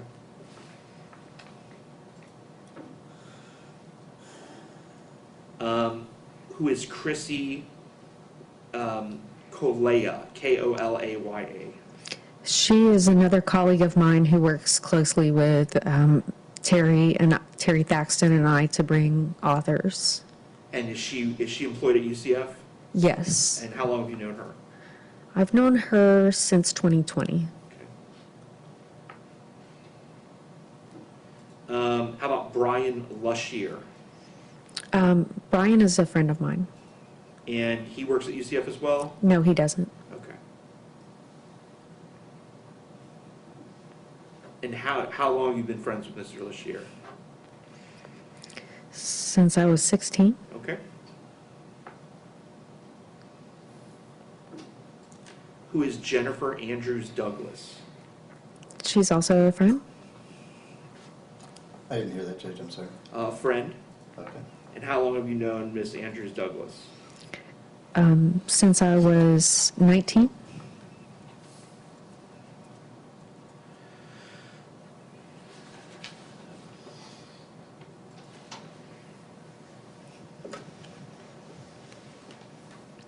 There is an Angel Taylor who has a floridabar.org email address. Who is that? Ms. Taylor is with the Florida Bar. She reached out to me in regards to Mr. Wallace's complaint, bar complaint against Stephen Chambers. So it was a resource who talked to you regarding a complaint filed by Mr. Wallace against Mr. Chambers. Correct.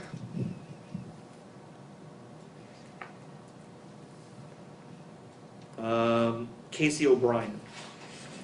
Casey O'Brien did my intake at UCF Restores and referred me for PTSD therapy.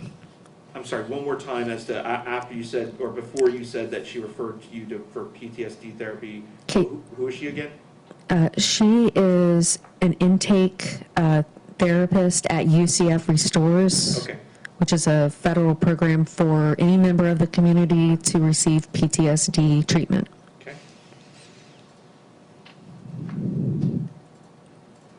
How about James McCabe? Looks like it has a disabilityrightsflorida.org email address. So I had spoken to Disability Rights Florida about the statements that were made about me being called Miss ADA. Is that a lawyer that you had hired, or is that someone that you were consulting with, or? So Disability Rights is an organization in the state of Florida, and they were looking into why there were sworn statements that I wasn't being made fun of for a disability and that it was a typo, and yet there was another email that preceded that where I was being made fun of for my disability. Okay. So would you describe the group that Mr. McCabe is with as an advocacy group? Yes, Your Honor. And then it looks like there's a general email address for the Women in Gender Studies program of wgst@ucf.edu. Is that correct? Correct. And how do you know that? Do you know who that email address goes to?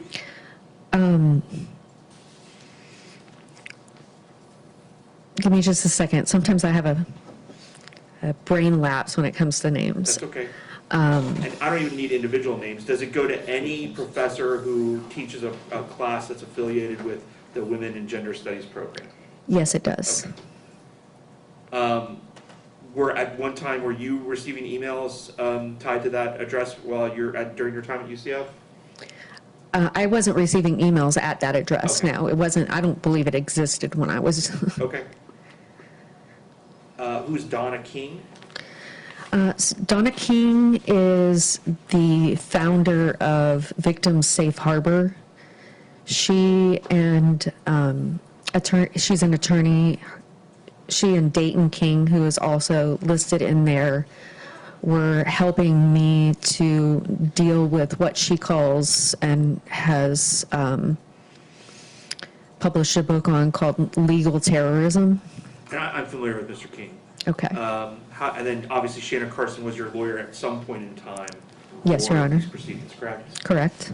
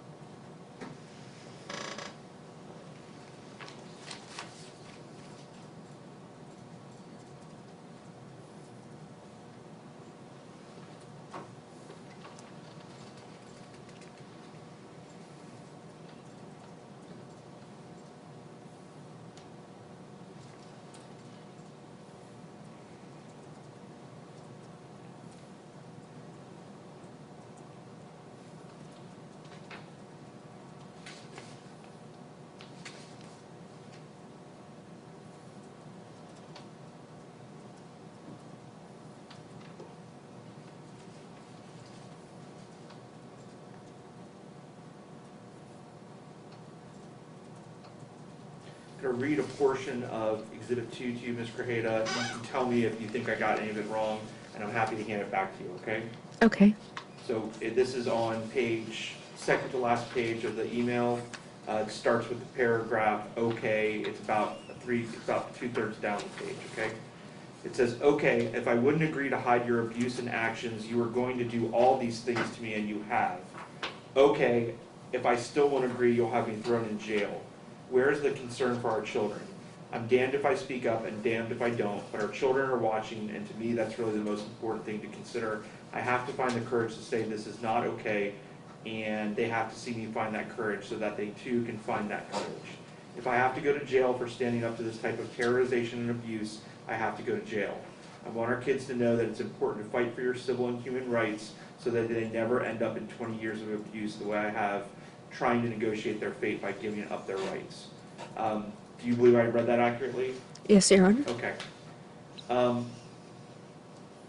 As we sit here today, do you have any intention, have you made the decision definitively to continue to speak about the alleged abuse that you believe Mr. Grajeda subjected you to during the course of your marriage, including while you were a student of his, the 2019 incident, and any other incident that we haven't talked about? Can you repeat the question? Sure, I know it was long. Let me see if I can shorten it.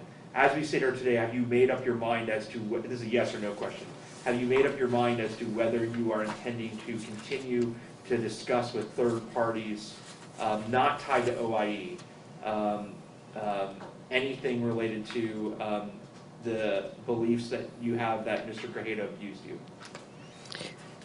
Third parties meaning my friends, or third parties meaning? Anybody that's not you, any person related to the public. Related to the public? Can you be more specific on that? Any person that you do not consider a friend or family member, how about that? No, No, okay. I'm not planning to do that. This suggests that, we're going to repeat something I read. I'm damned if I speak up and damned if I don't, but our children are watching. To me, that's really the most important thing to consider. This email was sent back in August of 2024. Have you specifically discussed the abuse you believe you received at the hands of Mr. Grajeda with your kids? No.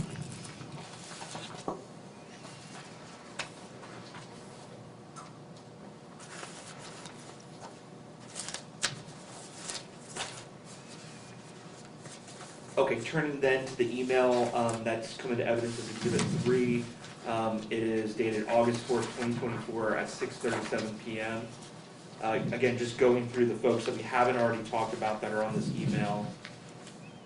This email has John Wallace, we've talked about him. It has Dr. Grajeda, we've talked about him.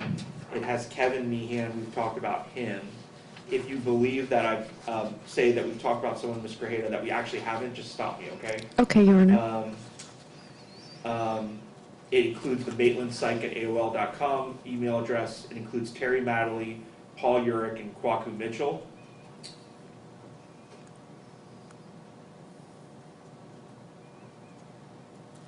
It includes James Campbell, Kaylee Sinclair, Laura Riddle, Roberta Marowitz, Princessa Long, Ernie Riley, Lauren Wallace, Terry Thaxton, Chrissy Colea, Brian Lashier. Yep. Jennifer Andrews Douglas.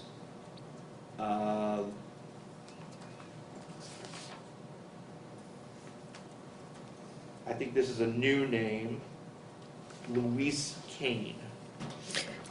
We talked about her as being someone who I don't know, but I received information about being discussed as part of her mental health group by Dr. Grajeda. So is Louise Kane the same person as Louise Bishop? Yes, Your Honor. I The think next so. word is Bishop. Okay, got it. Right next to it. It says Louis Kane Bishop. That's not a part of the exhibit that came into evidence. I'm looking at Exhibit 3, this was actually printed from Mr. Wallace's email, so there could be a little discrepancy here. Okay.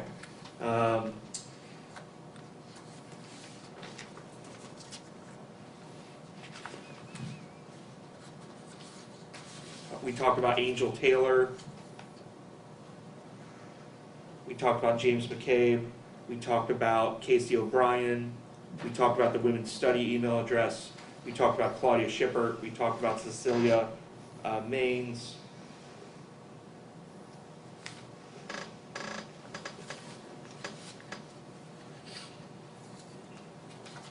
We talked about Donna King. We've talked about Shanna Carson. Randash I can never pronounce his name, Maharaj, was one of your former lawyers, correct? Correct, Mr. Stephen Chambers was one of your former lawyers, correct? correct, Attorney Dayton King is married to Donna King and they work together, correct? yes, Roberta Goodblatt, I'm assuming that was one of your former lawyers, Amy Goodblatt, is that correct? I believe that was just my own input Combining Roberta Marowitz and Amy Goodblatt? in my contact Okay. information. I believe it went to Roberta. Okay. But I'm- Representative Anna Escamani is at the Federal House of Representatives, is that correct? Yes, And then you have an email address here, orloffice@rubio.senate.gov. That would be Senator Rubio's general email address. yes, Your Honor. And this is the email that you forwarded that was from Mason to his counselor, correct? Yes, Your Honor. Okay.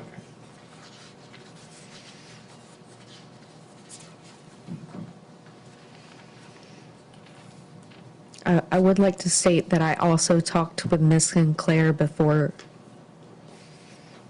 sending that letter, specifically in relation to people in political office.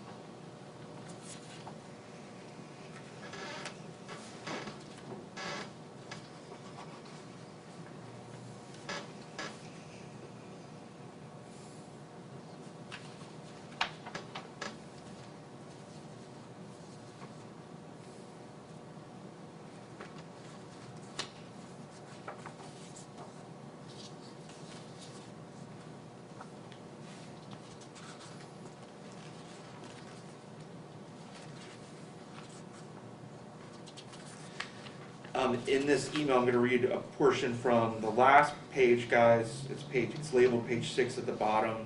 It's the second to last paragraph. It starts with "please stop."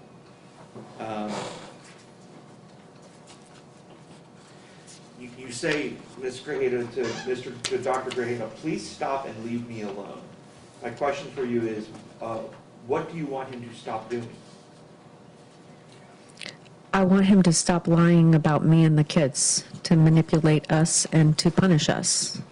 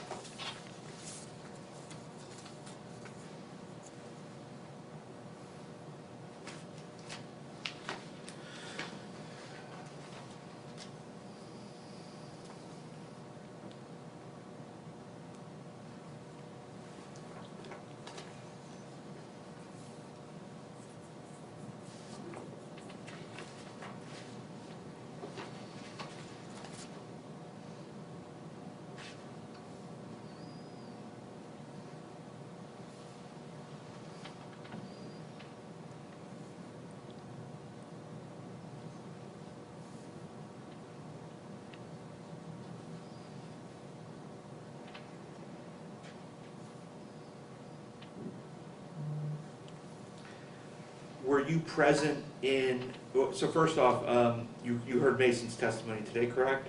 Yes, I did, Your Honor. Okay. You heard him say that he met with your lawyer. Did you hear that? Yes, Your Honor. Okay. Do you have personal knowledge as to where that meeting occurred? At Fighter Law, Okay. And were you present for that meeting? I was. And can you describe for me how it occurred? Did you sit in the room together with your lawyer and Mason? I did. Okay. Were you present for the conversation that Mason had with your lawyer about reading the petition? Upon Mason's request, yes. Okay. How did he know that there was a written document that set forth everything that Dr. Grajeda was claiming occurred? Do you know? I don't know the answer to that part in particular. So how did he know to ask to see a copy of the petition? I have had the police show up and serve me that petition. Were they present when that happened? Yes, And did they see the police actually serve you with the document? yes, And did you have a discussion with them at the time that happened as to what you were served with? I did not. Okay. So how would it sounds like law enforcement's been in their life for quite some time. How would they have known that that document that you received that day is related to this injunction case? I don't know that they would or Okay. do. I do work from home and everything is in my home. I don't leave things out necessarily, but You read the petition that Dr. Grajeda filed in this case, correct? I did. And you would agree that most of these emails were attached to it, right? Attached to the petition? Yes, ma'am. Yes, Your Honor. And so you were aware when Mason asked that he'd be reviewing all of these communications between yourself, Dr. Grajeda, and third parties not here in court, right? I did understand that.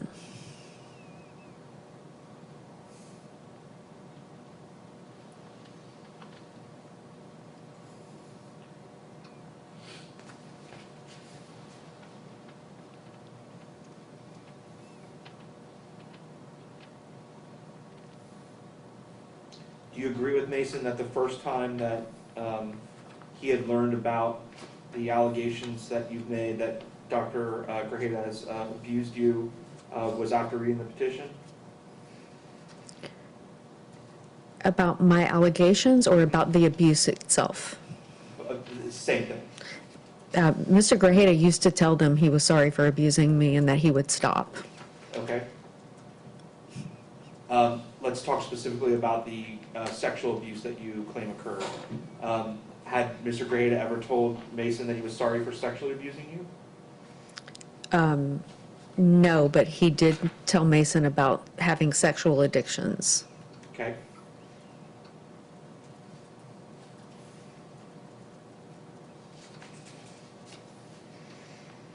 And he was asked by DCF about his, about Tony's nephew, Mr. Grajeda's nephew, touching him inappropriately when he was 6 years old. Objection, non-responsive. I'll sustain that portion of the witness's last statement.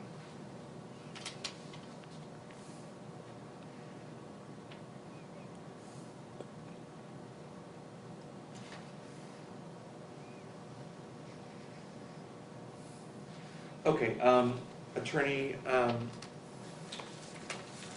Wallace, you don't need to review the social investigation, do you? Not really, I don't think Okay. so. Attorney Salgado, did you have a chance to look at that document? I did, Your Honor. Okay, did you have any objection to me talking about it with the witness? No, Your Honor. Okay, Would you like it back? yes, please. Actually, you can hand it to your client. Okay. Okay? Okay, we're almost done, Ms. Grajeda. So I have given Sure. you what we've marked as Courts Exhibit 1, which is a copy of Terry Mattingly's report. I've indicated with 2 binder clips the pages I believe that Ms. Mattingly talks about Dr. Grajeda's therapist. Okay. What I'd like you to do is 2 parts, and you can take as much time as you need, okay? I would like you to first confirm that you agree with me that the binder clips are the only two portions of the document where Terry Mattingly discusses the therapist. And then, if you disagree with me, if you'll point out to me where in the report, Ms. Mattingly talks about, that therapist, okay?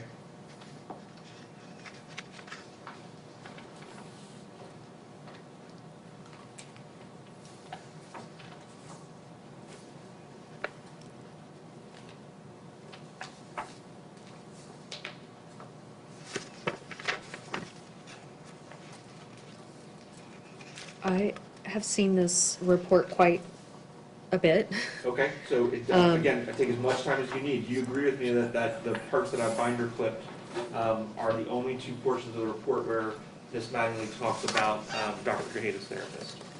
Without looking at it fully, these are the only two that I remember also. Okay, I want you to look at it Okay. fully and just confirm with me that there's no doubt in your mind that those are the only two places where Terry Mattingly talks about Dr. Grajeda's therapist.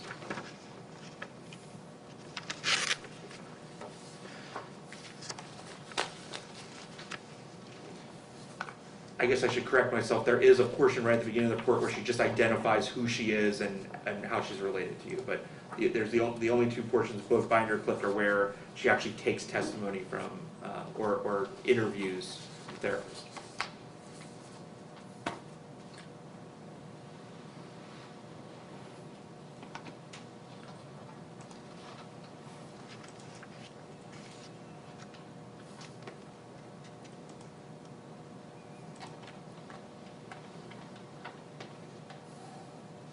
While she's doing that, Attorney Salgado, the statute was amended in 2021.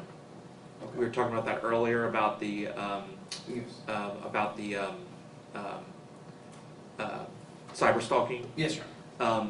And so, as part of your closing, I just ask that you help me distinguish whether any of your cases have occurred after that. I've got a couple cases that I think are important. We're going to be talking about the, I'm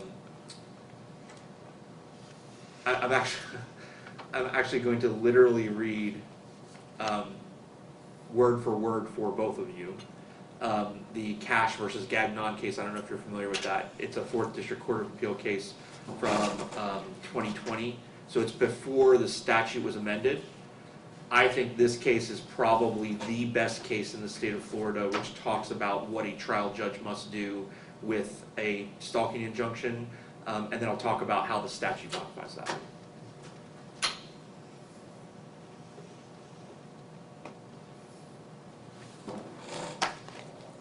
Do you have a second? I sure do. I'm looking at it. It's 306. Okay, 1 second. I'm Take your time. looking Yeah, for no problem.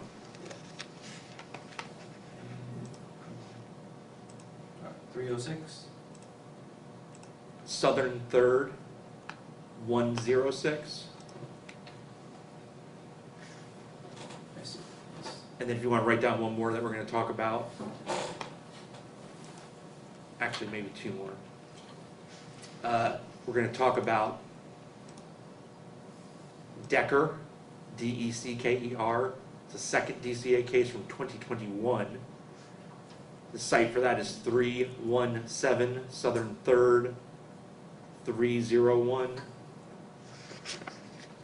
And then the last case we'll probably talk about is I'm going to butcher this name, so I'm just going to spell it. Chevaldina, Chevaldina.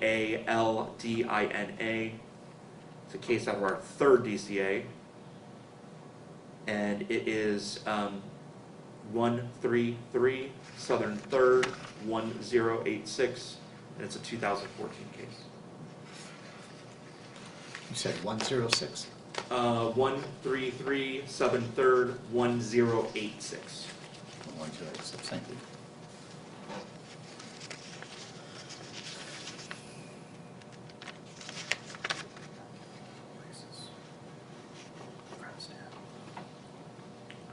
Ms. Grajeda, I'm not rushing you, so if you need more time, let me know. Would it be appropriate to let everybody take a quick bathroom break while you're continuing to read the document? That's fine. Okay, great. So why don't you guys just take a quick bathroom break, and we'll get picked up as soon as Ms. Grajeda's finished reading the document. Thank you.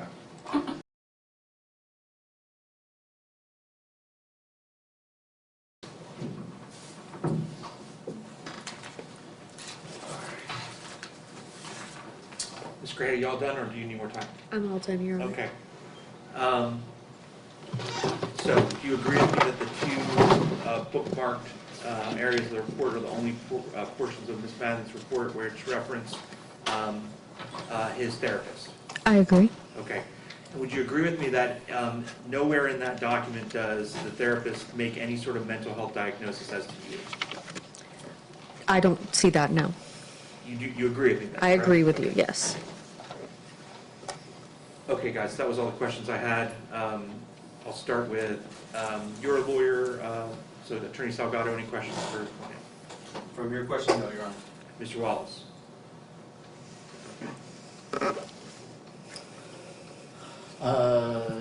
If I could have the August 4th email, Sure. the first one, The one before Mason or the one before that? not the Mason one. Okay. There we go.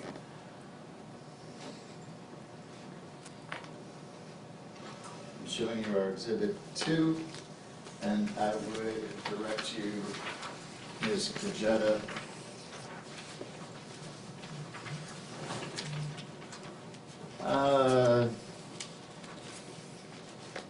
going into your email, which says, I guess the second page there.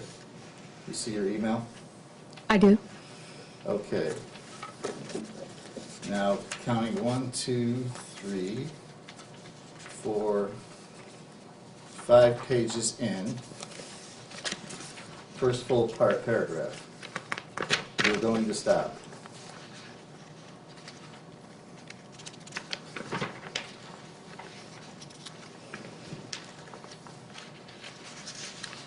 And the clerk can stop me if this is one you already had it published. I couldn't remember. You need to stop?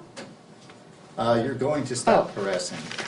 That's not one that I've published. Okay. Do you see that, ma'am? I do.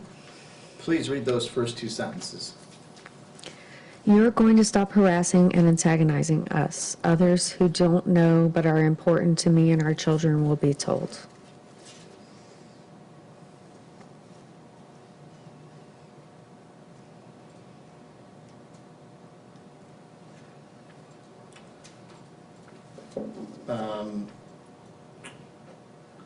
I just read the rest of the paragraph. There is no intent to harm you. You harm yourself by being abusive and untruthful. My stating that the truth, error on my part. My stating the truth out loud is not a vexatious rant. You have tried to repeatedly make speaking out against your abuse and lies a crime that I'm committing against you. Speaking the truth is not a crime. And I want you to stop robbing me of my identity by slandering my name with libelous, defamatory stories you tell people to make people doubt that truth. Now going to the next page at the top, and again, the clerk can stop me if that's just already been published. Top of the page, if you do not cease. If you do not cease and desist, more of what you have done will be provided to anyone who can help stop you. I will send it with proof attached. You may threaten, I believe the judge did read this. You may threaten me in a courtroom with 160 days in jail for exposing you, and use bias created by you and given to your attorney to threaten our livelihoods and lives in this way. But the world isn't as small as the courtroom where you use two other men's power to carry this out and try to bully, harass, demean, and degrade me and our children into silence. I made the court aware of this on 7/2/2024 on record, saying tape has been put on my mouth like the domestic violence victim on the poster in the women's bathroom. Who are the two other men's power? Yours and his honor? So, Honorable Christopher Sprycensky, that's one of the men you're referring to. Yes or no? Yes. In fact, wasn't there a hearing last year after the the March 21st email to his employers, the people at UCF, where the judge told you, Ms. Grigetta, you gotta stop sending emails to his employer. Objection, hearsay. It's hearsay, yeah, it's sustained.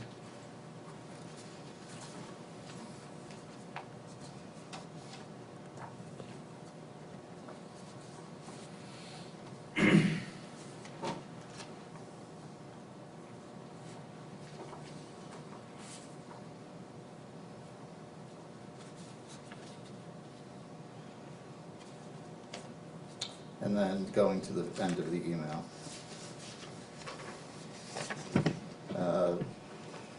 This paragraph that starts, please stop. Go down to the last couple of sentences, starting with, it is serious that your behaviors have caused. It is serious that your behaviors have caused this harm. And I have a federally protected right to speak up when your actions exacerbate my disability. Additionally, I am certain that you and Mr. Wallace are not allowed to blockade my access to disability rights. You have no intent to ever stop coming after my client, do you, ma'am? I'm not coming after your client. So none of these, and so all everything you did last year was not you coming after him? Objection, argumentative.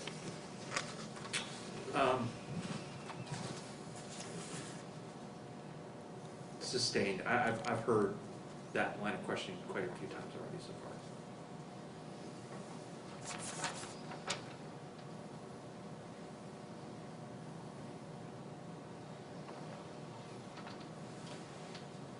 You know, let the state agency that you complained to about Ms. Gerardo know that you made a mistake in making that complaint? Why? Nothing further, Your Honor. Okay. Okay, anything else to this witness? No, Your Honor. Okay. Ms. Grada, you can step down. If you want to hand our clerk that document when you step down, that'd be great. Just watch your step as you're going down.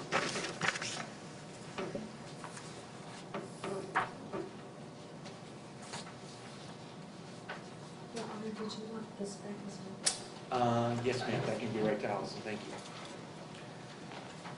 Okay, assume no other witnesses, guys? No. No, Your Honor. Okay. So we're gonna do this a little out of order, okay? I'm going to read for you this case that I was referring to, which I think is the case that does the most excellent job of describing what my role is in these types of proceedings, okay? I think it's important your clients hear it, and it's very rare that I do this, but I think we've spent enough time and energy, and so it's kind of as a courtesy to both your clients to understand how we have to decide this case today. So the case I'm going to put on the record, and then when I'm done reading this case, I'll ask you guys to present your closing arguments, okay? Because it might touch on already things that you're going to be telling me about the law, okay? Okay, so the case I'm talking about is Cash versus Gagnon. It's 306 Southern 3rd, 106. It's a 4th DCA case from 2020, okay? And here's what the 4th said. This case presents yet another opportunity for this court to discuss the use of injunctions to keep the peace in uncivil neighborhood interactions. For the reasons set forth below, we find that the injunction issued by the trial court was improvidently granted and reversed. So what that means, guys, is that someone like me, a trial judge, said there should be an injunction, and the District Court of Appeal said, nope, there shouldn't be. We're remanding it back to you. You need to make a finding that there shouldn't be, okay? Appellant Joseph Cash lives in the same condominium complex as Patrick Gagnon, the petitioner in the underlying action. Their relationship soured in 2013 when Gagnon joined the Condo Association's board of directors and Cash was not reelected. The friction between the two simmered until December 2018 when, according to Gagnon, Cash's emotions started to boil over. According to Gagnon's petition, the first incident that led him to request an injunction occurred in December 2018 when Cash interrupted a conversation Gagnon was having with another resident involving the common area boat dock by aggressively yelling and accusing Gagnon of both lying and stealing. A second incident, which also occurred that December, involved Cash allegedly yelling at Gagnon for putting a parking boot on a neighbor's car, again calling him a liar and angrily cursing at him. 2 months later, in February of 2019, Gagnon alleged that Cash confronted him once again, this time regarding some landscaping work done by the association. In this episode, Gagnon claimed Cash approached him twice, 45 minutes apart, yelling and cursing about trees that were purportedly installed according to an unapproved landscaping plan and blocked the view from his condominium. The last encounter alleged in the petition happened a week later. There, Cash arrived home one afternoon to find Gagnon and a group of guests in the parking lot with a car parked in Cash's parking space. This transgression prompted Cash to start yelling at Gagnon while also moving his car close to the group and revving his engine. After this encounter in the parking lot wound down, Cash rode in the elevator with Gagnon and his guests on their way to their respective homes. When the elevator arrived at Gagnon's floor, the petition alleges that Cash allowed the guests to exit but blocked Gagnon's attempt to leave, all the while yelling and cursing at him. As a result, Gagnon started that he felt unsafe and called the police to report the incident. Shortly thereafter, Gagnon filed his petition for an injunction for protection against stalking. The trial court granted the injunction following a hearing, and this appeal followed. The next part of this opinion, guys, is where the 4th District talks about the law that they have to apply in the state of Florida. To save us some time, I'm not going to quote the stare decisis that they quote. I'm just going to talk about the rules of law, okay? So the standard of review for an order imposing a permanent injunction is abuse of discretion. But the question of whether the evidence is legally sufficient to justify imposing an injunction is a question of law that we review de novo. Under the Florida statutes that govern injunctions, a person who willfully, maliciously, and repeatedly, so it's a 3-part test, follows, harasses, or cyberstalks another person, again another 3-part test, commits the offense of stalking. Further, the statute defines harass as a means to engage in a course of conduct directed at a specific person which causes substantial emotional distress to that person and serves no legitimate purpose. This statute specifically exempts constitutionally protected activities. And the statute does, I think, give 2 examples of constitutionally protected activities, and I want to say one's like a protest. Or maybe that's under case law, but it does protect constitutionally protected activities. A course of conduct, so that is one of the requirements for an injunction, requires multiple acts that are separated by time or distance. To be entitled to an injunction for stalking, the petitioner must allege and prove 2 separate instances of stalking by competent substantial evidence. 2 or more acts that are part of one continuous course of conduct are legally insufficient to qualify as a separate instance of harassment. Further, a course of conduct for purposes of the statute does not include protected speech. This includes speech that may be offensive or, and hopefully I'm pronouncing this word correctly, I had to look it up. I'm sure you guys know that as English professors though. Vituperative, the V-I-T-U-P-E-R-A-T-I-V-E, okay? To qualify as a stalking under the statute, the conduct must meet 2 requirements. First, the defendant's conduct must cause substantial emotional distress, which is greater than just an ordinary feeling of distress. When considering the sufficiency of the evidence, courts apply a reasonable person standard, not a subjective standard, to determine whether an incident causes substantial emotional distress. I am going to read from 1/5 District Court of Appeal opinion because that's our appellate court. The 5th has said, in determining whether an incident or series of incidents creates substantial emotional distress for a victim, the distress should be judged not on a subjective standard, quote, was the victim in tears and terrified, but on an objective one, quote, would a reasonable person be put in distress when subjected to such conduct? Mere irritation, annoyance, embarrassment, exasperation, aggravation, and frustration without more does not equate to substantial emotional distress. To satisfy this first prong of the stalking statute, the court must find that the conduct complained of caused distress, which is greater than just an ordinary feeling of discomfort. The cases talk about that it must cause concern and fear, and you guys probably noted that I asked Mr. Grajeda or Dr. Grajeda some questions related to concern and fear, okay? Second, the course of conduct must serve no legitimate purpose. A legitimate purpose is determined by the facts of each case, but courts have generally held that a contract is legitimate when, that a contact is legitimate when there is reason for the contact other than to harass the victim. As such, the action complained of must be so entirely bereft of a valid purpose that the only possible reason to engage in such acts would be to cause substantial concern or distress to the intended target. Taking Gagnon's allegations as true, and so now the court is taking that law and it is applying the law to the facts of this case, okay? Taking Gagnon's allegations as true, when viewed through the lens of the statute and the case law interpreting it, Cash's conduct falls short of what is necessary to obtain an injunction.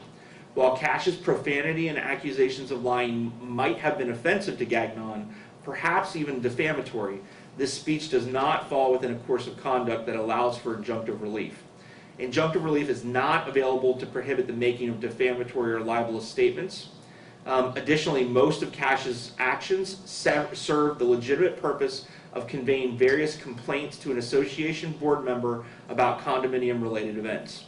Even though these complaints were voiced in an intemperate, crude, and uncivil manner, this does not entitle Gagnon to an injunction. Gagnon also alleges in his petition that the altercation related to Cash's displeasure about the landscaping constitutes two separate incidents sufficient to qualify as a course of conduct under the statute. These two incidents involved the same subject matter but occurred 45 minutes apart.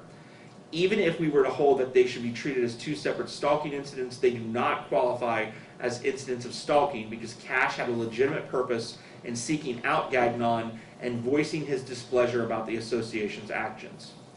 While Gagnon alleges 4 instances of stalking occurred during the parking lot dispute, these events were one continuous episode. Although Cash is alleged to have revved his car in the parking lot and yelled at Gagnon, nothing about this incident as described would lead a reasonable person to incur substantial emotional distress. However, the incident where Gagnon says Cash followed him up the elevator and blocked his egress to berate him could be a qualifying incident sufficient to constitute stalking when paired with another. At that point, Cash had no longer had a legitimate purpose for engaging in such actions because the parking lot dispute was resolved. There was no legitimate purpose for Cash to restrict or limit Gagnon's ability to freely leave the confines of the elevator. In this scenario, we have no trouble concluding that a reasonable person would have substantial emotional distress after suffering verbal abuse while being essentially trapped in an elevator. Cash's speech, combined with blocking Gagnon's exit from the elevator, crossed the line into unprotected conduct. So although the encounter between Cash and Gagnon in the elevator can be considered a qualifying incident, the rest of the alleged conflicts are merely uncomfortable neighborly disputes that do not rise to the level of stalking. As this court has repeated on many occasions, the statute does not allow the trial court to enter injunctions simply to keep the peace between the parties who, for whatever reason, are unable to get along, behave civilly towards each other. For this reason, we reverse the injunction entered against Cash. Okay? Now, I think it's important to note that there is one wrinkle, because I think that is definitively, that court did an excellent job of going through every single part of the test that I have to employ, okay? But there's one wrinkle. The statute has changed since the issuance of that case, okay? We now have, as a part of our cyber stalking statute, the following language, okay? Cyber stalking means, 1, to engage in a course of conduct to communicate or to cause to be communicated, and here's the change, directly or indirectly. The statute used to require that it only be directly, and you could not have an indirect communication. And then the statute goes on to say, so to be communicated directly or indirectly, words, images, or language by or through the use of electronic mail or electronic communication directed at or pertaining to a specific person. The way I interpret that is that you can send a communication directed at the individual, so in this case Dr. Grajeda, or I could send it to third parties pertaining to Dr. Grajeda, and both would qualify under the statute, okay? The second part of the cyber stalking doesn't apply here because it involves attempting to access online accounts or internet-connected home electronic systems of another person without that person's permission. So the only definition is the first one that I've read that's applicable to this case. And then it says what happens if there is all of these factors, right? A person who willfully, maliciously, and repeatedly follows, harasses, or cyberstalks another person commits the offense of stalking, and stalking is a misdemeanor of the first degree, punishable as provided in Florida statute. Here, we're not in a criminal case, we're in a civil injunction, and the civil injunction uses the same definition as stalking. There's just not a criminal penalty associated with a civil injunction, obviously, okay? I'm going to mention one more thing, and then I'm going to hand over to the lawyers for their closing, okay? So there are some cases which I think help us with this issue. And quite frankly, I'm not so sure. I just read, you guys are going to laugh at me, I literally just read every single family law case that came out in 2023 and 2024 because I just sat for the board certification exam. Who knows if I passed? I hope I did. But I did not see any case in 2023 or 2024 that has applied the new cyberstalking definition. So depending on what I do today, it might be an issue of first impression for the 5th DCA, okay? But I do think it's important then to talk about this case called Santiago versus Leon. The site for that is 299 Southern 3rd, 1114. It's a 3rd District Court of Appeal case. And why am I citing that? It talks specifically about electronic communications, okay? So it says here, they use, for example, in this case, I'll just give you the brief summary. The respondent made multiple posts of comments and pictures to an online social media account, okay?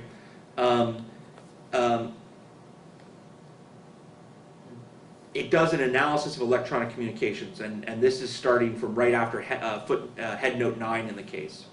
The 4th District held that where comments are made on an electronic medium to be read by others, they cannot be said to be directed at a specific person, okay? And so that, for example, would be Facebook, social media, that sort of thing. And then they cite to a 2nd District Court of Appeal called Scott versus Blum, and the 2nd DCA echoed this sentiment, concluding that, and here's what's critical for me, the respondents sending derogatory emails about the petitioner to 2,200 members of a professional organization was not cyberstalking, but then the court tells us why. In part because the emails were not communicated directly to the petitioner, okay? That is the difference between our old statute and our new statute. The court there was interpreting the old statute and saying, the old statute says they have to be direct, but our new statute doesn't say that, okay? So this case has negative treatment with the 3rd DCA because of that statutory change, okay? Last thing to note is it uses the example of Facebook and says in another case out of the 2nd DCA, a respondent's post to his personal Facebook page were not cyberstalking because posts to one owns Facebook page are not directed at a specific person, but are instead posted for all of the user's Facebook friends to see, depending on the user's privacy settings, okay?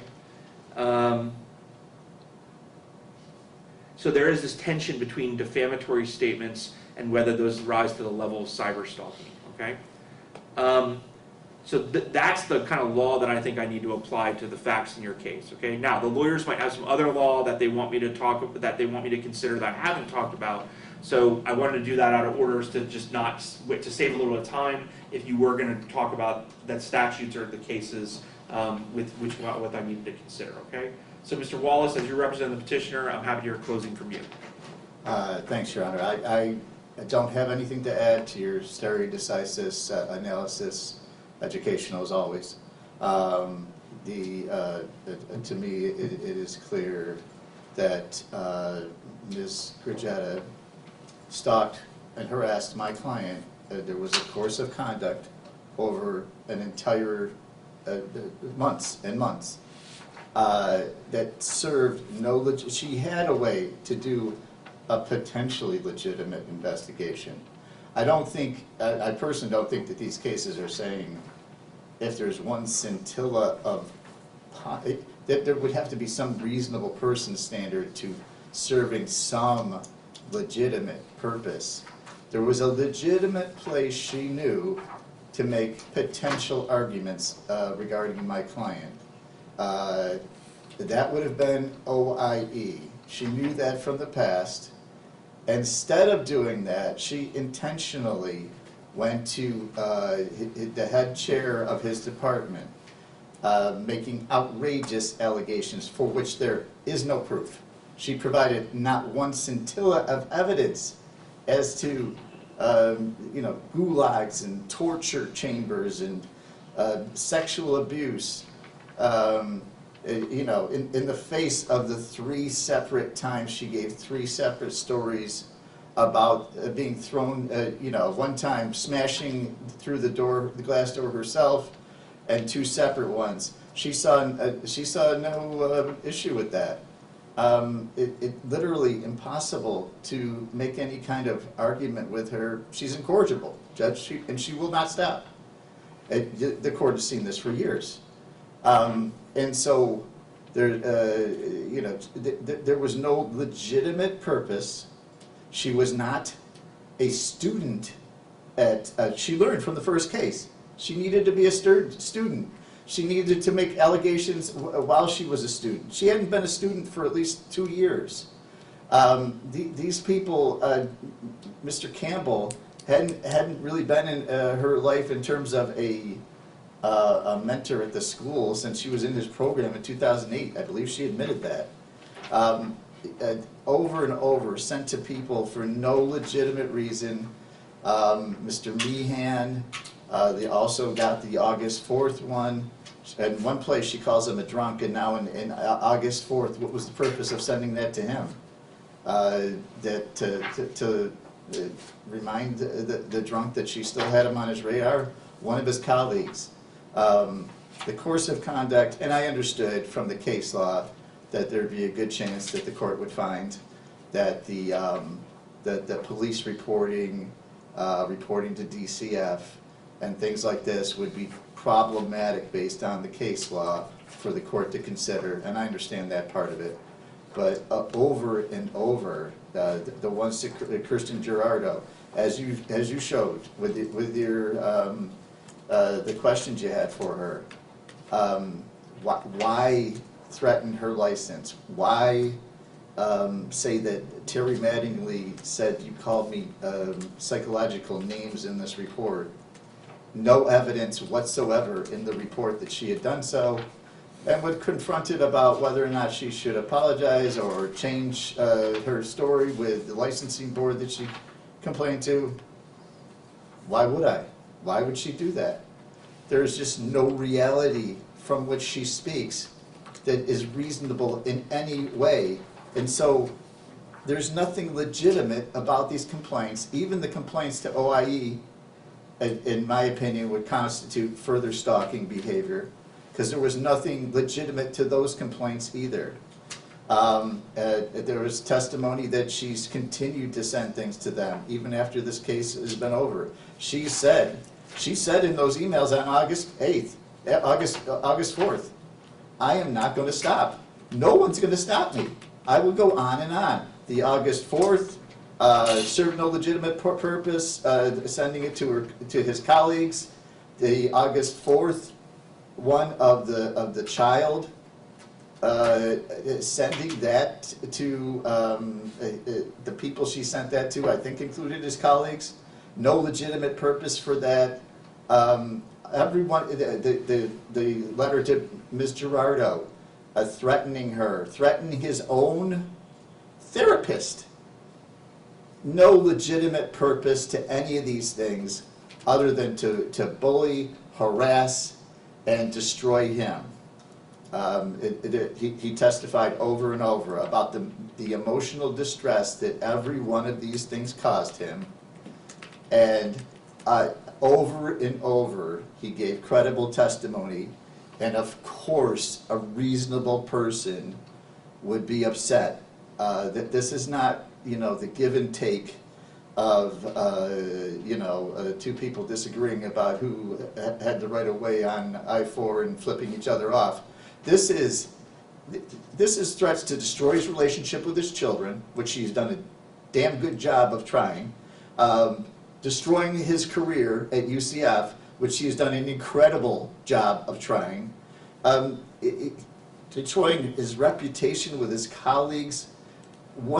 Last year was literally hell for him almost every day of certain months of the year. It's clear that he had every right, and very reasonable, to feel significant and severe emotional distress. Clearly, this was a course of conduct. It clearly served no legitimate purpose. I mean, is it a legitimate purpose to make her feel good about herself? Because that's what this was all about, making herself feel good about herself. Destroying him. Is that a legitimate purpose because she says he's a rapist, therefore whatever you do to a rapist is an okay thing? There has to be some scintilla of legitimate evidence of these things to make it at least somewhat reasonable, and none of it was ever, she put on no evidence, conclusory statements left and right, over and over and over, saying that he put in his journal that he sexually abused her. All the police agencies looking at it, no. OIE, no, there is no such allegation. So over and over, and of course the final judgment, she brought this stuff up and it was turned down. But nothing stops her, and she's told you, and she's told me, and she's told all of us, she's not gonna stop. Nothing will stop her, and that she'll continue to do this to the extent she's allowed, unless you continue to stop her. Okay.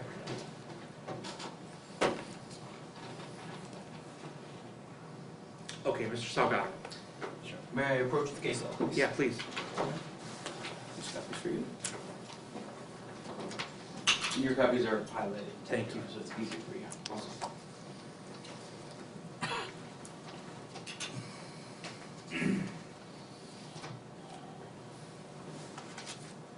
All right, Your Honor, as you know, we have this petition here for stalking injunction. You went over the law very well with what he has to prove. It has to be proven by competent substantial evidence. The big thing here is, Your Honor, severe emotional distress. He's claiming to have severe emotional distress from potentially losing his job, potentially losing his time with his kids. He's been having time sharing. He's testified to that. By the time he filed this petition, all these reports and all these allegations have been thoroughly investigated and dismissed and were closed. So by the time he filed this, there was no chance of him losing his job. He testified on the stand, I don't know yet. His speculation is not enough for severe emotional distress. We have to do this as a reasonable person. Would a reasonable person be having severe emotional distress over losing his job and not having time sharing with your kids when you're not fired and having time sharing with your kids? And just no, Your Honor. His emotions are his own, Your Honor. Each person has their own emotions. You know, I'm not going to discredit how he feels, but it's not rising to the level of severe emotional distress. So let's talk about that. So,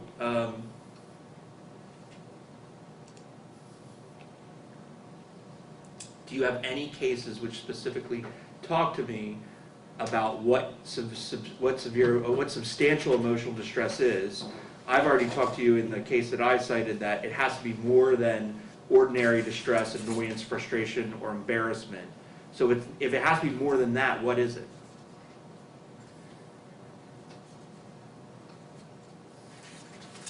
There are cases, as you say, Bill v. Wilson, that says it's a greater than an ordinary distress or embarrassment, which I would argue that this is exactly what that is. He's just embarrassed that his colleagues were made aware of what he's done. And that's what's causing his emotions. That's what's he's saying that his colleagues aren't speaking to him, simply because he's embarrassed that these things got out. Also, if you look towards, it is the third case, it is Hart v. Griffiths. It's given to both of you. That lost sleep over losing a job is not enough for an injunction.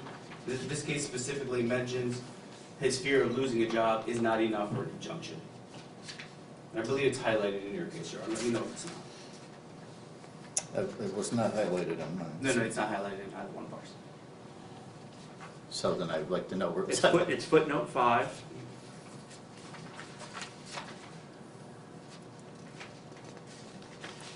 Yes, starting at the bottom of that page, Mr. And exactly about his wife's actions towards his career.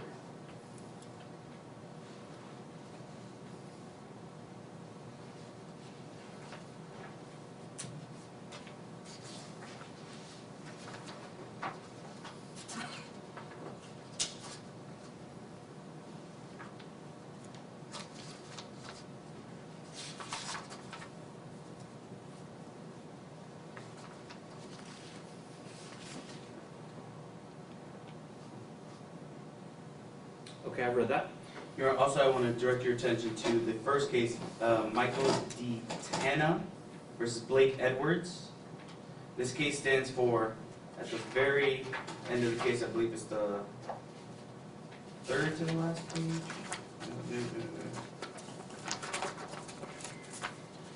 Wow. I should have highlighted these for me as well. But Your Honor, that one is basically considering everything there.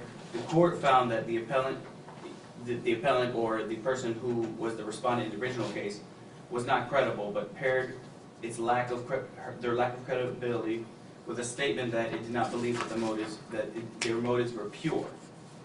But the court went on to say that the appellant's reasons did not have to be pure if the communication with third parties served a legitimate purpose.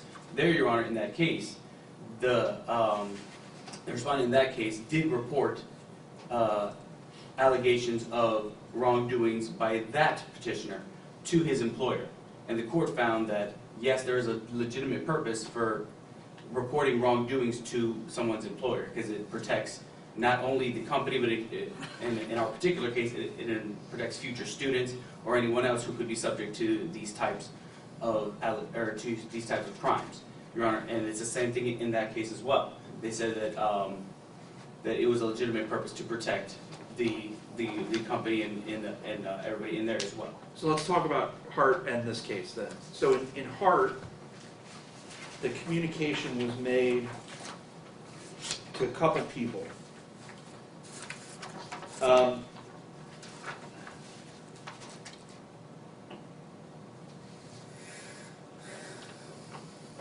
says here, quote, "The court administrator testified that the former wife's communication with him and the chief judge were to report her allegations that the children were not lawfully enrolled in a particular school. The record demonstrated that the former wife contacted the state attorney in his official capacity to report husband's alleged fraud."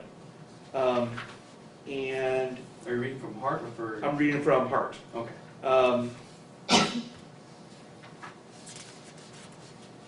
It's near the end. Are you reading the dissenting opinion now? I'm reading the right before these dissenting opinion. Okay. In this particular case, the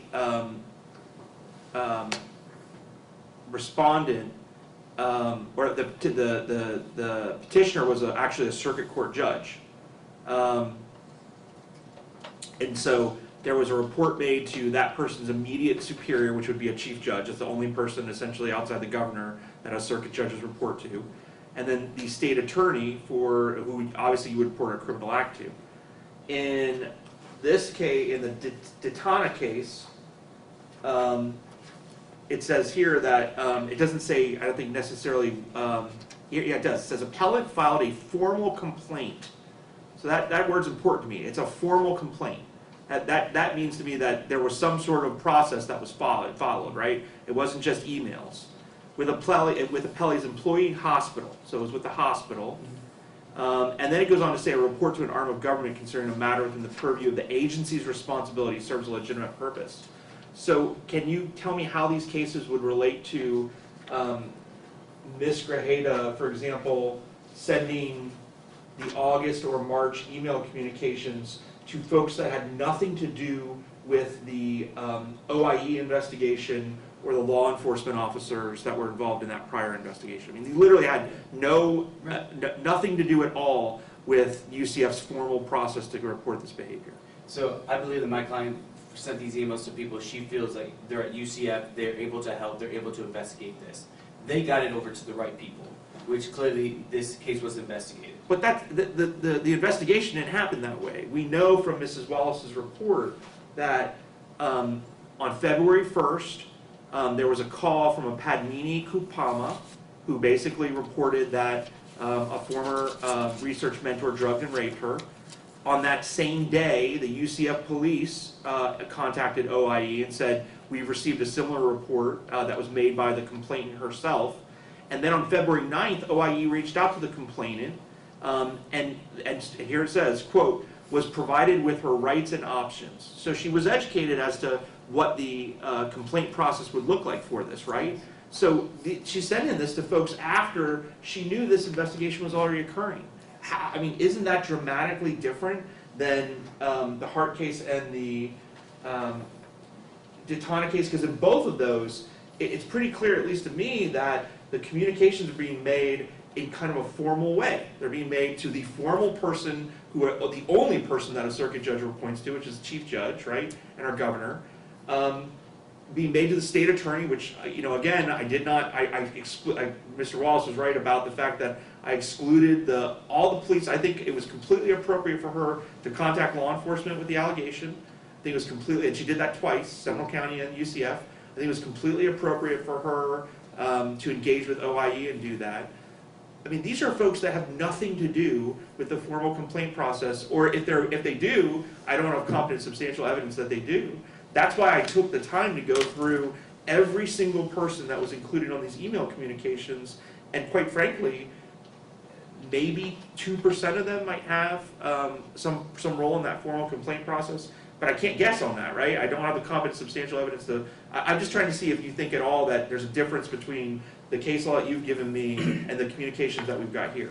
I feel like my client did what she could to report. Okay. Did she may have followed the exact line to get there? No, but she got there. Okay. She filed it, and even with these people that are not his superiors or anybody who can get him fired, that should serve not as a legitimate purpose, or I'm sorry, not a severe emotional distress for random people that he can feel embarrassed that they know, but they're not going to fire him. Okay. So at the same time, Your Honor, again, I feel like my client did the thing she could do. She was going through severe emotional distress herself when she filed this, and she tried to bring these allegations to light with his employer. So we feel that is a legitimate purpose of sending these emails, because again, like we stated earlier, that the legitimate purpose is to protect and for safety, like she testified earlier today. Okay.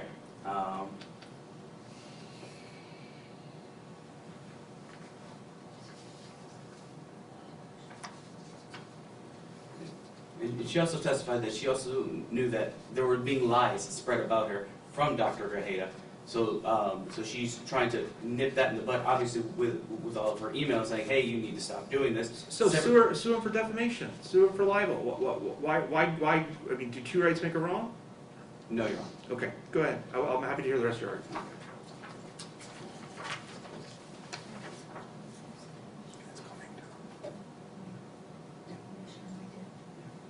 And she did testify that she said she wished she would have gone about it a different way. But Your Honor, she did not have any ill intent. She testified that she did not want him to lose his job. She simply just wants to get these out there, which is why she protected him several times to try to prevent him from losing his job. But at the end of the day, his severe emotional distress is losing his job and not seeing his kids. We feel like that's not enough for an injunction. Like we pointed to the Hart case, he was afraid of losing his job. That wasn't enough. There needs to be a reasonable person. Would a reasonable person suffer severe emotional distress for losing your job after all of these investigations are done and finished, and then you file an injunction? Are there any cases that say there's a difference between losing a specific job but losing your career? I mean, these cases are so fact-specific, right? Yes, sir. He testified that, Dr. Grajeda testified that he's 64, right?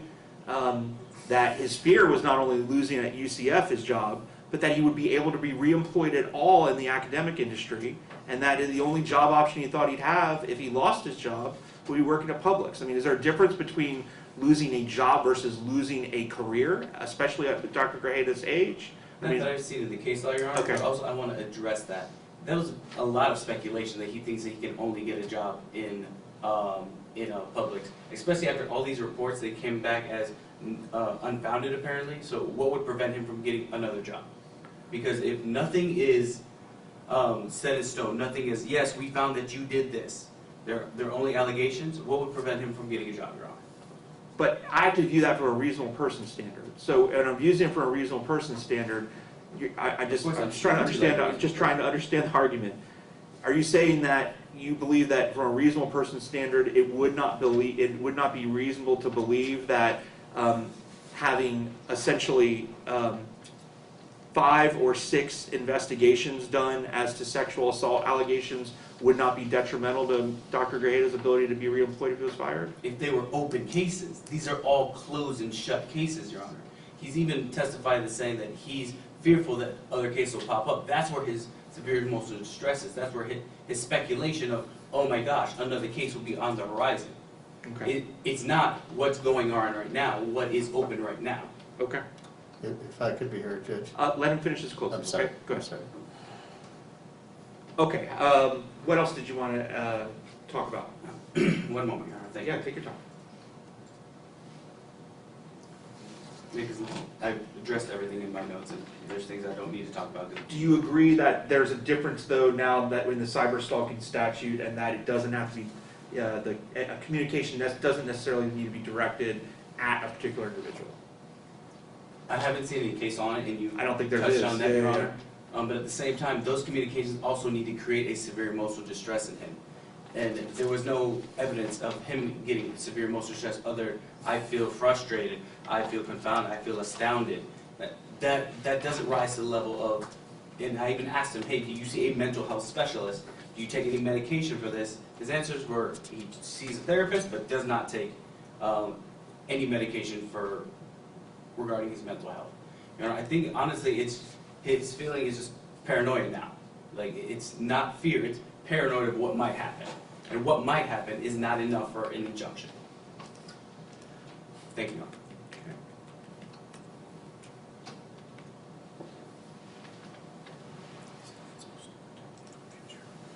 Honor. As you're the petitioner, I'll give you the last word, Mr. Wallace.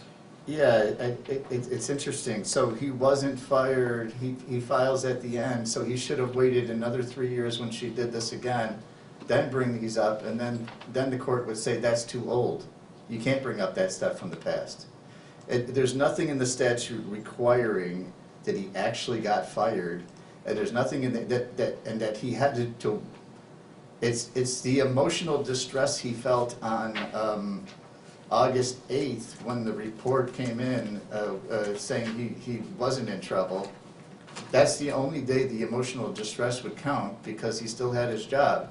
No, the emotional distress caused by every one of these things gave him a reasonable basis for severe, substantial emotional distress. And by the way, the paranoia that he mentioned, what normal person wouldn't be paranoid based on these constant allegations, like I said, day after day last year? It almost was literally every single day. And I would say that respectfully, he's misciting, or he's misstating what the Hart case says. I realize there's a little bit of all over the place, as we sometimes see from our higher court. But it doesn't say that losing his career would not cause him emotional distress. Actually, all that focused on was whether there was a legitimate purpose. And I believe this is the case of as you mentioned, the judges, and of course reporting things to judges is legitimate. And in fact, later on in that same paragraph, it says, these communications do not constitute stalking, although such actions of reporting that the children aren't properly in school, such actions could cause somebody to suffer unnecessary anxiety, just that their children aren't in school properly. And so he's misunderstanding and misstating what that case really says. It does not say that potential impact over losing a career is not reasonable emotional distress. In the same paragraph, he says something far less than that actually could cause a reasonable person severe emotional distress. And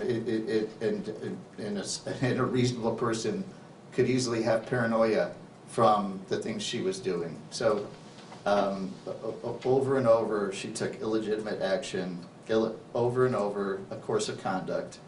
And she did cyberstalk him, she did stalk him, and he clearly needs protection today, or she will go right back to doing every one of these things. Speculation.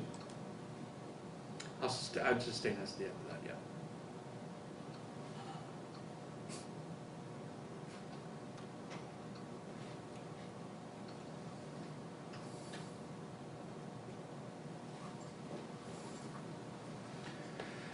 Okay, guys, there's one case I think we're missing, and I'm gonna just put that on the record for, because obviously with these cases, the audio record becomes incredibly important, because if I issue an injunction today, it's going to be based on a Florida Supreme Court form, and so the appellate court needs to know my reasoning, that's why I took such time to go through all that, okay? There's one more case then, and it's the Sheveldina case, actually there's two more. The Sheveldina case, I mentioned that previously. Why is this important to me? Because we talked a little bit about Ms. Grajeda's concern that Dr. Grajeda's lying about her, and she's trying to set the record straight, okay? That case had to do with Sheveldina, again, the site for that's 133 Southern 3rd, 1086. This is a civil injunction case, but it talks about injunctions generally, and it says, injunctive relief is not available to prohibit the making of defamatory or libelous statements. A temporary injunction directed to speech is a classic example of prior restraint on speech triggering First Amendment concerns. However, a limited exception to the general rule where the defamatory words are made in the furtherance of the commission of another intentional tort, okay? So there's an exception I can look at, and that is when we look at whether there's something else going on behind the scenes which would be subject to a lawsuit, okay? Finally, I think that this is an important case because some of the facts are oddly similar to what we have here. There is the Decker case, again, that was 317 Southern 3rd, 301. That's a 2021 case. Here's what happened in Decker.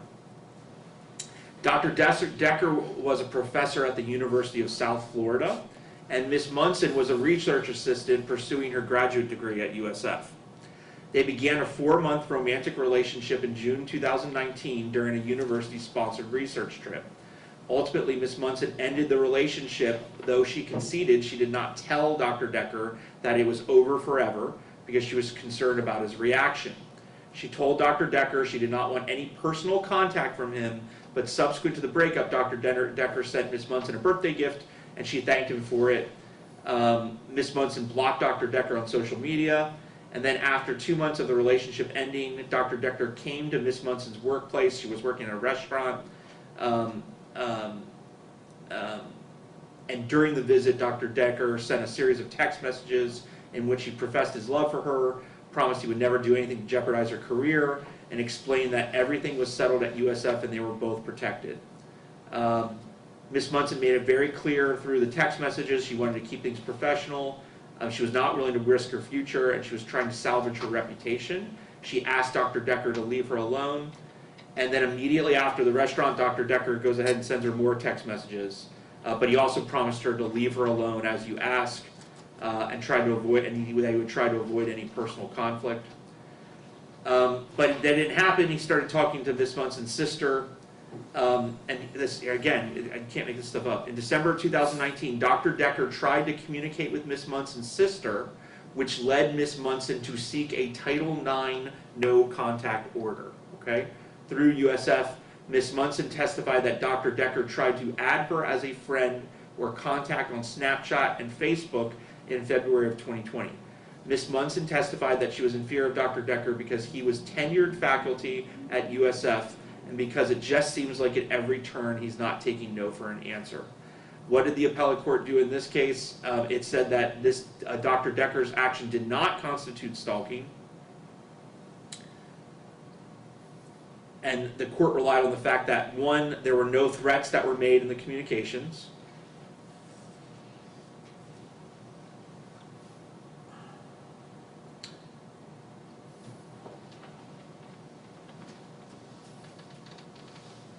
And then the court makes a finding that there's no other evidence that Dr. Decker attempted to embarrass Ms. Munson publicly jeopardize her graduation and or career, or otherwise contact her sister again. So the appellate court thought, in looking at his subjective emotional distress, or her subjective emotional distress, that those three things were important to look at, okay?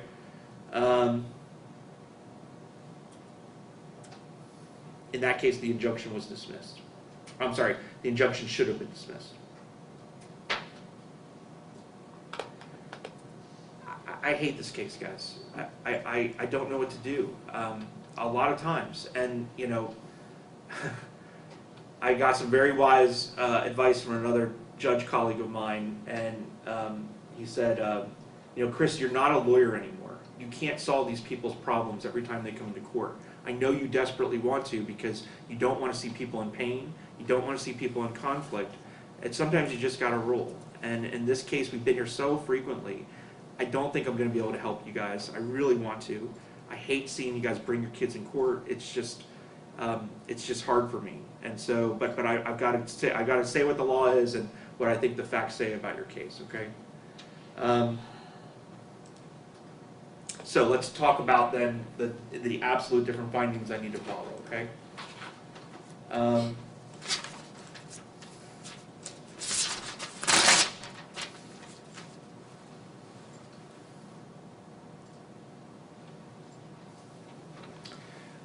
Okay, so the first thing I'm finding is that this case falls under the cyber stalking statute. It does not fall under the harassment portion of the statute.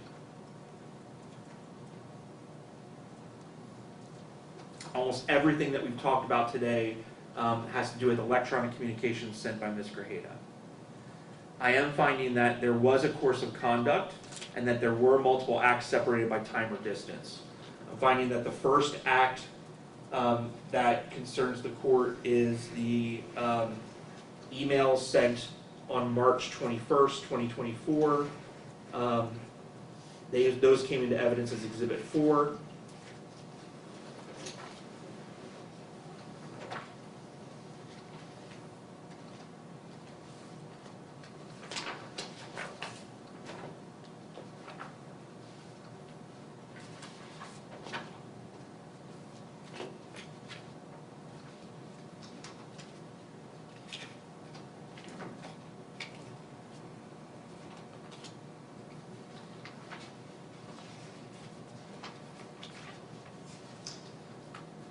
I'm finding that the August,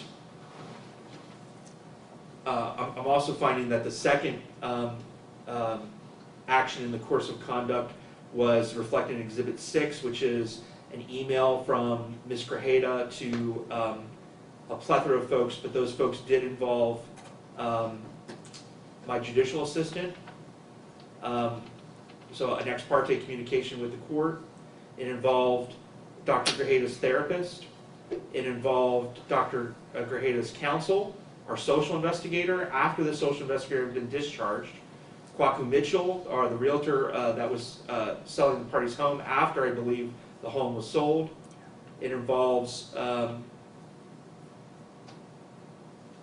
of the child's therapists, a current treating therapist, Kelly Sinclair.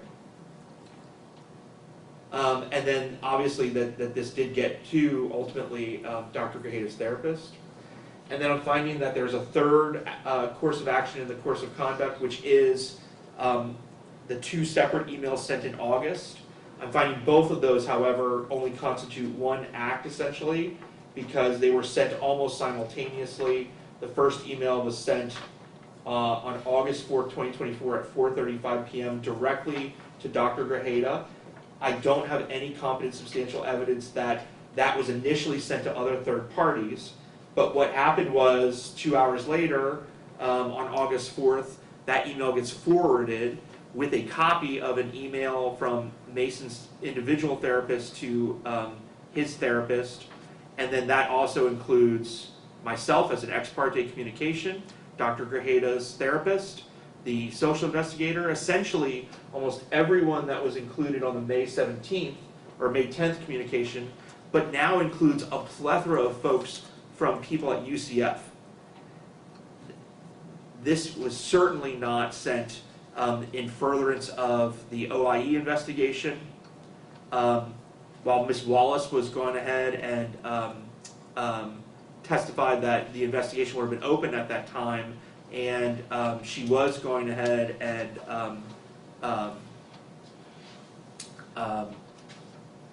on the case, if you will, at that time.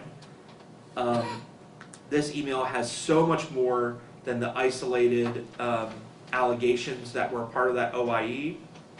And in fact, it even involves some allegations related to the children being involved in inappropriate sexual activities. It is literally 7 pages of statements made by Ms. Grajeda, many of which the court has already found in the family law case have no competent substantial evidence to support.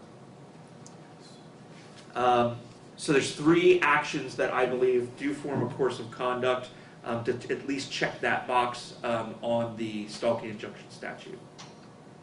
The next thing that I have to look at is, and one of those courses of conduct did take place within the past 6 months prior to the filing of the petition in this case. I then have to look at whether Ms. Grajeda's conduct caused substantial emotional distress, which should be greater than just an ordinary feeling of distress. I agree that if it was simply about Dr. Grajeda losing his job, that might qualify under some of the stare decisis I've been provided here today. But ultimately, the court is looking at the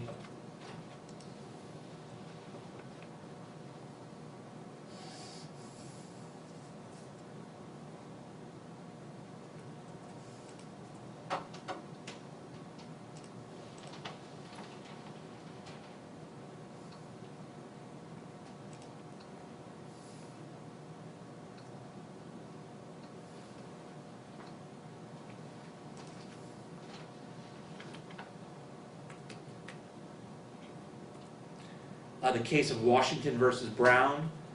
It's a second DCA case. It's 300 Southern 3rd, 338. And they actually define what substantial emotional distress is. It says that substantial emotional distress connotes an unjustifiable infliction of stress of great proportion in the nature of fear and concern. And quite frankly, I think Dr. Grajeda has met his burden with that. This is a pattern that has occurred in the family law case forever, but limited to this injunction case, this course of conduct, it goes over a period from February of 2024 all the way through August of 2024. So it's a 6-month period here. And these are not just folks that are being communicated with in Mr. Grajeda's, with the OIE. These are Dr. Grajeda's colleagues. These are, per Mrs. Grajeda's testimony, folks that these folks treated as family members.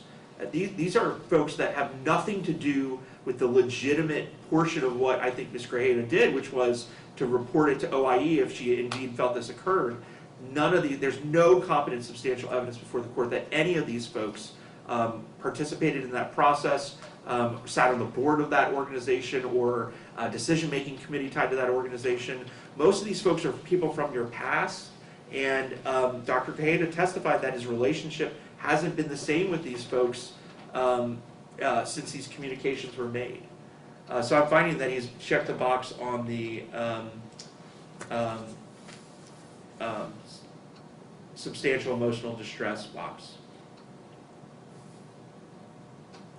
And then the legitimate purpose. So this is primarily why I did exclude many of the allegations of the petition.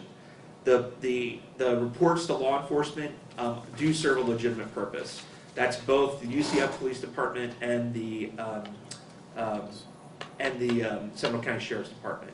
I believe that the report to OIE would serve a legitimate purpose in allowing that organization to investigate that claim.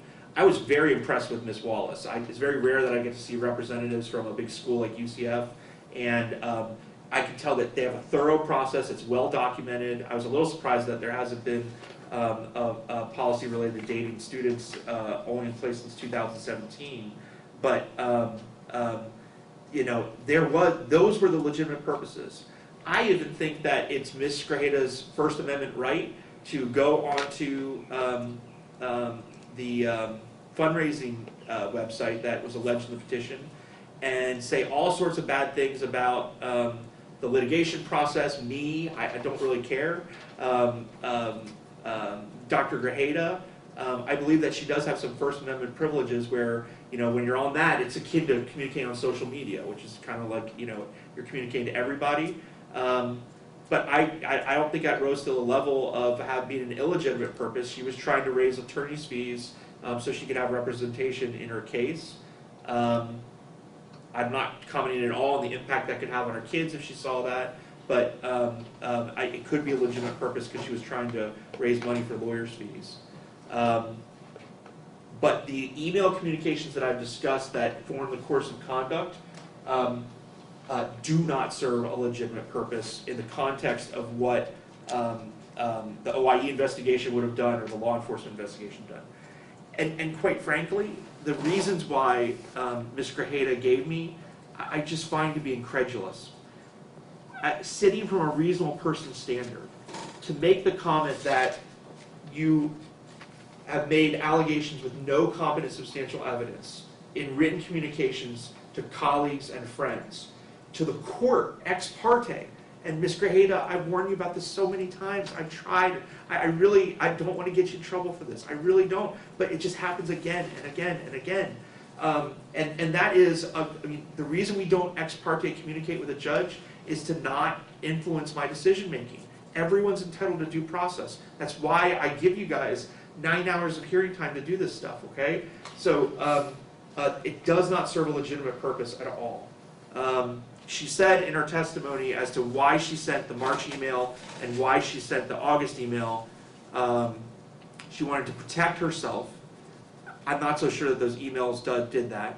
She wanted to protect other students. The only way I could see that happening in her mind would be through the investigation. The investigation would have done that. It would have found out that it would have hopefully gotten to the bottom of what happened. Quite frankly, though, I can't imagine a world where Dr. Grajeda wouldn't have gotten fired. To communicate that a problem had occurred, again, that could have been done through, that was done through law enforcement and through OIE, and to protect her reputation. I don't believe that testimony that was the legitimate purpose of why she sent those communications. She talks about in her August 4th, 2024 emails that the reasons why she sent those were she finally had proof of things occurring, and yet there was no challenge with our appellate courts. There was no motion before the court to try to change things that had happened in the divorce. And quite frankly, all that stuff could have been done, and in the appellate capacity with the underlying family law case, that didn't happen. Raising awareness with the folks included in my communication is not the same thing as raising general awareness in community as to the difficulties that come with domestic violence and abuse. The people that were on that email, that's not the purpose why that email was sent, and so that other people would never be a victim. Those are not. I just find her testimony incredulous as to that's the purposes of those emails. I don't have any other email, other thing else to go on, but I really don't believe her testimony.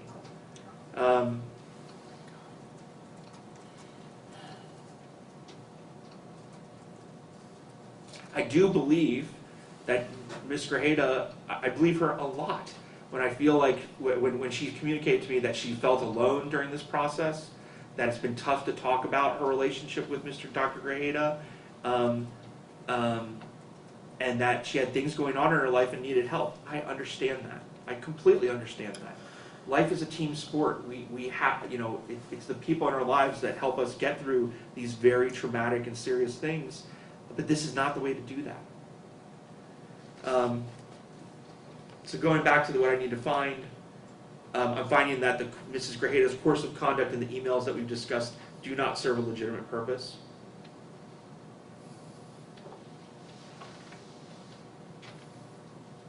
and given the fact of who was included in those communications, I'm finding that the only possible reason she engaged in including all of those other people that had nothing to do with the OIE investigation and had nothing to do with the law enforcement investigation was to cause substantial concern or distress to Dr. Grajeda.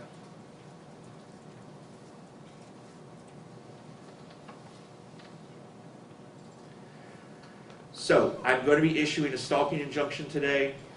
I'm going to issue it for how old is your let's see here. So Mason's 18 now, Blaze is 16, and then how old's your youngest? 16. 16 as well. Okay. I'm going to issue the injunction for a 2-year period. Okay. So it'll be 2 years from today. It will expire on April 24th of 2026. I'm going to go through the details of the injunction in detail as soon as I get a copy from my clerk and start filling it out, okay? I may have some questions for you guys as I'm filling out the paperwork based on what you requested in the paperwork. So if I just ask questions randomly, I'm going to ask, if you guys need to use the restroom or whatever, that's okay. It's probably going to take me about 10 minutes to write this up, but I may need your guys' help in filling out some of the paperwork, okay? So just give me a second here with this. Your Honor, my mic can't use the bathroom. Absolutely, 100%.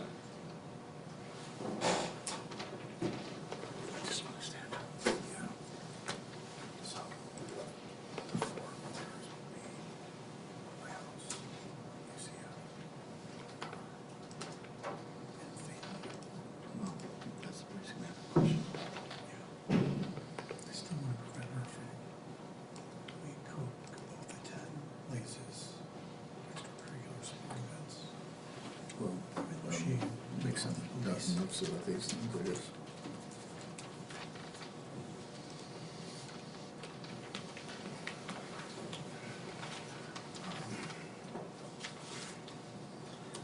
I don't think it, technically, it did not. Mr. Salgado, so for taking from what your client told me, and if you don't know, we can ask her.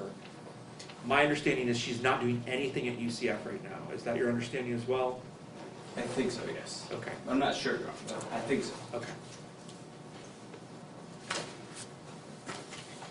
What did you say?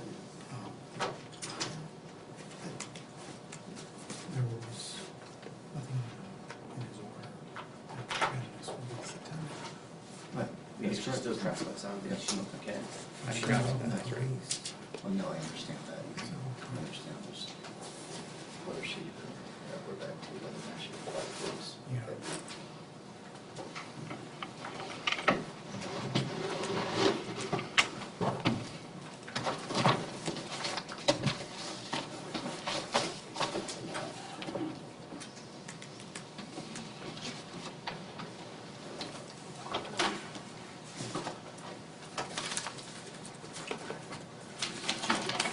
This is the longest hearing I've ever taken. I don't know about you.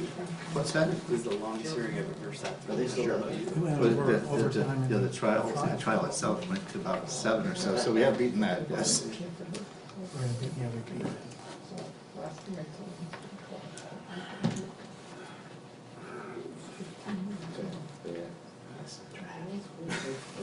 Okay, Mr. Grajeda, so your petition does not request any of this relief, so I'm going to ask you.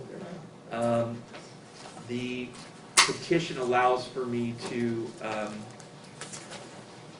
have Ms. Grajeda enroll in some treatment, intervention, or counseling.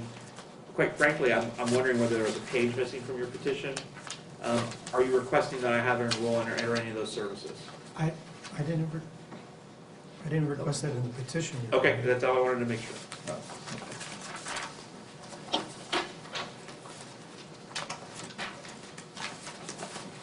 And do you guys still use Talking Parents or Our Our Family Family Wizard? Wizard. Okay.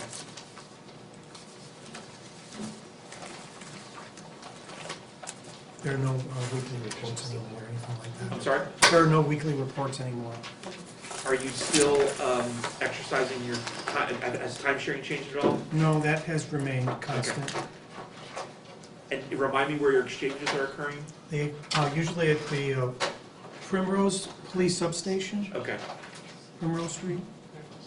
And are we gonna have like time sharing stay the same? It's just- Yeah, I'm gonna put some special language in here that says that when it comes to their co-parenting relationship, I'm gonna require complete compliance with final judgment, that they can continue to communicate related to co-parenting decisions, that they shall follow the final judgment when it comes to exchanges, and that's the only exception to the geographic prohibition. Okay? That makes sense. That sounds cool.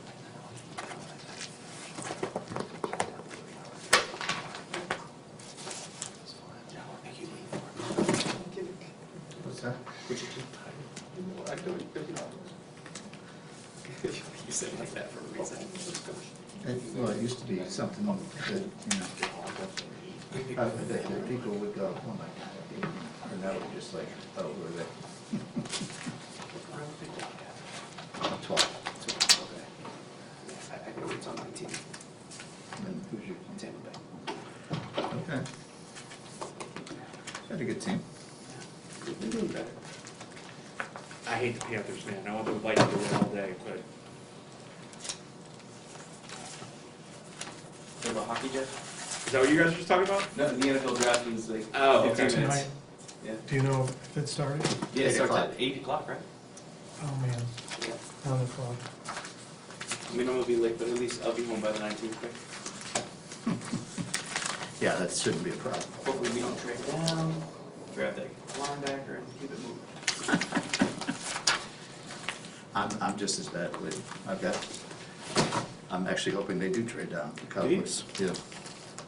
How many picks do you guys have this year? Talk about Bills. 10 10 picks? total, yeah, 10 total. I mean, it is a deep draft though, so you guys should get some pretty good players. We only have Well, six. that is the hope.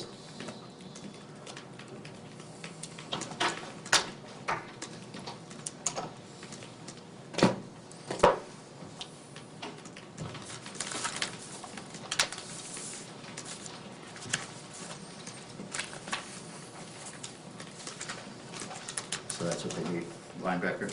Yeah, honestly, there's a lot of defensive needs. Either an edge rusher or a linebacker, but by the time we pick at 19, I think linebacker's gonna be the best option. Who? The Bucks. It's good, but a little inconsistent, I guess, for those reasons. Yeah, yeah. Offense was great, the defense was not. Well, the bigger problem will be Mayfield, always a little bit of inconsistency with there, Up I and think. down, yep. At least a little.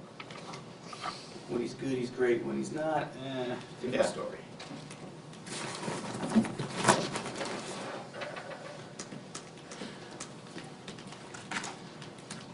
Real suffering person, Yeah. Buffalo fan.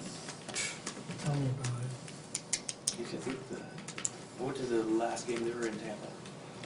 It was actually my birthday. Dr. Grajeda, it's where's the exchange again? Usually it's the Primrose Police Substation, Primrose Street. That's close to her house. And none of the kids are driving yet? Blaze is driving now, but he doesn't, I haven't added him to my insurance, so. Okay. But yeah, he has his driver's license. Mason has no interest in that. And when the children, when you guys exchange, they just simply leave the vehicle, you stay in your vehicle? Yes, Okay. I never get out or have any conversations.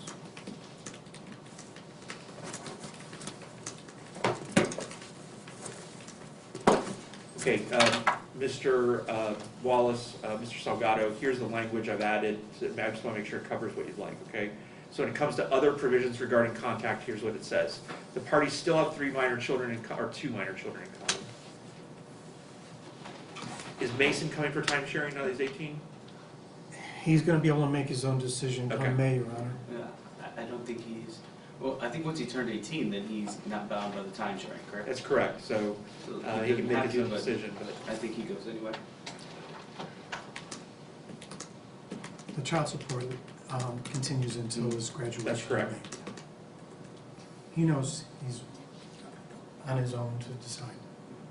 And I've had the discussion with him too, Your Honor, is like, whatever happens between his parents is one thing, but he's still gonna be your dad, you know, just, you know, I gave him a little bit of my personal experience about situations like this, and hopefully he still maintains that relationship.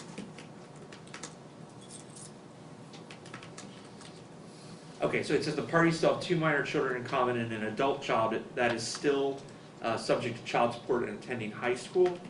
The parties shall be able to communicate via their co-parenting tool as to co-parenting decisions and time sharing. Let me just put it in writing. The parties shall continue to follow the final judgment of dissolution of marriage and related case number 2020 DR 1856 as to all provisions involving time sharing. The parties shall continue to exchange the children at the Primrose Police Station or another location agreed to by the parties in writing. The parties shall remain in their vehicles during all time sharing exchanges. Do you guys want to add anything before I go over it with your clients? Just briefly, Judge, I'm still a little confused. Are you saying there's 3 kids when you say there's 2 minor children? Because Parties still have 2 minor children in common and an adult child that is still subject to child support attending high school. It sounds like it's 3. It sounds like we Yeah, have we 3. only have 2. So it's only 1 minor child and 1 Why did I adult. think you have 3 kiddos? No? My- Okay. So I'm 1. glad I asked, because Yeah, I thanks. wasn't sure. Okay. Okay, I'm gonna go through the terms of the injunction with you guys now, okay? So pursuant to the statute, I'm finding that a final injunction should be issued this time. Both the parties and their lawyers were present in court. The expiration of the injunction is going to be April 24th, 2027. That'll be a 2-year period from today. Ms. Grajeda, you are to have no contact whatsoever, with the exception of contact related to your kids. We're gonna talk about that with Dr. Grajeda, okay? And then you are not to be within 500 feet of him at any time. So for example, if you guys are in Publix and you see each other, you actually have the obligation to turn around and walk away, okay? Dr. Grajeda, even though it's her obligation, I would say you need to do the same thing. So if you guys see yourselves out and about, unfortunately, you guys gotta turn around and walk away, okay? The only exception to that will be for time-sharing exchanges, okay? And here's what I put in the order, and I'm happy to answer any questions for you guys about this, okay? The parties still have 1 minor child in common and an adult child that is still subject to child support and attending high school. The parties shall be able to communicate in writing via their co-parenting tool as to co-parenting decisions and time sharing. The parties shall continue to follow the final judgment of dissolution of marriage in related case number 2020 DR 1856 as to all provisions involving time sharing. The parties shall continue to exchange I'm going to put the children, it could be the child based on Mason's decision, at the Primrose Police Substation or another location agreed to by the parties in writing. The parties shall remain in their vehicles during all time-sharing exchanges. Did you guys have any questions about that provision? I think where he's coming from is that, what about events Yeah. such as, I believe Blaze might be a swimmer, Games, and graduations. can they both Absolutely, be at school 100%. events? I'll put the parties shall also be able to attend any events at which their children are participating, but shall at all times stay 50 feet away from each other. Is that okay? Yeah. Okay. Ms. Grajeda, is that okay with you? Yes, Ron. At all times 50 feet away from each other.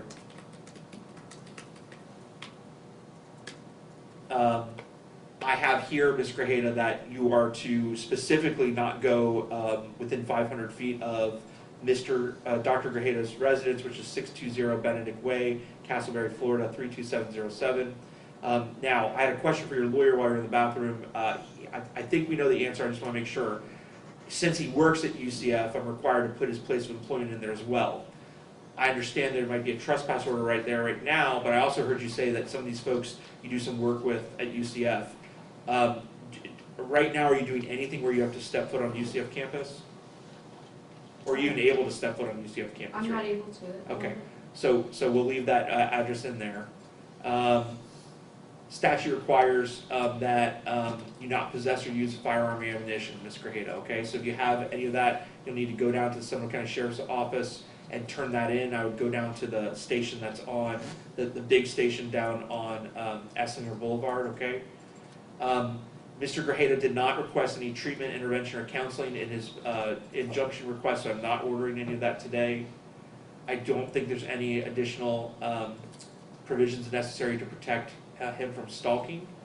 And Dr. Grajeda has not identified for me any special services that he needs a referral to. I'm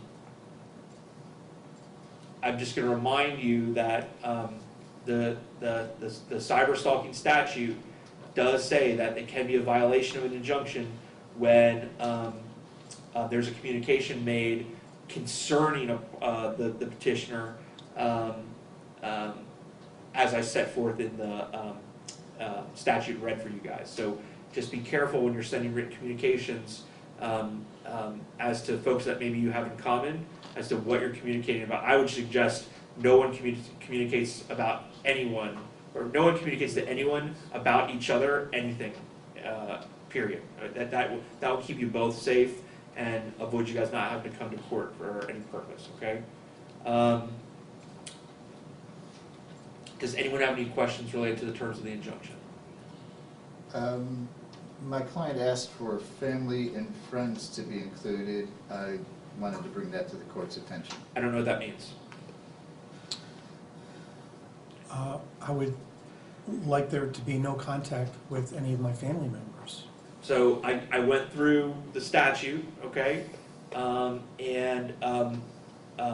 not gonna, I can't name individuals that she can't talk to in the injunction. All I can remind everybody is that when it comes to cyber, I'm gonna define it again for you guys. Harassment, which is required under one part of the statute, means to engage in a course of conduct directed at a specific person which causes substantial emotional distress. Cyber stalking means to engage in a course of conduct to communicate or to be caused to be communicated directly or indirectly, words, images, or language by or through the use of electronic mail or electronic communication directed at or pertaining to a specific person, okay? So I can't include names of individuals specifically that she's not to talk to, but if you feel like she's violated that statute, you would get with Mr. Wallace. I will tell you for contempt motions, usually I just refer those to the state attorney's office and let them deal with it, okay?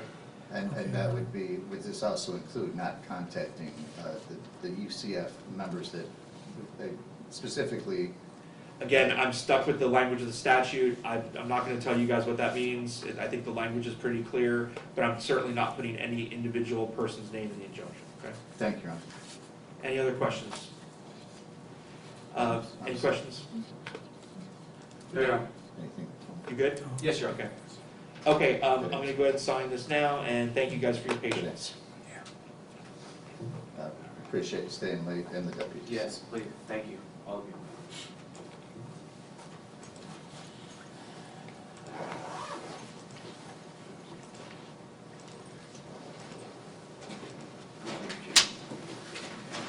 So, now that we know there's a third one, maybe that we could. Mr. Salgado, Yes. I know we haven't any substantive matters, but I want to thank you for your very organized presentation today. It's also very rare that I have a lawyer who has, is providing me with case law, which is basically, I try very hard to give the clients, the folks in front of me, not only what statute I'm relying upon, but why the appellate courts say I have to do what I want to do. And so I very much appreciate the preparedness with that, okay? Thank you, Your Honor. And thank you, Allison, for having me. You're up. Okay, I've signed that, Allison, and it should be in your queue. We have to wait. We have to be served. Okay. Let's see here, so we're gonna have, who do you guys want to leave first? Petitioner. Okay, so if you guys will just, once you get your paperwork, we'll get you out of here. You guys will just have to hang out for another 5 minutes, and then we'll get you out of here. Yeah, you just gotta wait for the paperwork. Yes, sir. Okay. Downstairs. Where do you want us to wait for that? Right here, Right there. it'll be right with you, Okay. okay?